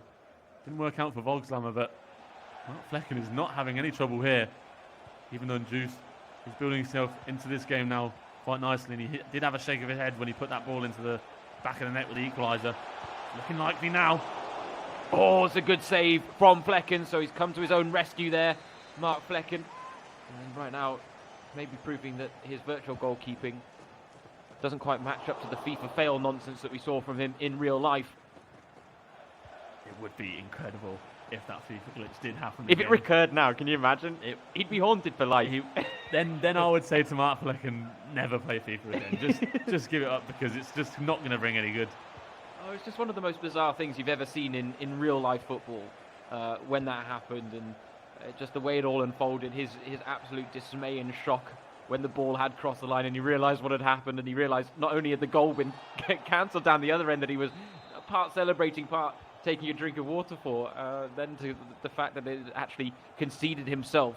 It was one of the most bizarre moments. We had Robin Zentner as well, we mentioned him with his little gaffe against Gladbach in 2017, but Flecken is the one that definitely went viral. I mean, I had people who had no interest in football talking to me about that. And again, coming back to the football as it's meant to be, not the nicest moment for a goalkeeper to have something like that happen, but Flecken took it on the chin and took it nicely, and he donated the water bottle to charity, and it raised around €1,000 for local charities. So a fantastic gesture for him to be able to take a positive from what must have been for him at the time a personally difficult situation. But Bundesliga players and professionals coming together again nicely to always take the best of a bad situation. Yeah, that's it. He's a very competitive player, Mark Flecken. Well, that's a bit of an interesting pass to put the play onto the far side with Greuther, and he's playing himself into a bit of trouble at the back here. The back heel didn't come off, though, for Juice. He's got to be very careful about some of these passes across his back line, Mark Flecken, because Juice is starting to recognise the rhythm that he's trying to establish at the back, and he's starting to read the passes he's playing. But Borello coming forward now in space with a chance to cross. It's well punched clear. You have to say right now, with the opening almost half an hour in FIFA terms, you wouldn't really say there's a big difference, and you wouldn't say there's a notable difference in the fact of their FIFA skills, as I say that, and that's why, because Mark Flecken's just made it 2-1 against Juice. He can't quite believe what he's coming up against here, Juice, but Flecken, oh my goodness, he's not bad on the joysticks, is he? He's playing this game superbly. He's doing the simple things superbly well, and it's what brought him into this second lead of the game again. A tidy move there, getting to the byline and crossing to the back post. Juice's defence just not quite at the races there and not quite covering the back post, and it was a simple finish for Borello. Flecken did say in the build-up that, as far as he's aware, these eSport guys are crazy good at this game, but he's not bad either. So just wanted to see what they could do from an underdog position, knowing that he was going to be up against it. And I think he's doing a lot better than he thought he would. 2-1 up inside the first half an hour of this game. Well, that's it. It is worth pointing out that Wien Wiesbaden in the virtual Bundesliga, of which Juice is part of their 4-man team, they did finish bottom with just 2 wins in the entire season. So they did have a tough game of it. Now, he's been a pro gamer for quite a while. Again, one of those that I thought about it. I praised Brzezinski and I praised, who's the other one in the last game that I praised for being in the over 30 club? Dominic Schmidt. But now we have the first over 30 gamer. Actually, I should 100% be on Juice's side. Let's go, Juice. Come on. For the over 30 gamers out there, of which I still count myself, although casual, I will say. Definitely not in a professional contest. Because he started in 2007, Alec.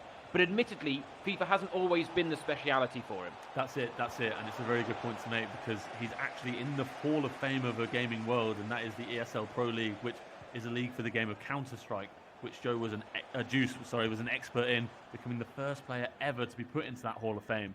Fantastic thing for him, and just proves that although he is a FIFA pro gamer now, that these gamers are able to play different games and be experts in them as well.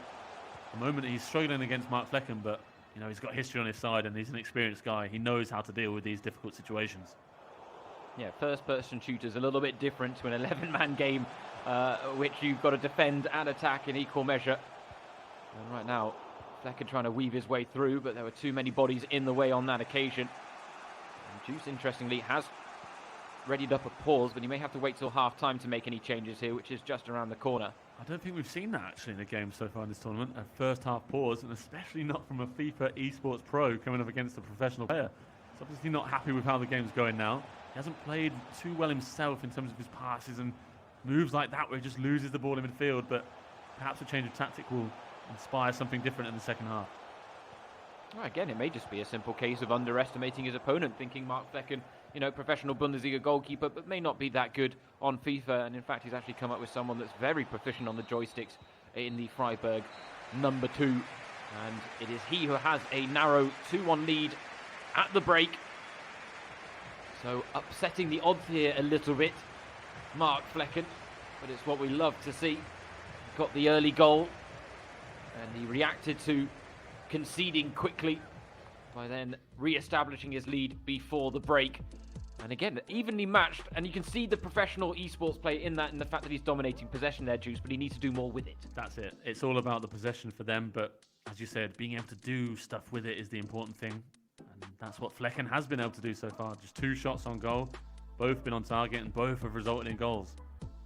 Not in any way how Juice expected this game to go, and he knows himself he has to do stuff with the ball when he does have it. Looking a frustrated figure at half-time, but there's plenty of time to get back into this game, and the scoreline is still very much open to change.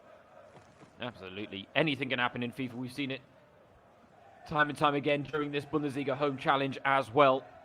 And given the fact that the tournament has already had goals galore, could you really rule out there being 3 or 2 for Wayne Wiesbaden in this second half? And he's got time to work with, and now he's had a chance to maybe go back to the drawing board, maybe make a few tweaks to his tactics during half-time in response to what Mark Flecken is putting out there. But he's going to have to take a few more risks now if he does want to give Muki, who is the second player who will be up shortly for Wiesbaden, a foundation to work with in that second leg. He's trying to work the ball nicely here on the edge of the Freiburg area. Here he is with Schweder, a little ball roll to try and catch off his marker.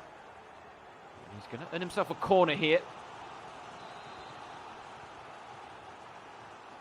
What can he produce from the set-piece situation? Someone's come short, but he's looking for a run at the near post, and it wasn't too poorly executed. But it's Kath who comes away with the ball, losing out to Eigner, the goal scorer. Back with Chateau, Schweder, Loch. So many red shirts behind the ball here for Mark Flecken. Defending resiliently, but the space did open up, but the offside flag, I believe, is going to deny Juice that second goal. Flecken's doing really well so far. He's really containing Juice's attacking movement. He knows that he's going to be trying to do those little movements, those little dribbles. He's just jockeying his defenders and making sure that nothing's getting in behind him. That's the important thing. Keep it all in front of yourself and at least see what's going on and defend well. Yeah, you could say he's squeezing Juice out, but he hasn't there actually at all. And the Juice is now free-flowing as he gets his second. And that was exactly the chance he was waiting for, and he makes it count. The curse of the commentator once again strikes. First time we've seen in the second half, Juice getting some movement in behind. Just his strike is drifting off the defender there. Eigner getting the movement he needed in the box in the first time finish. You can expect those to come from eSports players, and as you can see, Juice now sitting forward. He knows at 2-2 this is a good opportunity for him to take the win, which he will have expected coming into this game, but Flecken is not going to go anywhere. Do not worry about that. No, that's it. He's been the depiction of full focus from the start of this game. I can't remember who the player was yesterday, but I feel like he hasn't blinked, Flecken. We had one of those players yesterday as well that seemed to be taking it super seriously. And it may have been Atakan Karazor actually, or Stuttgart, if I remember correctly. So, yeah, there you go. But I'm not sure Flecken's blinked. He's just on point right now. And the question is, can he get a third? Because he had been threatening with the score at 2-1 to maybe go 2 goals ahead. He wasn't able to.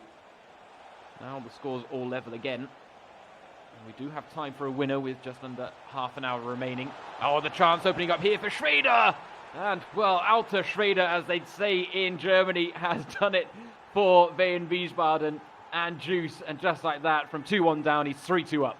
Flecken frustrated there, you can see. And you can understand why. Just that patience from Juice. It's what these amateur players don't quite possess all the time. You just get the ball there on the edge of the box, looking for that pass, waiting for the mistake, waiting for Flecken to bring someone out and press. That's what he did in the end. The pass in behind gave him a perfect chance to go into the lead for the first time in this game. 3-2 now. Oh yeah, he's got Flecken rattled if he's going to be playing passes like that by Greuther straight out of play for a throw-in. And a wry grin on the face there of Juice in the top right of your screen. I think he knows he's got him rattled as well. And I think there's just an element where Juice seems to, for me, he's taken this second half more seriously than he took the first. Definitely. He definitely woke up pretty quickly when Flecken went ahead in the first couple of seconds. He quickly realised that he had a game on his hands, but he's done well so far in the second half. Been able to snuff out attacks like that one from Flecken. And as I said, he's been able to wait on the mistakes from the Freiburg goalkeeper and get his chances and go ahead. And that's the difference between these esports players, as we've mentioned a few times. It's that little bit of patience and knowing that you don't have to go all full throttle and all guns blazing to try and go forward and win a game. You can let the game come to you, and mistakes will come from some guys playing against you. Yeah, that's the thing. I think in my personal game, have struggled to adapt from FIFA 19 because FIFA 19 was such an attacking game. It was all about the goals. And the adaptation for FIFA 20 has definitely proven a little tough for me. But I think that is it. You talked about it. The patience, that is the main difference we're seeing here. And it's really the determining factor in working out who the winners are. So I think, yeah, my learning curve from this experience of watching the Bundesliga Home Challenge will be to take exactly that. A bit of patience back into my game when I ramp up my Ultimate Team efforts once again. During this self-isolation period. I feel like I need to heed my own advice as well. It's always easy to say it, isn't it? It's easy to say it, it's harder to do. All chance here for a fourth, and, well, there was a chance at a penalty. Thought the referee may have pointed to the spot, but he was actually pointing for a corner. I was just going to say, I don't think we've had any changes so far in this game, but there we go. 15 minutes to go. It's a good opportunity to get some fresh legs on the pitch. We're watching Juice, but I'm sure Flecken is doing the same thing. To bring some fresh bodies onto the pitch. He'll have plenty of options on the bench, depending on who he's got there. I have to say, lovely to see Stefan Aigner starting up front as well for him. A Bundesliga legend in his own right. He spent a lot of time in the top flight with Eintracht Frankfurt. One of the more underrated, underappreciated players out there. And again, maybe one that falls into the hashtag hard work beats talent category as well, if I'm not being too disrespectful to him. But yeah, he played him up front. He got the goal. Or at least one of the goals that he scored to date. I think he's got both for him. It's two, yeah, actually, yeah, 2 of the 3. That's right. Fantastic effort from Stefan Aigner, who, even if he's not watching this, will be very happy with his own performance. I would love to know actually how much is going to be, like, whether there are a few WhatsApp group messages in between the squad right now, you know, with Flecken maybe get in touch with some of his Freiburg or anybody. You know, it could have been Maxi Eggestein having, you know, people rip into him in the Werder Bremen group chat for the fact he threw away a victory after MegaBit had done all the hard work for him. I'd love to know whether that's actually going to go on after this, because it would be a fascinating insight into just how the players themselves are kind of experiencing this Bundesliga home challenge, which has been such a joy to bring you guys on this during this football-free period. And for now, things are tightly poised. Wien Wiesbaden with Juice there. Esports professional looking for a fourth here. Flecken really hasn't had much going for him since falling behind either. And right now holding on. I think it's fair to say even at 3-2 down. He's definitely holding on here. It's going to be an onslaught for these next 10 minutes, you feel. Juice wanted to make sure that his teammate, Sascha Mottenpauk, can get a lead in going into his second tie of this game. It looks like he's going to try and get another goal here. What a fantastic save from Flecken. Doesn't show any emotion, but inside he'll be proud of his FIFA player. Unflinching. His emotions haven't changed from the first whistle until right now. So concentrated right now. And his save has brought himself on the break here. Oh! Huge chance.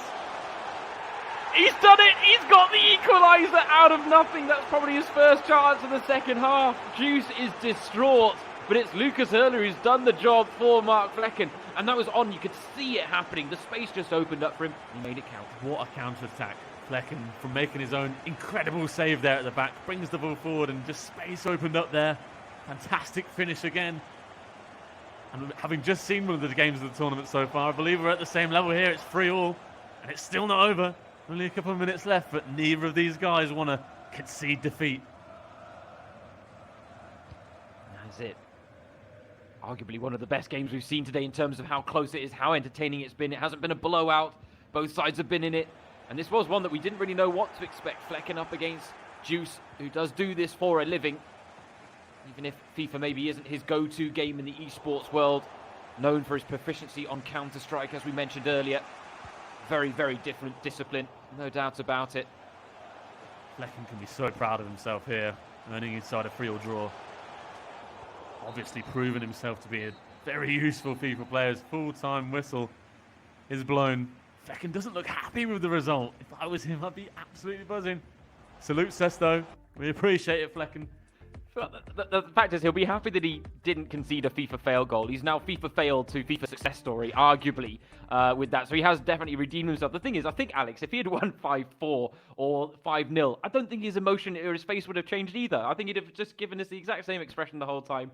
Maybe, I think he was definitely involved, but it's just funny how he was stoic throughout. Totally, just full concentration. I'm not sure if he actually took a breath during that game, which might have been the reason why it was such a tense look from him, but a fantastic result, and it sets us up so nicely for this next game between Freiburg and Wiesbaden. 3-3. It's all to play for. Plenty of goals being scored, and as you mentioned earlier, I think we are getting towards that record amount of goals scored, despite having one less game being played today.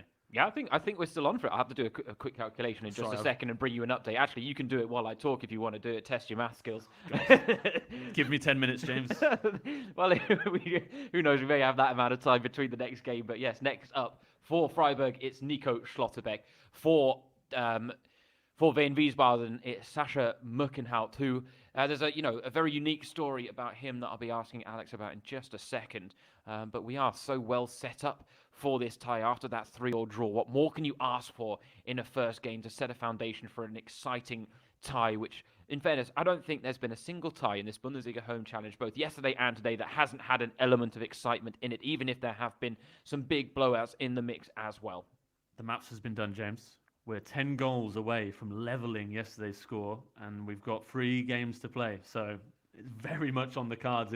If this game can follow suit of the one we previously just had, and then Darmstadt against Bayer Leverkusen, as you can see, the final tie of our Bundesliga home challenge, if that can live up to expectation and provide goals as well, this could be a fully entertaining day. This could be a record-breaking day, Alex. Day 2 of the Bundesliga home challenge, and we smashed the goals record from the first day. Day 2, and we're already breaking records.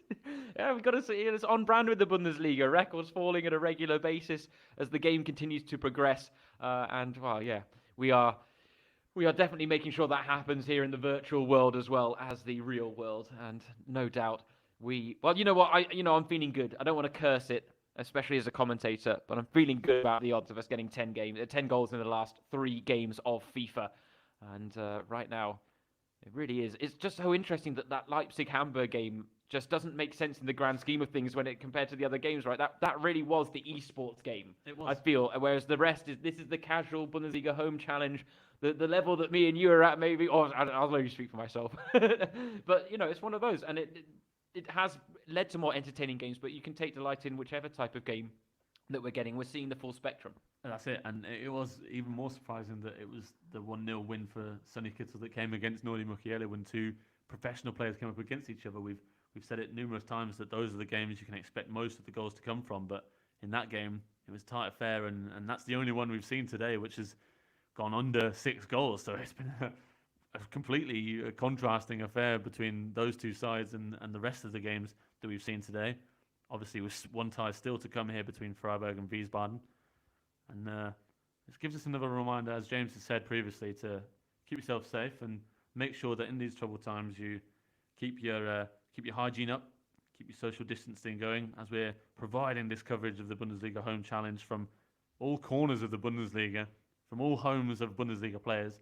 And it's another opportunity to shout out a player, Tobias Miesner, who is on the books of Wien Wiesbaden, the 20-year-old, and he was another who sadly has tested positive for the coronavirus. He did that on a couple of weeks ago on the 17th of March, but he said that there were several cases in his family already, and there's nothing to worry about. He's doing well. He's not had any major signs of symptoms, and we're wishing him a speedy recovery from the coronavirus, as we are doing for all who have been affected by it so far. Absolutely. It is a troubling time, no doubt about it. But this is aimed at offering a brief reprieve from it all, with some light-hearted fun on FIFA of all things, because yes, places or official entities and clubs have definitely had to come up with some creative ways to create content during this football-free period. You know, we've gone from the rhythm of the Bundesliga season, or any league season, let's say, that really was starting to get to the peak of the climax of the campaign, in terms of everyone trying to hit those targets, achieve the ambitions they had set themselves before the start of the season, whether that be avoiding relegation or qualifying for Europe, or maybe even having a title tilt if you're Borussia Dortmund and RB Leipzig as well.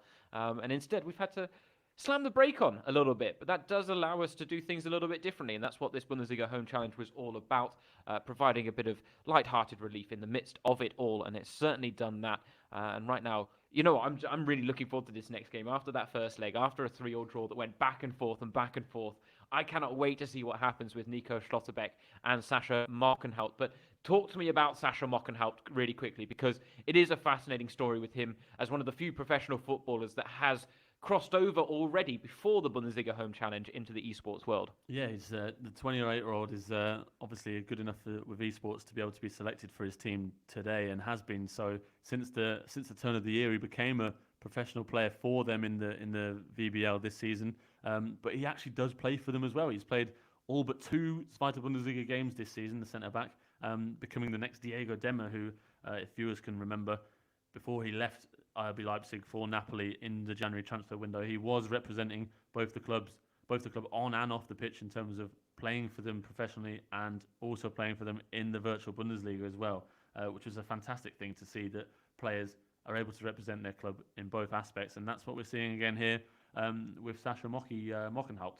He's, you know, put himself in the pecking order of being good enough for them to both represent the club on the pitch and off the pitch in terms of the virtual world.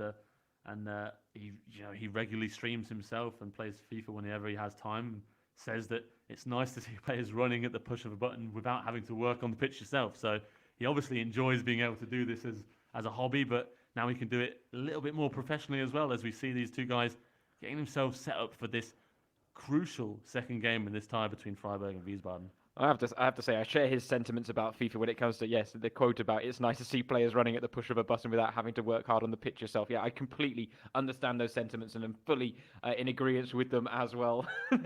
Especially in these times of self-isolation, where it's all of a sudden a bit difficult to be a little more active. Everyone having to work out a few exercises at home. We've seen Bundesliga and Zweite Bundesliga clubs come up with cyber training sessions as well to keep themselves fit and ready for when the season does get back underway, which it will do undoubtedly at some point. In what capacity we wait to be seen, it will be a very safe capacity, no doubt. Some very smart decisions being made by the powers that be right now, no doubt about it. But we are just about ready for this game. A few last-minute tactical tweaks. Maybe Muki saw something in that first game that he maybe wants to change, a formation alteration, or maybe an extra player that he wants to throw into the mix. It looks like he might be dropping himself out of the lineup, in fact. It's controversial. Controversial indeed. But he, as we can see on his screen, his little player cam, he does have quite a nice setup there. He's got some shirts in the background, probably from players he's played against. He actually posted his new gaming setup that he'd been able to set up just last week on Instagram. You should go and have a look on that on his Instagram channel. He began Twitch streaming just last week and has his new gaming setup all ready and raring to go, with a proper gaming screen and chair and everything. He's got a couple of screens actually there. So he's taking this very seriously, and obviously he's going to take this game seriously as he prepares to go up against Nico Schlotterbeck and see if he can pull off a good win for his side.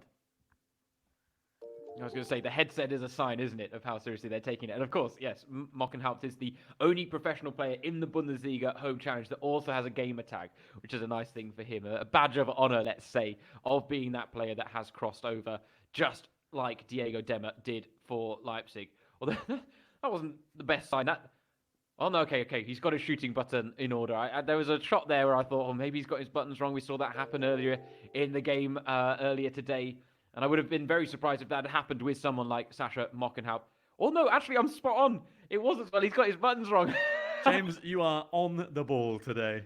Absolutely love it. So he's having to make a last-minute change to get that shooting button in the right position. That could have given Nico Schlotterbeck an early edge in this one. As we see, actually, just as kickoff gets underway, Mocky immediately goes to a very defensive setup. Clearly, must be a way he enjoys playing, having all the players behind the ball and being defense-minded first off. But we'll have to wait and see how this game pans out as we get things underway. Yeah, it'd be good to see Mockenhaupt not doing a Maximilian Eggestein there with his controls and making sure that the problem was solved well before kickoff. Because it was Maximilian Eggestein that played the first half an hour of his game with his shoot button in the wrong position. He had shoot and cross mixed up. He had Pizarro shanking shots to the corner flag when he was through on goal one-on-one. And Mockenhaupt was making sure that wasn't going to happen to him. And he really has started on the front foot here. Schlotterbeck under a fair amount of pressure in these opening exchanges. Now a chance for him to finally release that. And we'll see how comfortable and composed he is on the ball. But again, he didn't rush forward there. He's played it nicely now down the wing. Space for him to exploit.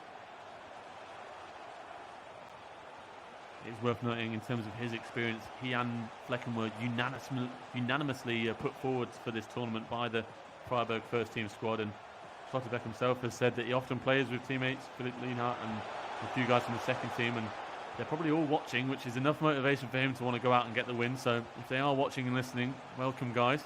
I hope you're enjoying the coverage, and hopefully for you guys, Mr. Schlotterbeck can get himself a big win to take the victory for Freiburg here against Wiesbaden. That's it. Flecken set the standard in that first game. Schlotterbeck has got to match it. No doubt about it. But yeah, I can imagine that will be in the back of some of these players' mind, knowing their teammates probably will be tuning in and having a watch. And as I say, maybe just a sign there that the group WhatsApp chats are definitely going to be on fire later tonight if they are tuning in. And maybe, hopefully, they'll be able to celebrate with Schlotterbeck. If not, I'm sure they'll be quite happy giving a bit of stick if he doesn't come out on the winning side of this. He's got a great chance to create a chance here. He's got Kath through on goal. He's got players making runs into the box. Here's one of them. It's Lucas Hurler. Lovely little fake shot. And if anything, one pass too many, Alex. He went for that eSports trick. He's trying to get a really open shot at goal. Like you said, many of us would have taken a shot there, but Schlotterbeck knows how to play. He's trying to work that easy shot, but it would have been a nice opening if he'd been able to pull the trigger there just to test the goalkeeper in these opening minutes. Haven't seen a save from either man so far from a shot on goal, but he's looked comfortable in these early openings, this Schlotterbeck. Not being overawed by the occasion whatsoever. Yeah, not being too risky in his pressing game. He's putting pressure on the ball without dragging anyone out of position too much, keeping a nice shape to both his midfield and his back line. And it is ultimately leaving the ball in Mucky's court to make something happen. Nice little back heel. He's only got two men in the box, twisting and turning. Schlotterbeck committing to ground with the challenge. That really is it. It's the ability to move the ball in tight spaces where it's not moving much, your player's not moving much, but you're getting your opponent to try and commit in anticipation of where the ball may go. Schlotterbeck did so well there, as you say, to not jump in and not make a rash challenge. His midfielders were not getting back well for him, but he kept control of his defenders and made sure that he didn't jump out and didn't leave any space in behind. A chance now for Nico Schlotterbeck, and he has slotted it home into the bottom corner. Peterson was the man that got the opening goal of the game for Mark Flecken, and he's kept the trend going for Nico Schlotterbeck. What a fantastic way to start for him. A fantastic finish from the man, the myth and the legend, Freiburg's all-time top scorer, Niels Peterson. Tidy finish at the near post once again. Clearly Nico Schlotterbeck knows how overpowered it is to shoot at the goal in that position. Now Mockey's got a job on his hand to try and make sure that he doesn't get outdone by his fellow profession. Yeah, this is the beauty of the 85 mode that we are playing on, where all players are capped at a skill or a FIFA rating of 85. It means that players that are normally not used in this game are now coming to the fore. But of course, Peterson would be first choice Freiburg striker, no matter the occasion. And he's proving exactly why, with 2 goals across the 2 legs so far, 1 for Mark Fleck and 1 for Schlotterbeck. And Schlotterbeck is coming forward dangerously here with Peterson once again. 2 men in the middle to aim for. Cut back with Peterson, and it was a great chance in the end. I think it was a combination of both his own player and the defender that blocked the shot. Not the way he wanted that to go. It was really well worked there. Earned the shot at the near post again, which is what exactly what he wants to do. But as you said, it's a combination of both his own player and the opposition making a big block there. Oh, but he's risking it at the back. Oh, and now he's made a mistake as well. He's not happy with himself, and in the end, a nice little ball roll means it's an open goal for Muki. Composure, composure, composure. He knew the mistake was coming. Didn't expect it to come to him like that, but to go forward and to ball roll past the goalkeeper like that is fantastic work from Muki, and he brings the game level. Schlotterbeck will not be pleased about that. Bit of panic there in bringing the goalkeeper out when maybe he'd have been better served leaving him at least in the penalty area where he could potentially make a save. But committing like that really does leave you exposed, doesn't it? It does. It opens up a lot more possibilities for someone with that much space in behind. He could have tried as many tricks as he could fancy there. Obviously went for the ball roll and worked out superbly for Muki, but Schlotterbeck showing perhaps a bit of inexperience there. First with the mistake of the pass, and then being at his goalkeeper so quickly.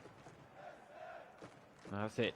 Fingers away from that triangle button. It's so tempting, especially when a player's breaking through on goal like that. But sometimes it can actually cost you even more bringing your goalkeeper out than leaving them where they were. And now, though, Schlotterbeck looking to respond in kind. That's a lovely ball to the back post. Their first touch, though, just a little heavy. And that allowed the defender to recover the position. As we approach half-time.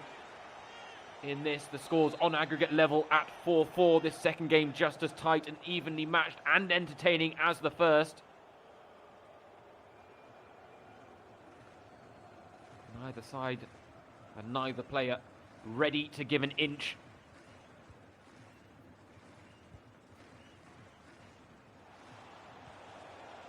I should say as well, Sascha Mockenhout quite capable of scoring quite spectacular goals, because he scored a lovely chip in the FIFA Pro Cup the other day. And interestingly, that was while he had his baby on his lap as well, of all things. So it's a unique way to play FIFA. It looks like he doesn't have his baby on his lap now, but things are going well. As long as he can keep this out before half-time, he's able to do that. Well, you never know. Maybe the baby was a good luck charm. Maybe we'll see. That could be the half-time changes he makes off the pitch as opposed to on it. No tactical moves to come, but perhaps bringing in that extra support or that extra encouragement to bring in the 12th man, as they say, Alex. The 12th man. The one that can give you that extra push of energy in the closing stages of a game when the fans get you behind you, right? That's it, especially when he's playing away from home. Yeah. Yeah, indeed. Oh, that's brilliant. But yeah, well, he's just drying his hands off there, so obviously a few sweaty palms. I don't know whether that's because of the intensity or the nerves. Maybe a combination of both. But this is playing out as a fantastic tie between Freiburg and Wien Wiesbaden. Again, a reminder, Wien Wiesbaden finished bottom of the virtual Bundesliga. Again, that doesn't mean relegation, but Freiburg are not involved in the virtual Bundesliga. But what we're seeing here from them is that they may actually already have a virtual Bundesliga team on their hands in Nico Schlotterbeck and Mark Flecken. Definitely, there's opportunities for them there. Freiburg do want to expand their horizons and get involved with the future of the virtual Bundesliga. They may not have to look too much further than the men they already have in their ranks. Obviously being unanimously nominated for this challenge by their teammates, as we mentioned. Could definitely be the case that these guys are able to do what Muki is doing and work for the club on both fronts.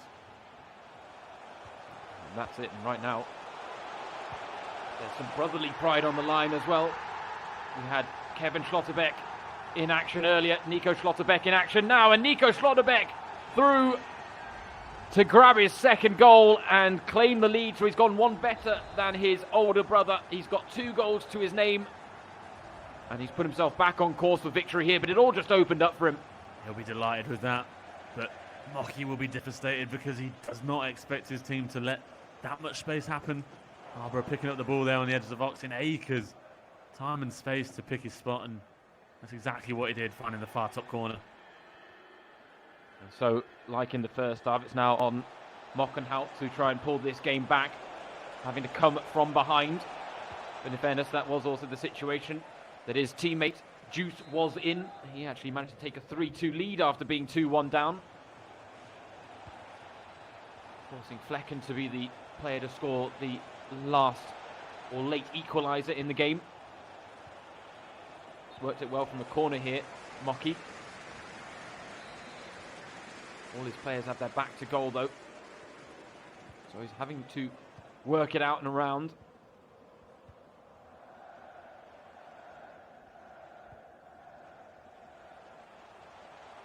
Harbour playing the ball through midfield now with Kath.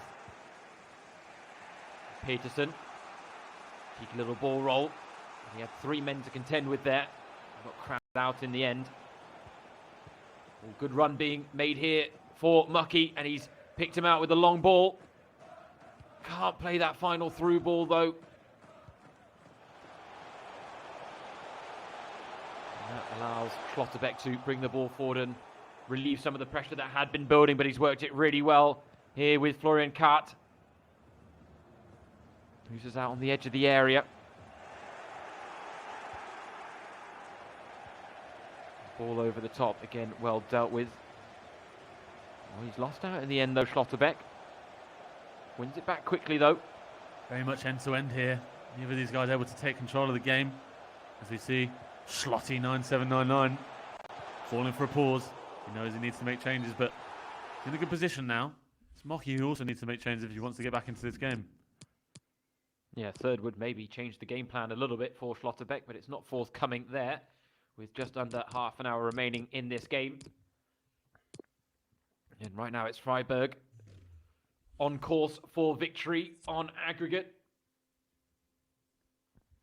Certainly one of the most evenly matched ties we've seen over the course of 2 legs. We've sometimes had one game being a blowout, one game being quite tight. This over the course of 2 legs has been nail-biting from start to finish. Both games going back and forth, very evenly contested, despite the fact that you've got 2 FIFA pros playing against 2 FIFA football professionals.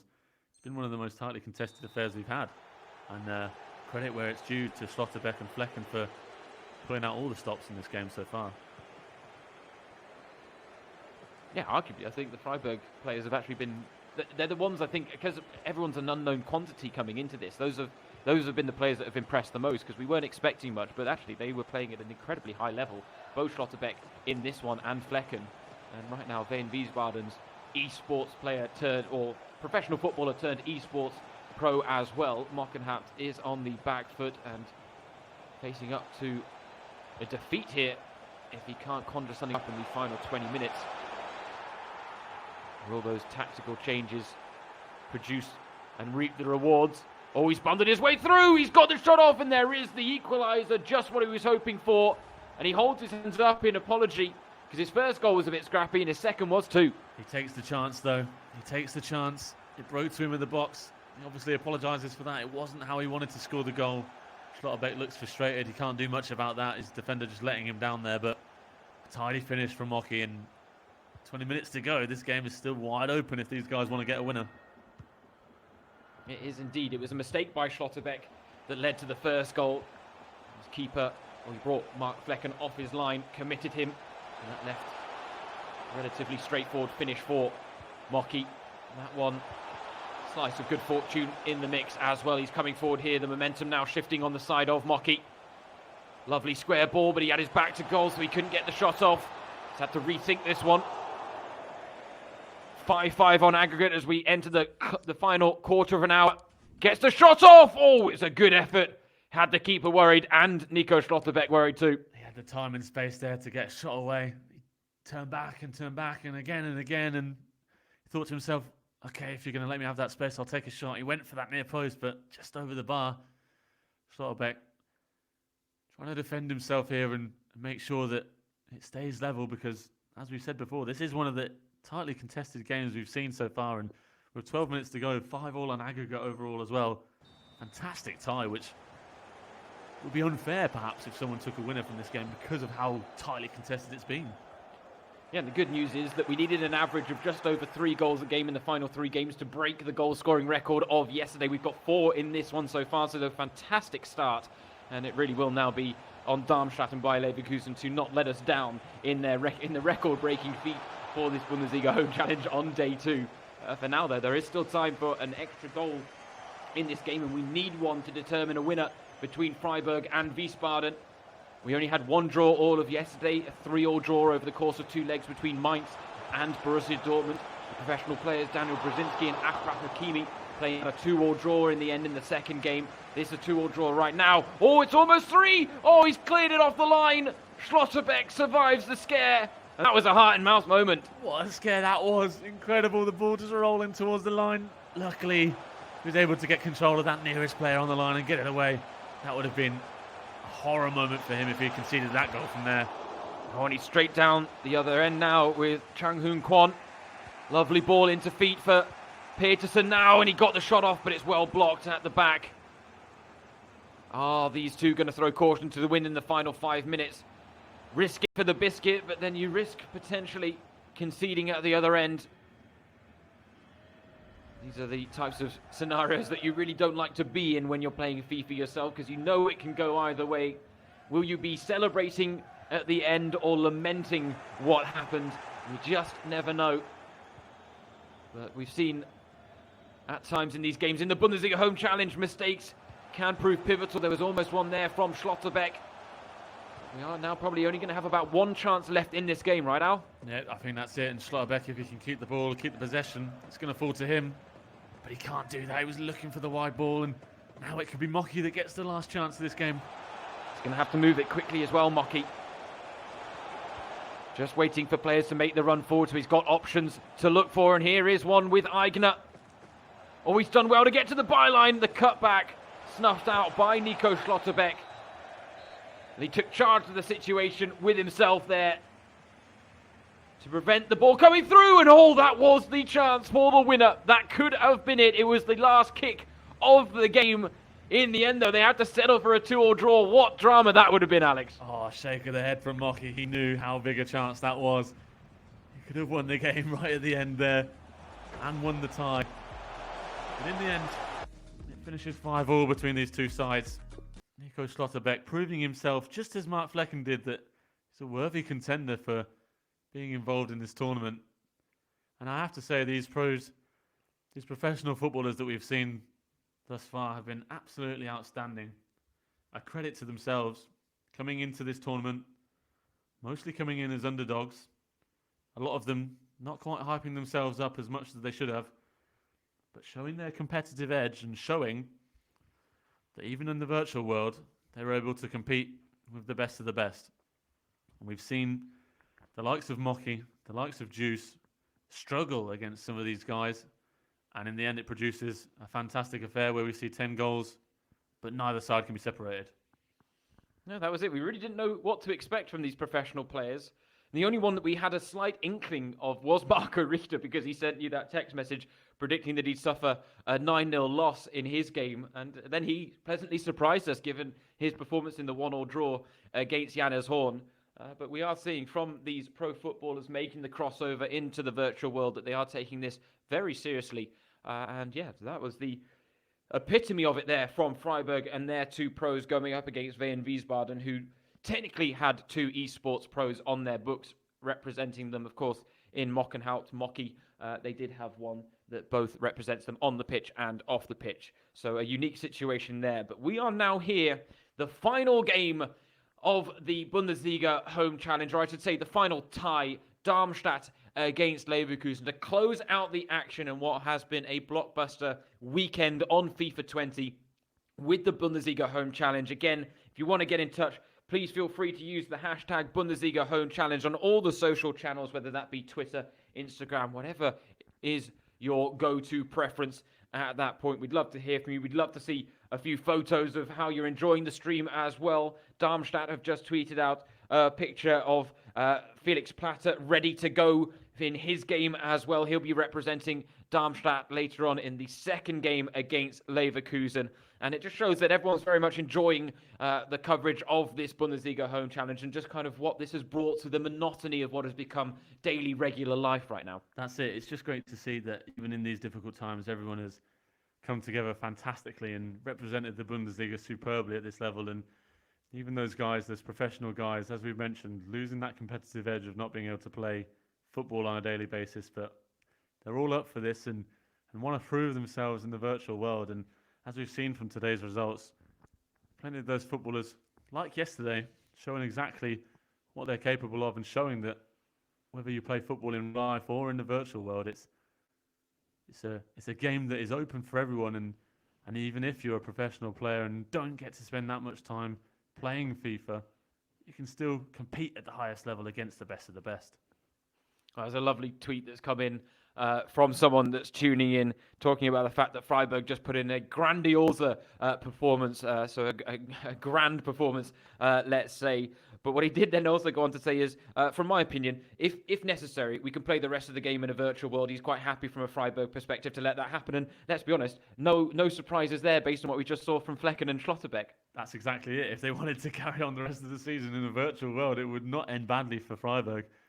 It's already fantastic how they've been able to compete against these two guys, and even with conceding 5 goals, they never looked back. And Flecken, of course, as well, was starting that game superbly and took the lead twice before getting that late equaliser. And now, as we look ahead, as you said, to that last tie between Darmstadt and Bayer Leverkusen, my name is Alex Schaffer, and I'm alongside James Thorogood, and we're going to bring you this final tie as we've brought the rest of them.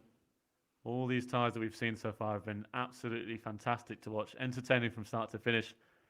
And it's been a fantastic weekend so far, and it's quite a shame, actually, that it's coming to an end now with this final tie, James. It is a little bit, actually, when you say that now. I was trying to get hyped for the final game, but you're all right. It is a bit of a shame that things will be coming to an end here, but it has been such a wonderfully positive experience from both our side on this side of the mic. I'm sure that the players that were involved in the Bundesliga Home Challenge on the side of the controllers would say the same thing as well.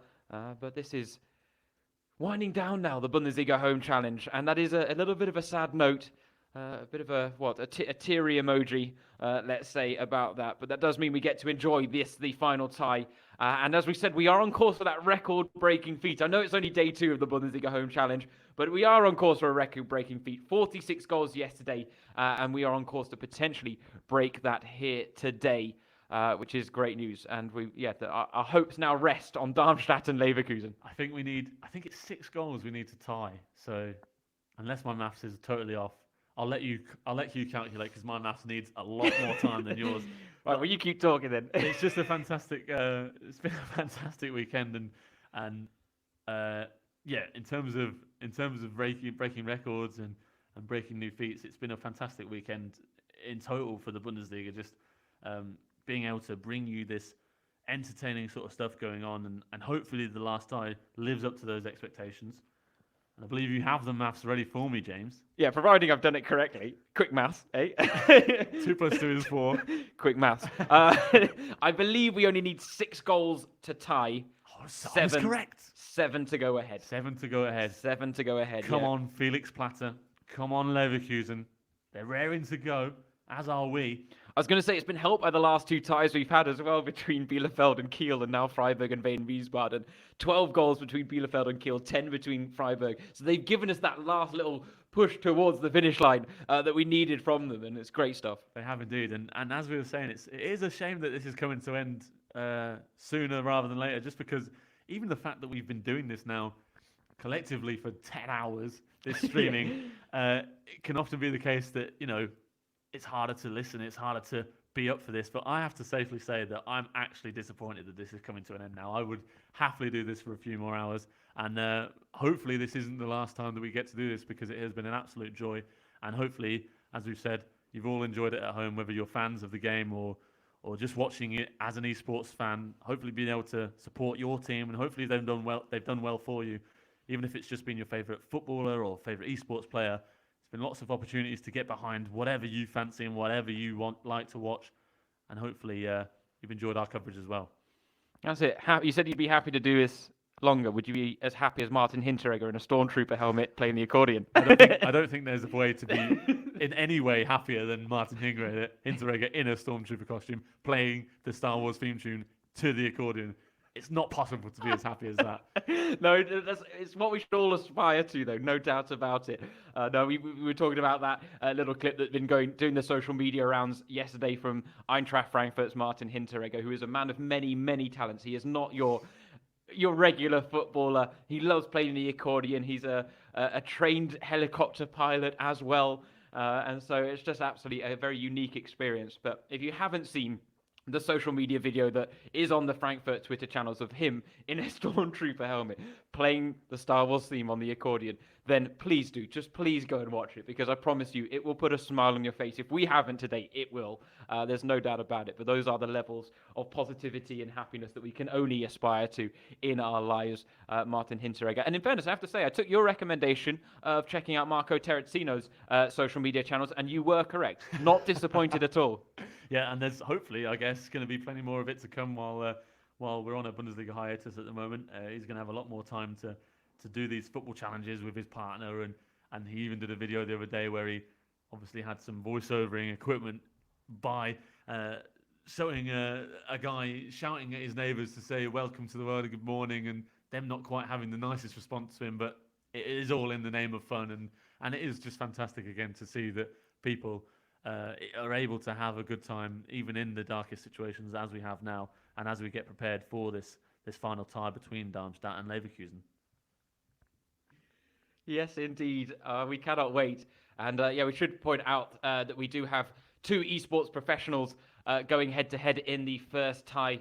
Yannick Gotzeri de Groy against Kai Detto Vollen. And Kai Detto Vollen, I talked about the over 30s. Kai Detto Vollen is in that category as well. So I'm championing him in this game. No doubt about it. It's that we've got to stick together, us over 30s, especially in the world of gaming, because we're getting absolutely overrun nowadays. And I'll be sitting behind Yannick then, because he is 24 years old, which is my age as well. So now we're going against each other. Now it's on. Okay, so guys, just a heads up, the commentary style may change now for the next the next 90 minutes on FIFA. It may be more of a rivalry, seemingly, in this second to last game, the penultimate game of this Bundesliga home challenge. You can see there the players just getting their teams set up and ready to go.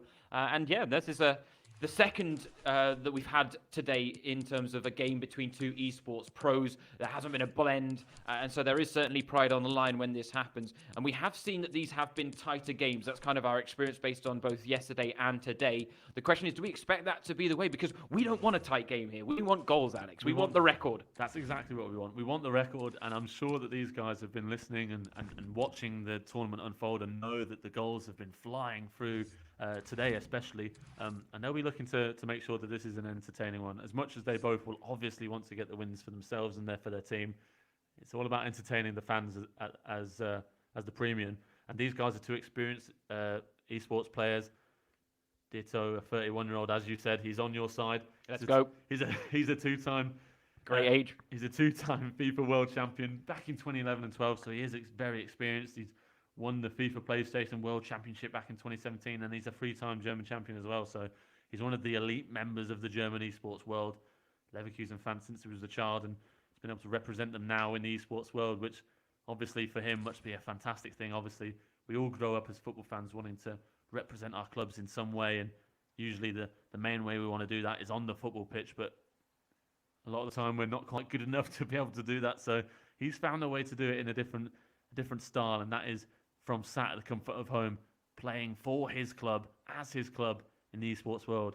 And he'll be doing that again in the penultimate game of our first ever Bundesliga home challenge, as we get things underway here between Darmstadt and Bayer Leverkusen. Good luck to these guys, and we hope you enjoy this penultimate game of the weekend.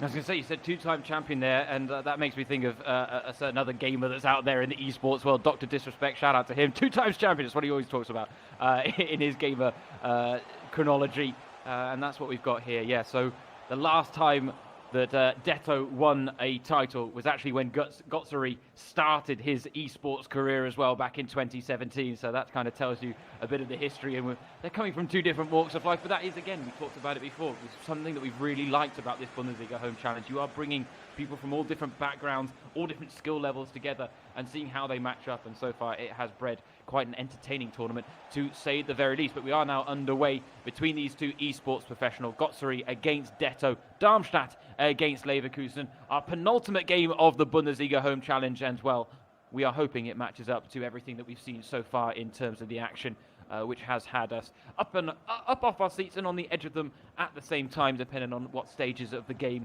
we have been in. And the opening chance of this game still forthcoming, but this has been a facet of the games between esports pros. It is a little more patient, there's a lot more composure. Chances aren't quite as free-flowing, but it doesn't mean that the goals dry up. And that's always been a nice thing for us to enjoy in this tournament. Not at all, yeah. They're very entertaining games, and it's just fascinating again to see, even despite the difference in ages between these two guys, they're both very experienced and know exactly how they want to play, and it makes for an interesting matchup, even if there's a 7-year difference between these guys. And that interesting fact, of course, that you mentioned, that Götzeri started his career in the same year that Detto won his last title, just showing how much of a difference there's been between these two guys. But now they meet today on a level playing field in the 85 game mode, which puts everyone at the 85 rating, in case you're unaware. So if you're waiting to see Kai Havertz pull off some tricks and flicks, it might not be the case, because he's down at the 85 level and only able to produce 3-star skill moves. But it provides an opportunity for these guys to be on a level playing field and show who exactly is the best basic FIFA player. Yeah, that's kind of what it boils down to, isn't it? It really does reduce the skill gap. We have talked about that, but it makes for some fascinating fixtures. And it does give some of these professional footballers a chance to kind of match themselves nicely. In this case, we do have two esports professionals in Götzeri and Detto. And you can see there's very much a feeling out process going on between these two in the opening exchanges, just trying to find and discover any vulnerabilities potentially at the back. But there is a strong passing game. Both pressing high up to try and force a mistake, maybe out of their opponent at the back in a dangerous area. But both doing well to break the press so far, and that does come down to the composure that they show on the ball. Götzeri as well. He's had good experiences this season. He's gone 30-0 twice in the weekend league this season, which we've spoken about before. It's the most impressive and most difficult experience you can have on the FIFA world, playing against the best of the best on Ultimate Team. He's gone 30-0 twice. So he's a successful guy and he's in form. Joined Darmstadt, had the most wins for them in the VBL this year, and 11 solo wins and 6 doubles. So he's good on his own as well as with partnership. He started the better of the two in this game. He's had more of the attacking impetus, but we're still looking for our first real chance on goal. Yes, we are. Could it come from the corner? We've only got 2 more games to produce that bicycle kick that I've been waiting for since the start of this tournament yesterday. Whether it's going to be forthcoming or not, we will wait to see. I'll be honest, my hopes aren't high, Alex. I think if we want to see a bicycle kick today, we might have to get our own game of FIFA going after this and just go for it. I thought you were going to say I'm going to have to do it on your couch. But I'm glad that's the case. Because, yeah, our biggest hope was Marcel Hartl, who scored a stunning bicycle kick this season. And unfortunately, he was unable to produce it in the virtual world. Exactly. That's the shame. But hopefully we can see some stuff later on from the likes of Felix Platter and his opponent later on from Leverkusen, Adrian Danilevich. Right now, these guys, evenly contested, both slow in their build-up play and cautious in their approach, not to make those mistakes that we see so often from non-professional guys. Detto is getting his time on the ball now for the first time really in this game, and going to work out a way through. Some space is now opening up. Fantastic tackle though, there from the Darmstadt defence. Yeah, crunching challenge to prevent that providing any more threat to his back line. Well, that's it, some very crisp passing from Detto early on in this game. So he's getting his angles right, he's getting his timing right. Both these guys previously have represented Manchester City in the esports world. They're both well aware of the other's capabilities. Both obviously representing different teams today and coming up against each other in this Bundesliga Home Challenge. Provides a different aspect to their game and different opportunities for them to get forward, as is Detto doing now. Yeah, here is Bailey clipping it into the box for Havertz on the volley. And, well, he's got the technical brilliance to pull that type of chance off Kai Havertz in real life as well as in the virtual world, this time just wide. That would have been one of the goals of the day so far, for sure. Bailey with a nice little chip ball, and Havertz, as he does in the real world, as you said, a nice little bit of control. A tidy volley towards the near post, but just going wide there. He's worked it well here, though, and he's got a lot of space to work with here. Götze in behind Mitchell Weiser. Oh, a little flick-flack to take it past Tapsoba. Oh, he's gone for goal at the near post. That is what we've been talking about all tournament, and Detto not happy with that. Götze delighted. And he scores with the man who will be representing Darmstadt later on, Felix Platter. Outstanding play to get that space in the box, and as you said, when you've got that space in the box and you're at the near post, more often than not, it only ends one way, and for Götze, fantastic way to go ahead before half-time, and for Detto, very disappointed to have fallen to the tricks of Götze there at the near post. I have to say, it's the type of goal we haven't seen a lot in this tournament either. 3 passes from back to front was all it took, right? And the first one was an incredibly risky one out from the goal kick that Detto almost managed to intercept, and that would have put him basically through on goal. Instead, he survived that scare, 1 pass down the wing, he was basically through on goal. Especially from an eSports player as well, it's not the openings you expect to see, and the quick transition play, it's usually not something we see from eSports players unless you're in the last knockings of a game and there's openings to be had. Not in the first half of the game, we definitely didn't expect to see that. Seeing it again now for Darmstadt. We're also just seeing as well Mitchell Weiser being played at right back. I just wonder whether his default settings are to be a bit more attacking, because he's definitely leaving Detto a bit exposed at the back down that right-hand flank, because he's pushing forward and leaving space in behind that Darmstadt and Götze are exploiting. The free kick is not a bad effort into the side netting, but he had the dip, not the whip. People who play FIFA regularly will know how difficult the free kicks are to take this year on the game. Actually with a good effort there though towards the near post. Whipping wide past that post, and that would have been a fantastic way to go into half time, but he'll be delighted to have scored just 4 minutes before the break there. Detto though, only just the 1 shot on goal, none on target. It's often the case that we don't see many shots on goals between these esports guys, but Detto, one of the more experienced guys, he knows that his chances will come in this game. He just has to make sure that he can take them. Yeah, it's that game yesterday between Luka Zander and Tim Latka that we've referenced so much. The only game in this entire Bundesliga home challenge that had 0 shots on goal in the first half. Only 3 in this first half, but at least chances were created. That first half, it was a tactical, tense battle. Gave us very little to work with in terms of goal-scoring action, though. That's it, but it's always fascinating. That's it. If you're appreciative of this game, if you know how to play FIFA yourself, you play it regularly, you can watch this game and think, wow, how on earth do these guys do this to stay concentrated for so long? Because it can become a frustrating game when things aren't going your way, but if you stay concentrated and can be patient in the game, be patient in your build-up, chances will come and people will make mistakes. I don't know what you're on about, Alex. They should be wondering how we've stayed on point for 6 hours and now another 5 today. This is very true. And just the fact that we know that, you know, it's coming towards an end, maybe that's given us our little boost, but to be fair, this has been a long old slog for us, and I, for one, am very proud of our concentration levels. I just wish I could transition that into my way of playing FIFA, because I know if I could play like I've broadcasted this game for 6 hours, I'd be doing a lot better in the FIFA world. I agree. I'm far too impulsive on the game. Absolutely. It's definitely my downfall more often than not. But yeah, I'm definitely picking up a few tips and tricks from the style of play and the approaches that we've seen to games from these players. And if you do want to pick up more trips and skills from these two guys, you can know that Detto does do FIFA coaching on the side of his esports world as well. So if you're in need of some extra FIFA coaching while watching him play, you can always get involved and get in contact with him. Get some special coaching lessons from him to just take your games to the next level if you do want to try and maybe try your hand at the weekend league for the first time, or try and do better than you're already doing in the FIFA world. Yeah, and I'll throw out the offer. I'll do it half price compared to Detto. The problem is you definitely won't get as much expertise. Whether you improve or not is a different story. Yeah, that I can't guarantee. That's in the fine print. Terms and conditions apply. Terms and conditions are you may not improve. Oh, that's, yes, life with James Thorogood as your teacher.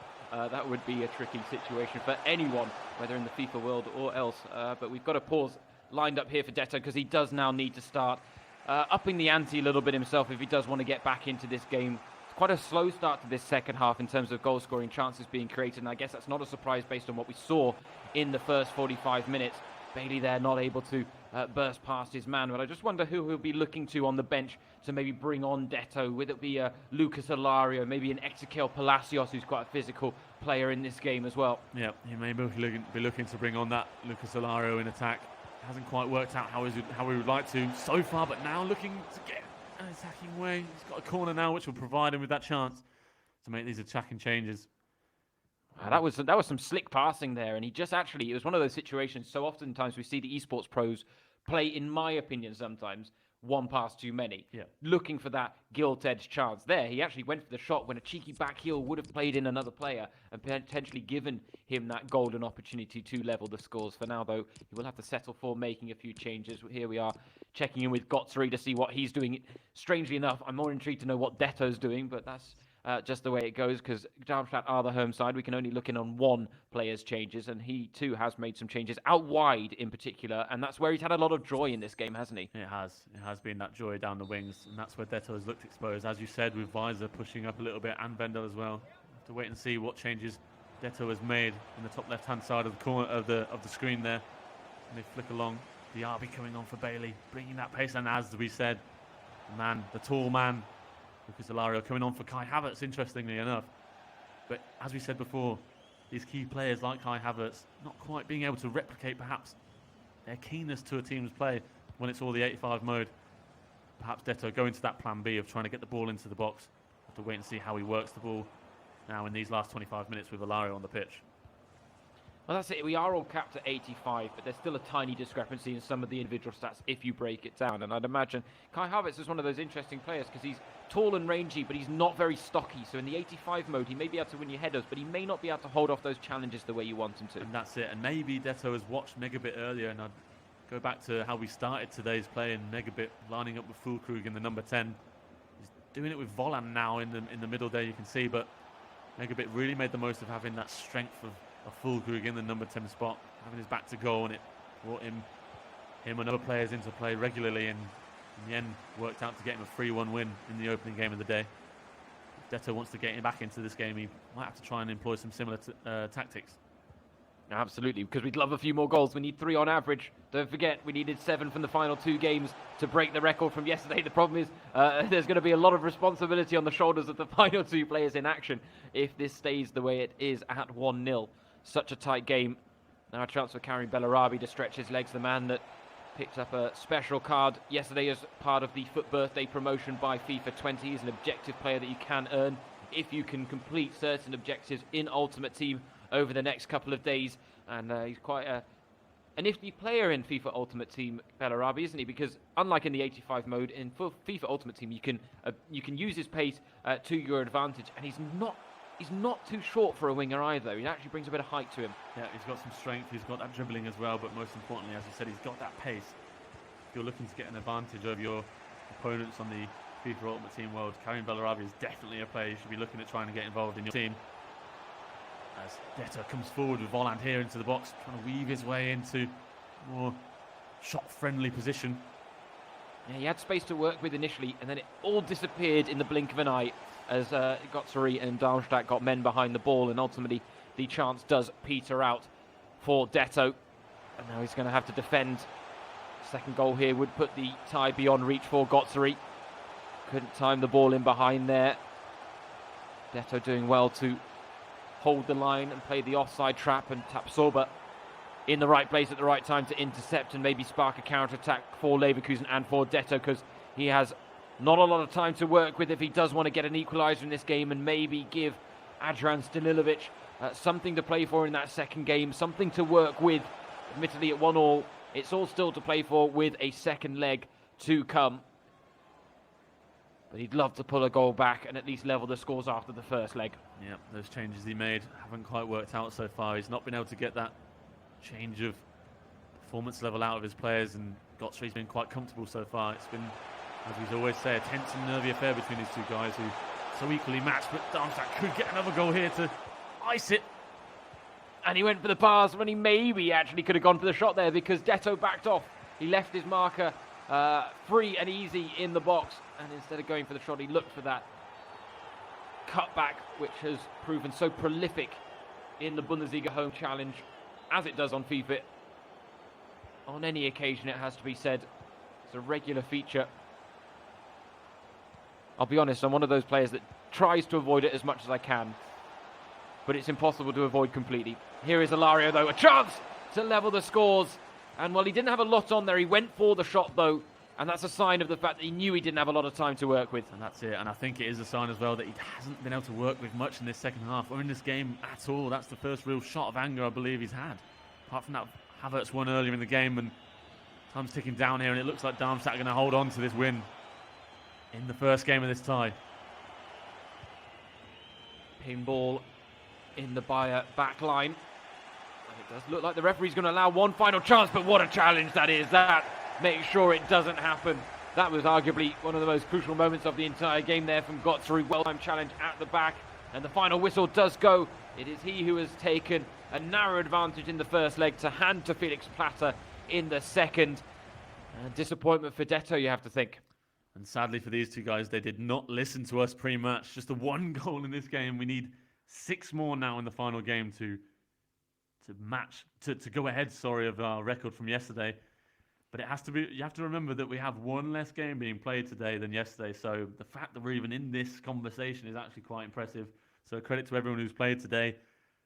Yannick Götze coming away with a 1-0 win against Detto. A really tight affair from 2 experienced guys. Yeah, well, and I'd like to say, just to make the point, sorry, James, that my younger man, the 24-year-old, representing the year, comes away with the victory. I've been let down by Detto. The Boomers have been let down by Detto in that one, and he had the chances, but he just couldn't convert. But yeah, it was the young gun coming out on top, which is a trend that we have seen in the Bundesliga home challenge for the most part. That's very true. The younger guys have been impressive, especially our man earlier representing Hausval. Yeah, the 17-year-old Hausval Umut. 17-year-old man coming away with a victory earlier on. That was another coming away with a draw. Sorry, it was an impressive game though, 1-1 in the end, and he was coming up against Sian Yazala, an experienced guy, but he proved himself to be worthy of the match. And as we see now, our two men lining up for the final game of the Bundesliga home challenge. Felix Platter and Adrian Stanilovic coming up against each other. And will we be able to see one of the games of the tournament to close out what has been a fantastic weekend so far? I hope so. I've got high hopes for this last one, especially given the fact that it's so tight after the first leg, because these players will both know that there's a lot on the line, at least in terms of pride. And we keep going back to the pride issue, but it's one of those things. It is what they're playing for in this. There's not much on the line. This was meant to be just a bit of free fun during a football-free period, but I am truly excited to see what this final one. I'm sad that it's coming to an end. But we need what was it? 6 goals. Need 6 goals in this final game. The record-breaking feat is still possible, and yet we do have Felix Platter taking on Adrian Stanilovic. 4 years between them. Felix Platter 24, Adrian Stanilovic just 20 years of age. So if the trend goes, then Leverkusen might be in with a chance here. And I'm really interested to see how Platter deals with this now, because obviously we heard Marco Richter's response this morning saying that he was more nervous playing this than playing in front of 80,000 people. Platter himself has played in the Champions League against Real Madrid at the Veltins Arena for former club Schalke, so he knows all about playing on the biggest stage, but it doesn't come much bigger than this for these esports guys, and for him, especially being a professional player, it's a big opportunity for him to showcase his skills in the virtual world. So it'll be interesting to see if he's a bit nervous now coming into this game, as we do get things underway. Again, it was Felix Platter that scored the only goal of the game in that first leg for Götze. So the question is, can he do it on the joysticks as well as Götze executed with him in FIFA? He's giving the ball away dangerously there. That's not a great early sign for Felix Platter. And he doesn't want to give Adrian Stanilovic much to work with early doors. Right now getting to the byline. Oh, he's got the early chance, and that arguably should have been the opening goal as well. So he could be in for quite a rip-roaring one if this is anything to go by. Stanilovic, he's signalled his intent early, it's fair to say. The nerves clearly on show from Platter. Came into this game saying, finally a match day again. Not the right one, but at least we're playing something. And he said he was up for it, said he was excited for this game. Obviously, as we said, trying to keep those nerves on the back burner as he comes into this game, having had a few days and weeks of practice, which he says haven't been bad at all. But 7 minutes in, he's trying to get possession and just feel himself out, trying to get into this game, and has to make sure that he knows that these guys he's playing with, Darmstadt from the second Bundesliga, aren't quite as low rated as they used to be. But he's got himself the celebration. Opening 10 minutes and he's got himself a goal. That near post one again. And Darmstadt going ahead early. Just like Greuther did, beating the keeper at the near post. And that really, I think that's been, along with the patience game where we've gone, you know what, we've realised that, you know, we really want to be better FIFA players ourselves. And maybe some tips out there for players that are probably, let's be honest, better than us. Patience has been one of the biggest takeaways, but this near post finish has been absolutely insane in how overpowered it's been and how much of a difference it's made in these games. And so I don't know whether Felix Platter got a few tips from Greuther in the lead up to this game to tip him off that the near post finish was one to go for, but he executed it well there, and you have to say the angle was all against him. It was indeed. You'd think actually coming from a real world football world wouldn't be the easiest way to score a goal, but in this game it just seems to be the way to get past goalkeepers, and Platter is obviously well aware of that, and it's a good sign that we've already got a goal in this game. 5 more to get that record to equal yesterday's tally, even if we have 2 games left actually, 1 tie, but 2 games less than yesterday. Fantastic way to start, but Stanilovic not resting on his laurels at all. I was going to say, he had the first chance of the game and showed some nifty proficiency in the final third, which does bode well for our hopes of a record-breaking feat here. We've had an early goal, and Stanilovic also looks very capable of scoring in this game, but right now it's Platter coming forward. He's got numbers on his side, he's got men streaming forward. One of them is Felix Platter himself on the far side. He goes for glory, and he's looking for the far post, and I think in that sense, can't really blame him there. Fantastic way to break, though. He had space himself. He found himself on that left wing in space. As we saw in the first game, Mitchell Weiser perhaps just getting a bit too far forward in that right back position. After trying to make the most of it there. Shot across goal. It's the right way to do it in the real world, but just dragged it a little bit wide here. And that is something we have been missing from today's action, actually, is a player scoring with himself in the game. We've had Vogelsammer on the score sheet for Bielefeld, but Vogelsammer himself didn't do the scoring. It was actually his teammate Marcel Hartl that did it all for him. And so that is something we are missing, because we did have a couple of those occasions yesterday with Nassim Bujalab of Schalke and Baris Attic of Dinamo Dresden. And those were nice moments where you did feel, actually it was Federico Palacios as well who got on the score sheet today, but not with himself. Again, it was his teammate that did it for him. So yeah, an interesting facet to today's play. Felix Platter being our last hope in that department. We are pinning our hopes on a lot of things in this game. It has to be said, the way we built it up. Maybe that's not the way to go about it. But right now, fascinating fixture brewing between these two sides. Felix Platter, a bit of patient play on the edge of the box. Shows he's got those little intricate skills, and it's broken for him nicely to make it 2-0. And that is the goal he wanted. And it is Felix Platter. He has joined Bujalab, he has joined Attic, and he's got a goal with himself. He's joined that prestigious club of Bundesliga professionals, scoring with himself in this virtual world. As you said, in the build-up, just patience that was needed. Found that pass into the box, and it had that bit of space. And he was clinical enough to take the finish and put it in that far top corner. Fantastic play from Platter so far, and taken deserved 2-0 lead already, half an hour into this game. Well, that's it. Stanilovic now really up against it. 3-0 down on aggregate. He knows he needs at least 3 goals to level the tie overall. But Felix Platter has really forced his hand now, and we may see him have to break out of his shell, which then may lead to more opportunities on the counter-attack for Platter, and that's where he's definitely posed a real threat so far. Set piece is not quite the case. As another corner goes without producing an overhead kick. It's just bitterly disappointing. I was going to say, this is it, because this is where I come from, right? I talked to you earlier about the fact that my first FIFA, I think, was 96 or 97. That's when overhead kicks were so overpowered. You just needed to get down the line, whip in the cross, and 9 times out of 10, you'd probably be able to pull one off. Sadly, it's changed for the worse. In that aspect, the game has progressed in a bad way. As we see Stanilovic getting his first opening in behind. He's done well there to get a bit of space, look for the cross, but it doesn't come off. And this is a point I wanted to make as well. These guys are used to having to make in-game decisions to change the way they're playing. They go 1 or 2-0 down. Oh, he's got one back! We have a goal back already. And Ilario is the man who gets the goal. A mistake there from Platter, just giving the ball away in midfield, and Stanilovic made the most of it there with a clinical finish. I feel like we've said that a lot today. I feel like individual errors really have played a much bigger role today than they did on day one. There were a couple in there, don't get me wrong, on day one. I mean, the opening goal of the whole entire tournament was an own goal in the 4th minute of Fürth against Hoffenheim, where Fifabio 97 got to the byline, pulled the ball across goal, and it was Akpoguma who turned it home. But this is it. We have seen some bizarre moments as well throughout all of this. But individual errors today, I think, have been the defining factor of day 2 in the Bundesliga home challenge, and we've seen it there again now. And now we're just 3 goals short. Now we're just 3 goals short. It's not like we're not sitting, just waiting on this record. It would be fantastic. Take some personal pride in knowing that these guys have produced entertaining goal-scoring football again today.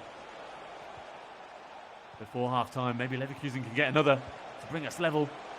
Oh, it's a decent effort as well from the edge of the area, though, straight at the keeper. Stanilovic not happy there with the effort from the edge of the box, but he's given himself something to work with in the second half, pulling a goal back, reducing the arrears. It's 3-1 on aggregate to Darmstadt over the course of the 2 legs. 45 minutes left to play of the Bundesliga home challenge. Again, get in touch. Hashtag Bundesliga home challenge on the social platform of your choice. And we hope you are enjoying the coverage that we are bringing you of this once-in-a-lifetime type opportunity, or a very unique experience at the very least this weekend in this football-free period.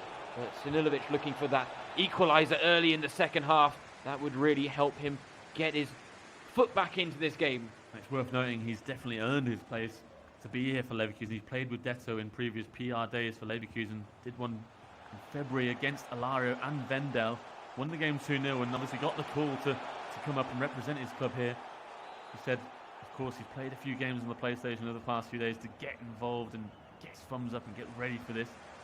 And he's actually a keen FIFA player in the fact that he knows how the tactics have changed himself. He knows his own strengths and weaknesses. He's told the Leverkusen club website, over the years I've noticed I'm a counter-attacking player who wants to quickly bag a couple of goals and then sit back. It's not how it's worked out for him today, but he's good at holding on to the ball in the virtual football world. He's definitely going to ask his teammate for a few tips, which he will have done before this game, but we haven't been able to see him quite using those tips so far, as Platter has proven a worthy opponent in the early runnings. Chance at the back post, but a towering header made by Stanilovic, who's now on the ball himself, bringing it forward. Palacios out wide to Diaby. Interesting that Stanilovic started with Diaby instead of Bailey. It's the other way around in the first leg with Detto. To be sure, he's probably going to look to bring Bailey on. He's such a productive player. Even in the 85 mode, having those fresh legs and being as quick as he is, he will have a little bit of an advantage over the other players in the game. Stanilovic's pass is cut out at the back as we approach the hour mark in this, the final game of the Bundesliga home challenge. Oh, and it's breaking nicely here for Manu. Little click of the heels there. Stanilovic is able to counter, but it comes to nothing as he quickly concedes possession once again. Platter just keeps coming forward every time he has the ball, which is nice to see, but I'm sure he wanted to make sure of Victor, and as he says there, he gets frustrated with his own mistake, and I want to make sure that he just keeps a bit of control before this game opens up too much for Leverkusen. Which it might do here with that ball forward, but it was very well cut out at the back with Bellarabi threatening, and now a nice 1-2 has released Platter down this left wing. Palacios across to cover a strong sliding challenge, and Felix Platter comes away with the ball still. Lovely little tussle between the two down on the sidelines, but it's Leverkusen who come away with it. And you can just see Stanilovic, there's a little more urgency. You can see why he prefers that counter-attacking style of play, because he wants to move the ball quickly. The problem is he's not quite getting his passes timed right. He's trying to be direct now. He knows that the game is up against him, but Platter's doing well. He's intercepting and keeping on top of it. You can see how quickly those Leverkusen players in attack are pressing and trying to get into the face of the Darmstadt players, but Platter's dealing with it really well. There's a dangerous chance here. Well, Sven Bender doing what Sven Bender does. He's what he's made a career of in the Bundesliga in terms of being the right man in the right place at the right time to snuff out any danger. And we are going to see changes here. And again, attacking changes are the order of the day at this point in the game. Really is no need to try and shore up a defense. You actually want to be pressing for goals yourself, despite the fact that there's a lot been made of the fact that goals are harder to come by in FIFA 20. We haven't really seen that prove to be the case in this Bundesliga home challenge, have we? That's true. It's been even if we don't break the record. Even if we don't break the record, as sad as it may sound, it has been a goal-frenzied tournament so far, which has been fantastic to see. Maybe it just comes down to the fact that so many professionals are not quite capable in terms of defending as their eSports teammates have been able to. But I think that's been a good thing, because let's say, if everyone defended like Tim Latka and we had a lot of games with very few chances, that maybe wouldn't have quite given us the variety of entertainment that we've had on show. Because of course you can delight in those games and you can work out the intricacies of it and the tactics to it and why those matchups are fascinating in their own right. But this has really given us such a wide range of different games, a different blend of styles of play, of approaches, of risk-taking, whatever it's been. And I think that really has made this quite a unique event, the Bundesliga Home Challenge. Definitely. The combination has worked 100%. It's something I would fully back again as we enter the final 15 minutes here. If they wanted to do another tournament again, I think this has worked superbly with the players and professionals coming together to represent their clubs. Brings with it a lot of opportunities. And this has been an opportunity itself for Stanojevic. A lot of fans watching this may not be aware of him. He's a 20-year-old who hasn't represented the first team yet, but he's made 52 appearances for under-19s. His time will come. As his time almost came to an end there in this game, but solid save for Hradecky at the near post, denying Plata a third. Yeah, it's one of the few times we've seen the near post finish not work, actually. So something in the game mechanics helping Hradecky there, no doubt about it. That'll be sweet relief for Stanilovic, who is under the cosh here a little bit in the closing stages. Not exactly the end of the pitch he wants to be at. He's 2-1 down. And even if he may not be able to rescue the tie... Oh, I thought that was it. I thought that was the third. Flash past the post, but it was the wrong side of the post. I think Plata thought that was the third as well. He sat back there and thought, oh my God, I can't believe that's gone wide. Stanilovic needs to take that as an incentive now. He knows there's nothing to lose, but Plata's given him no time and space to get forward.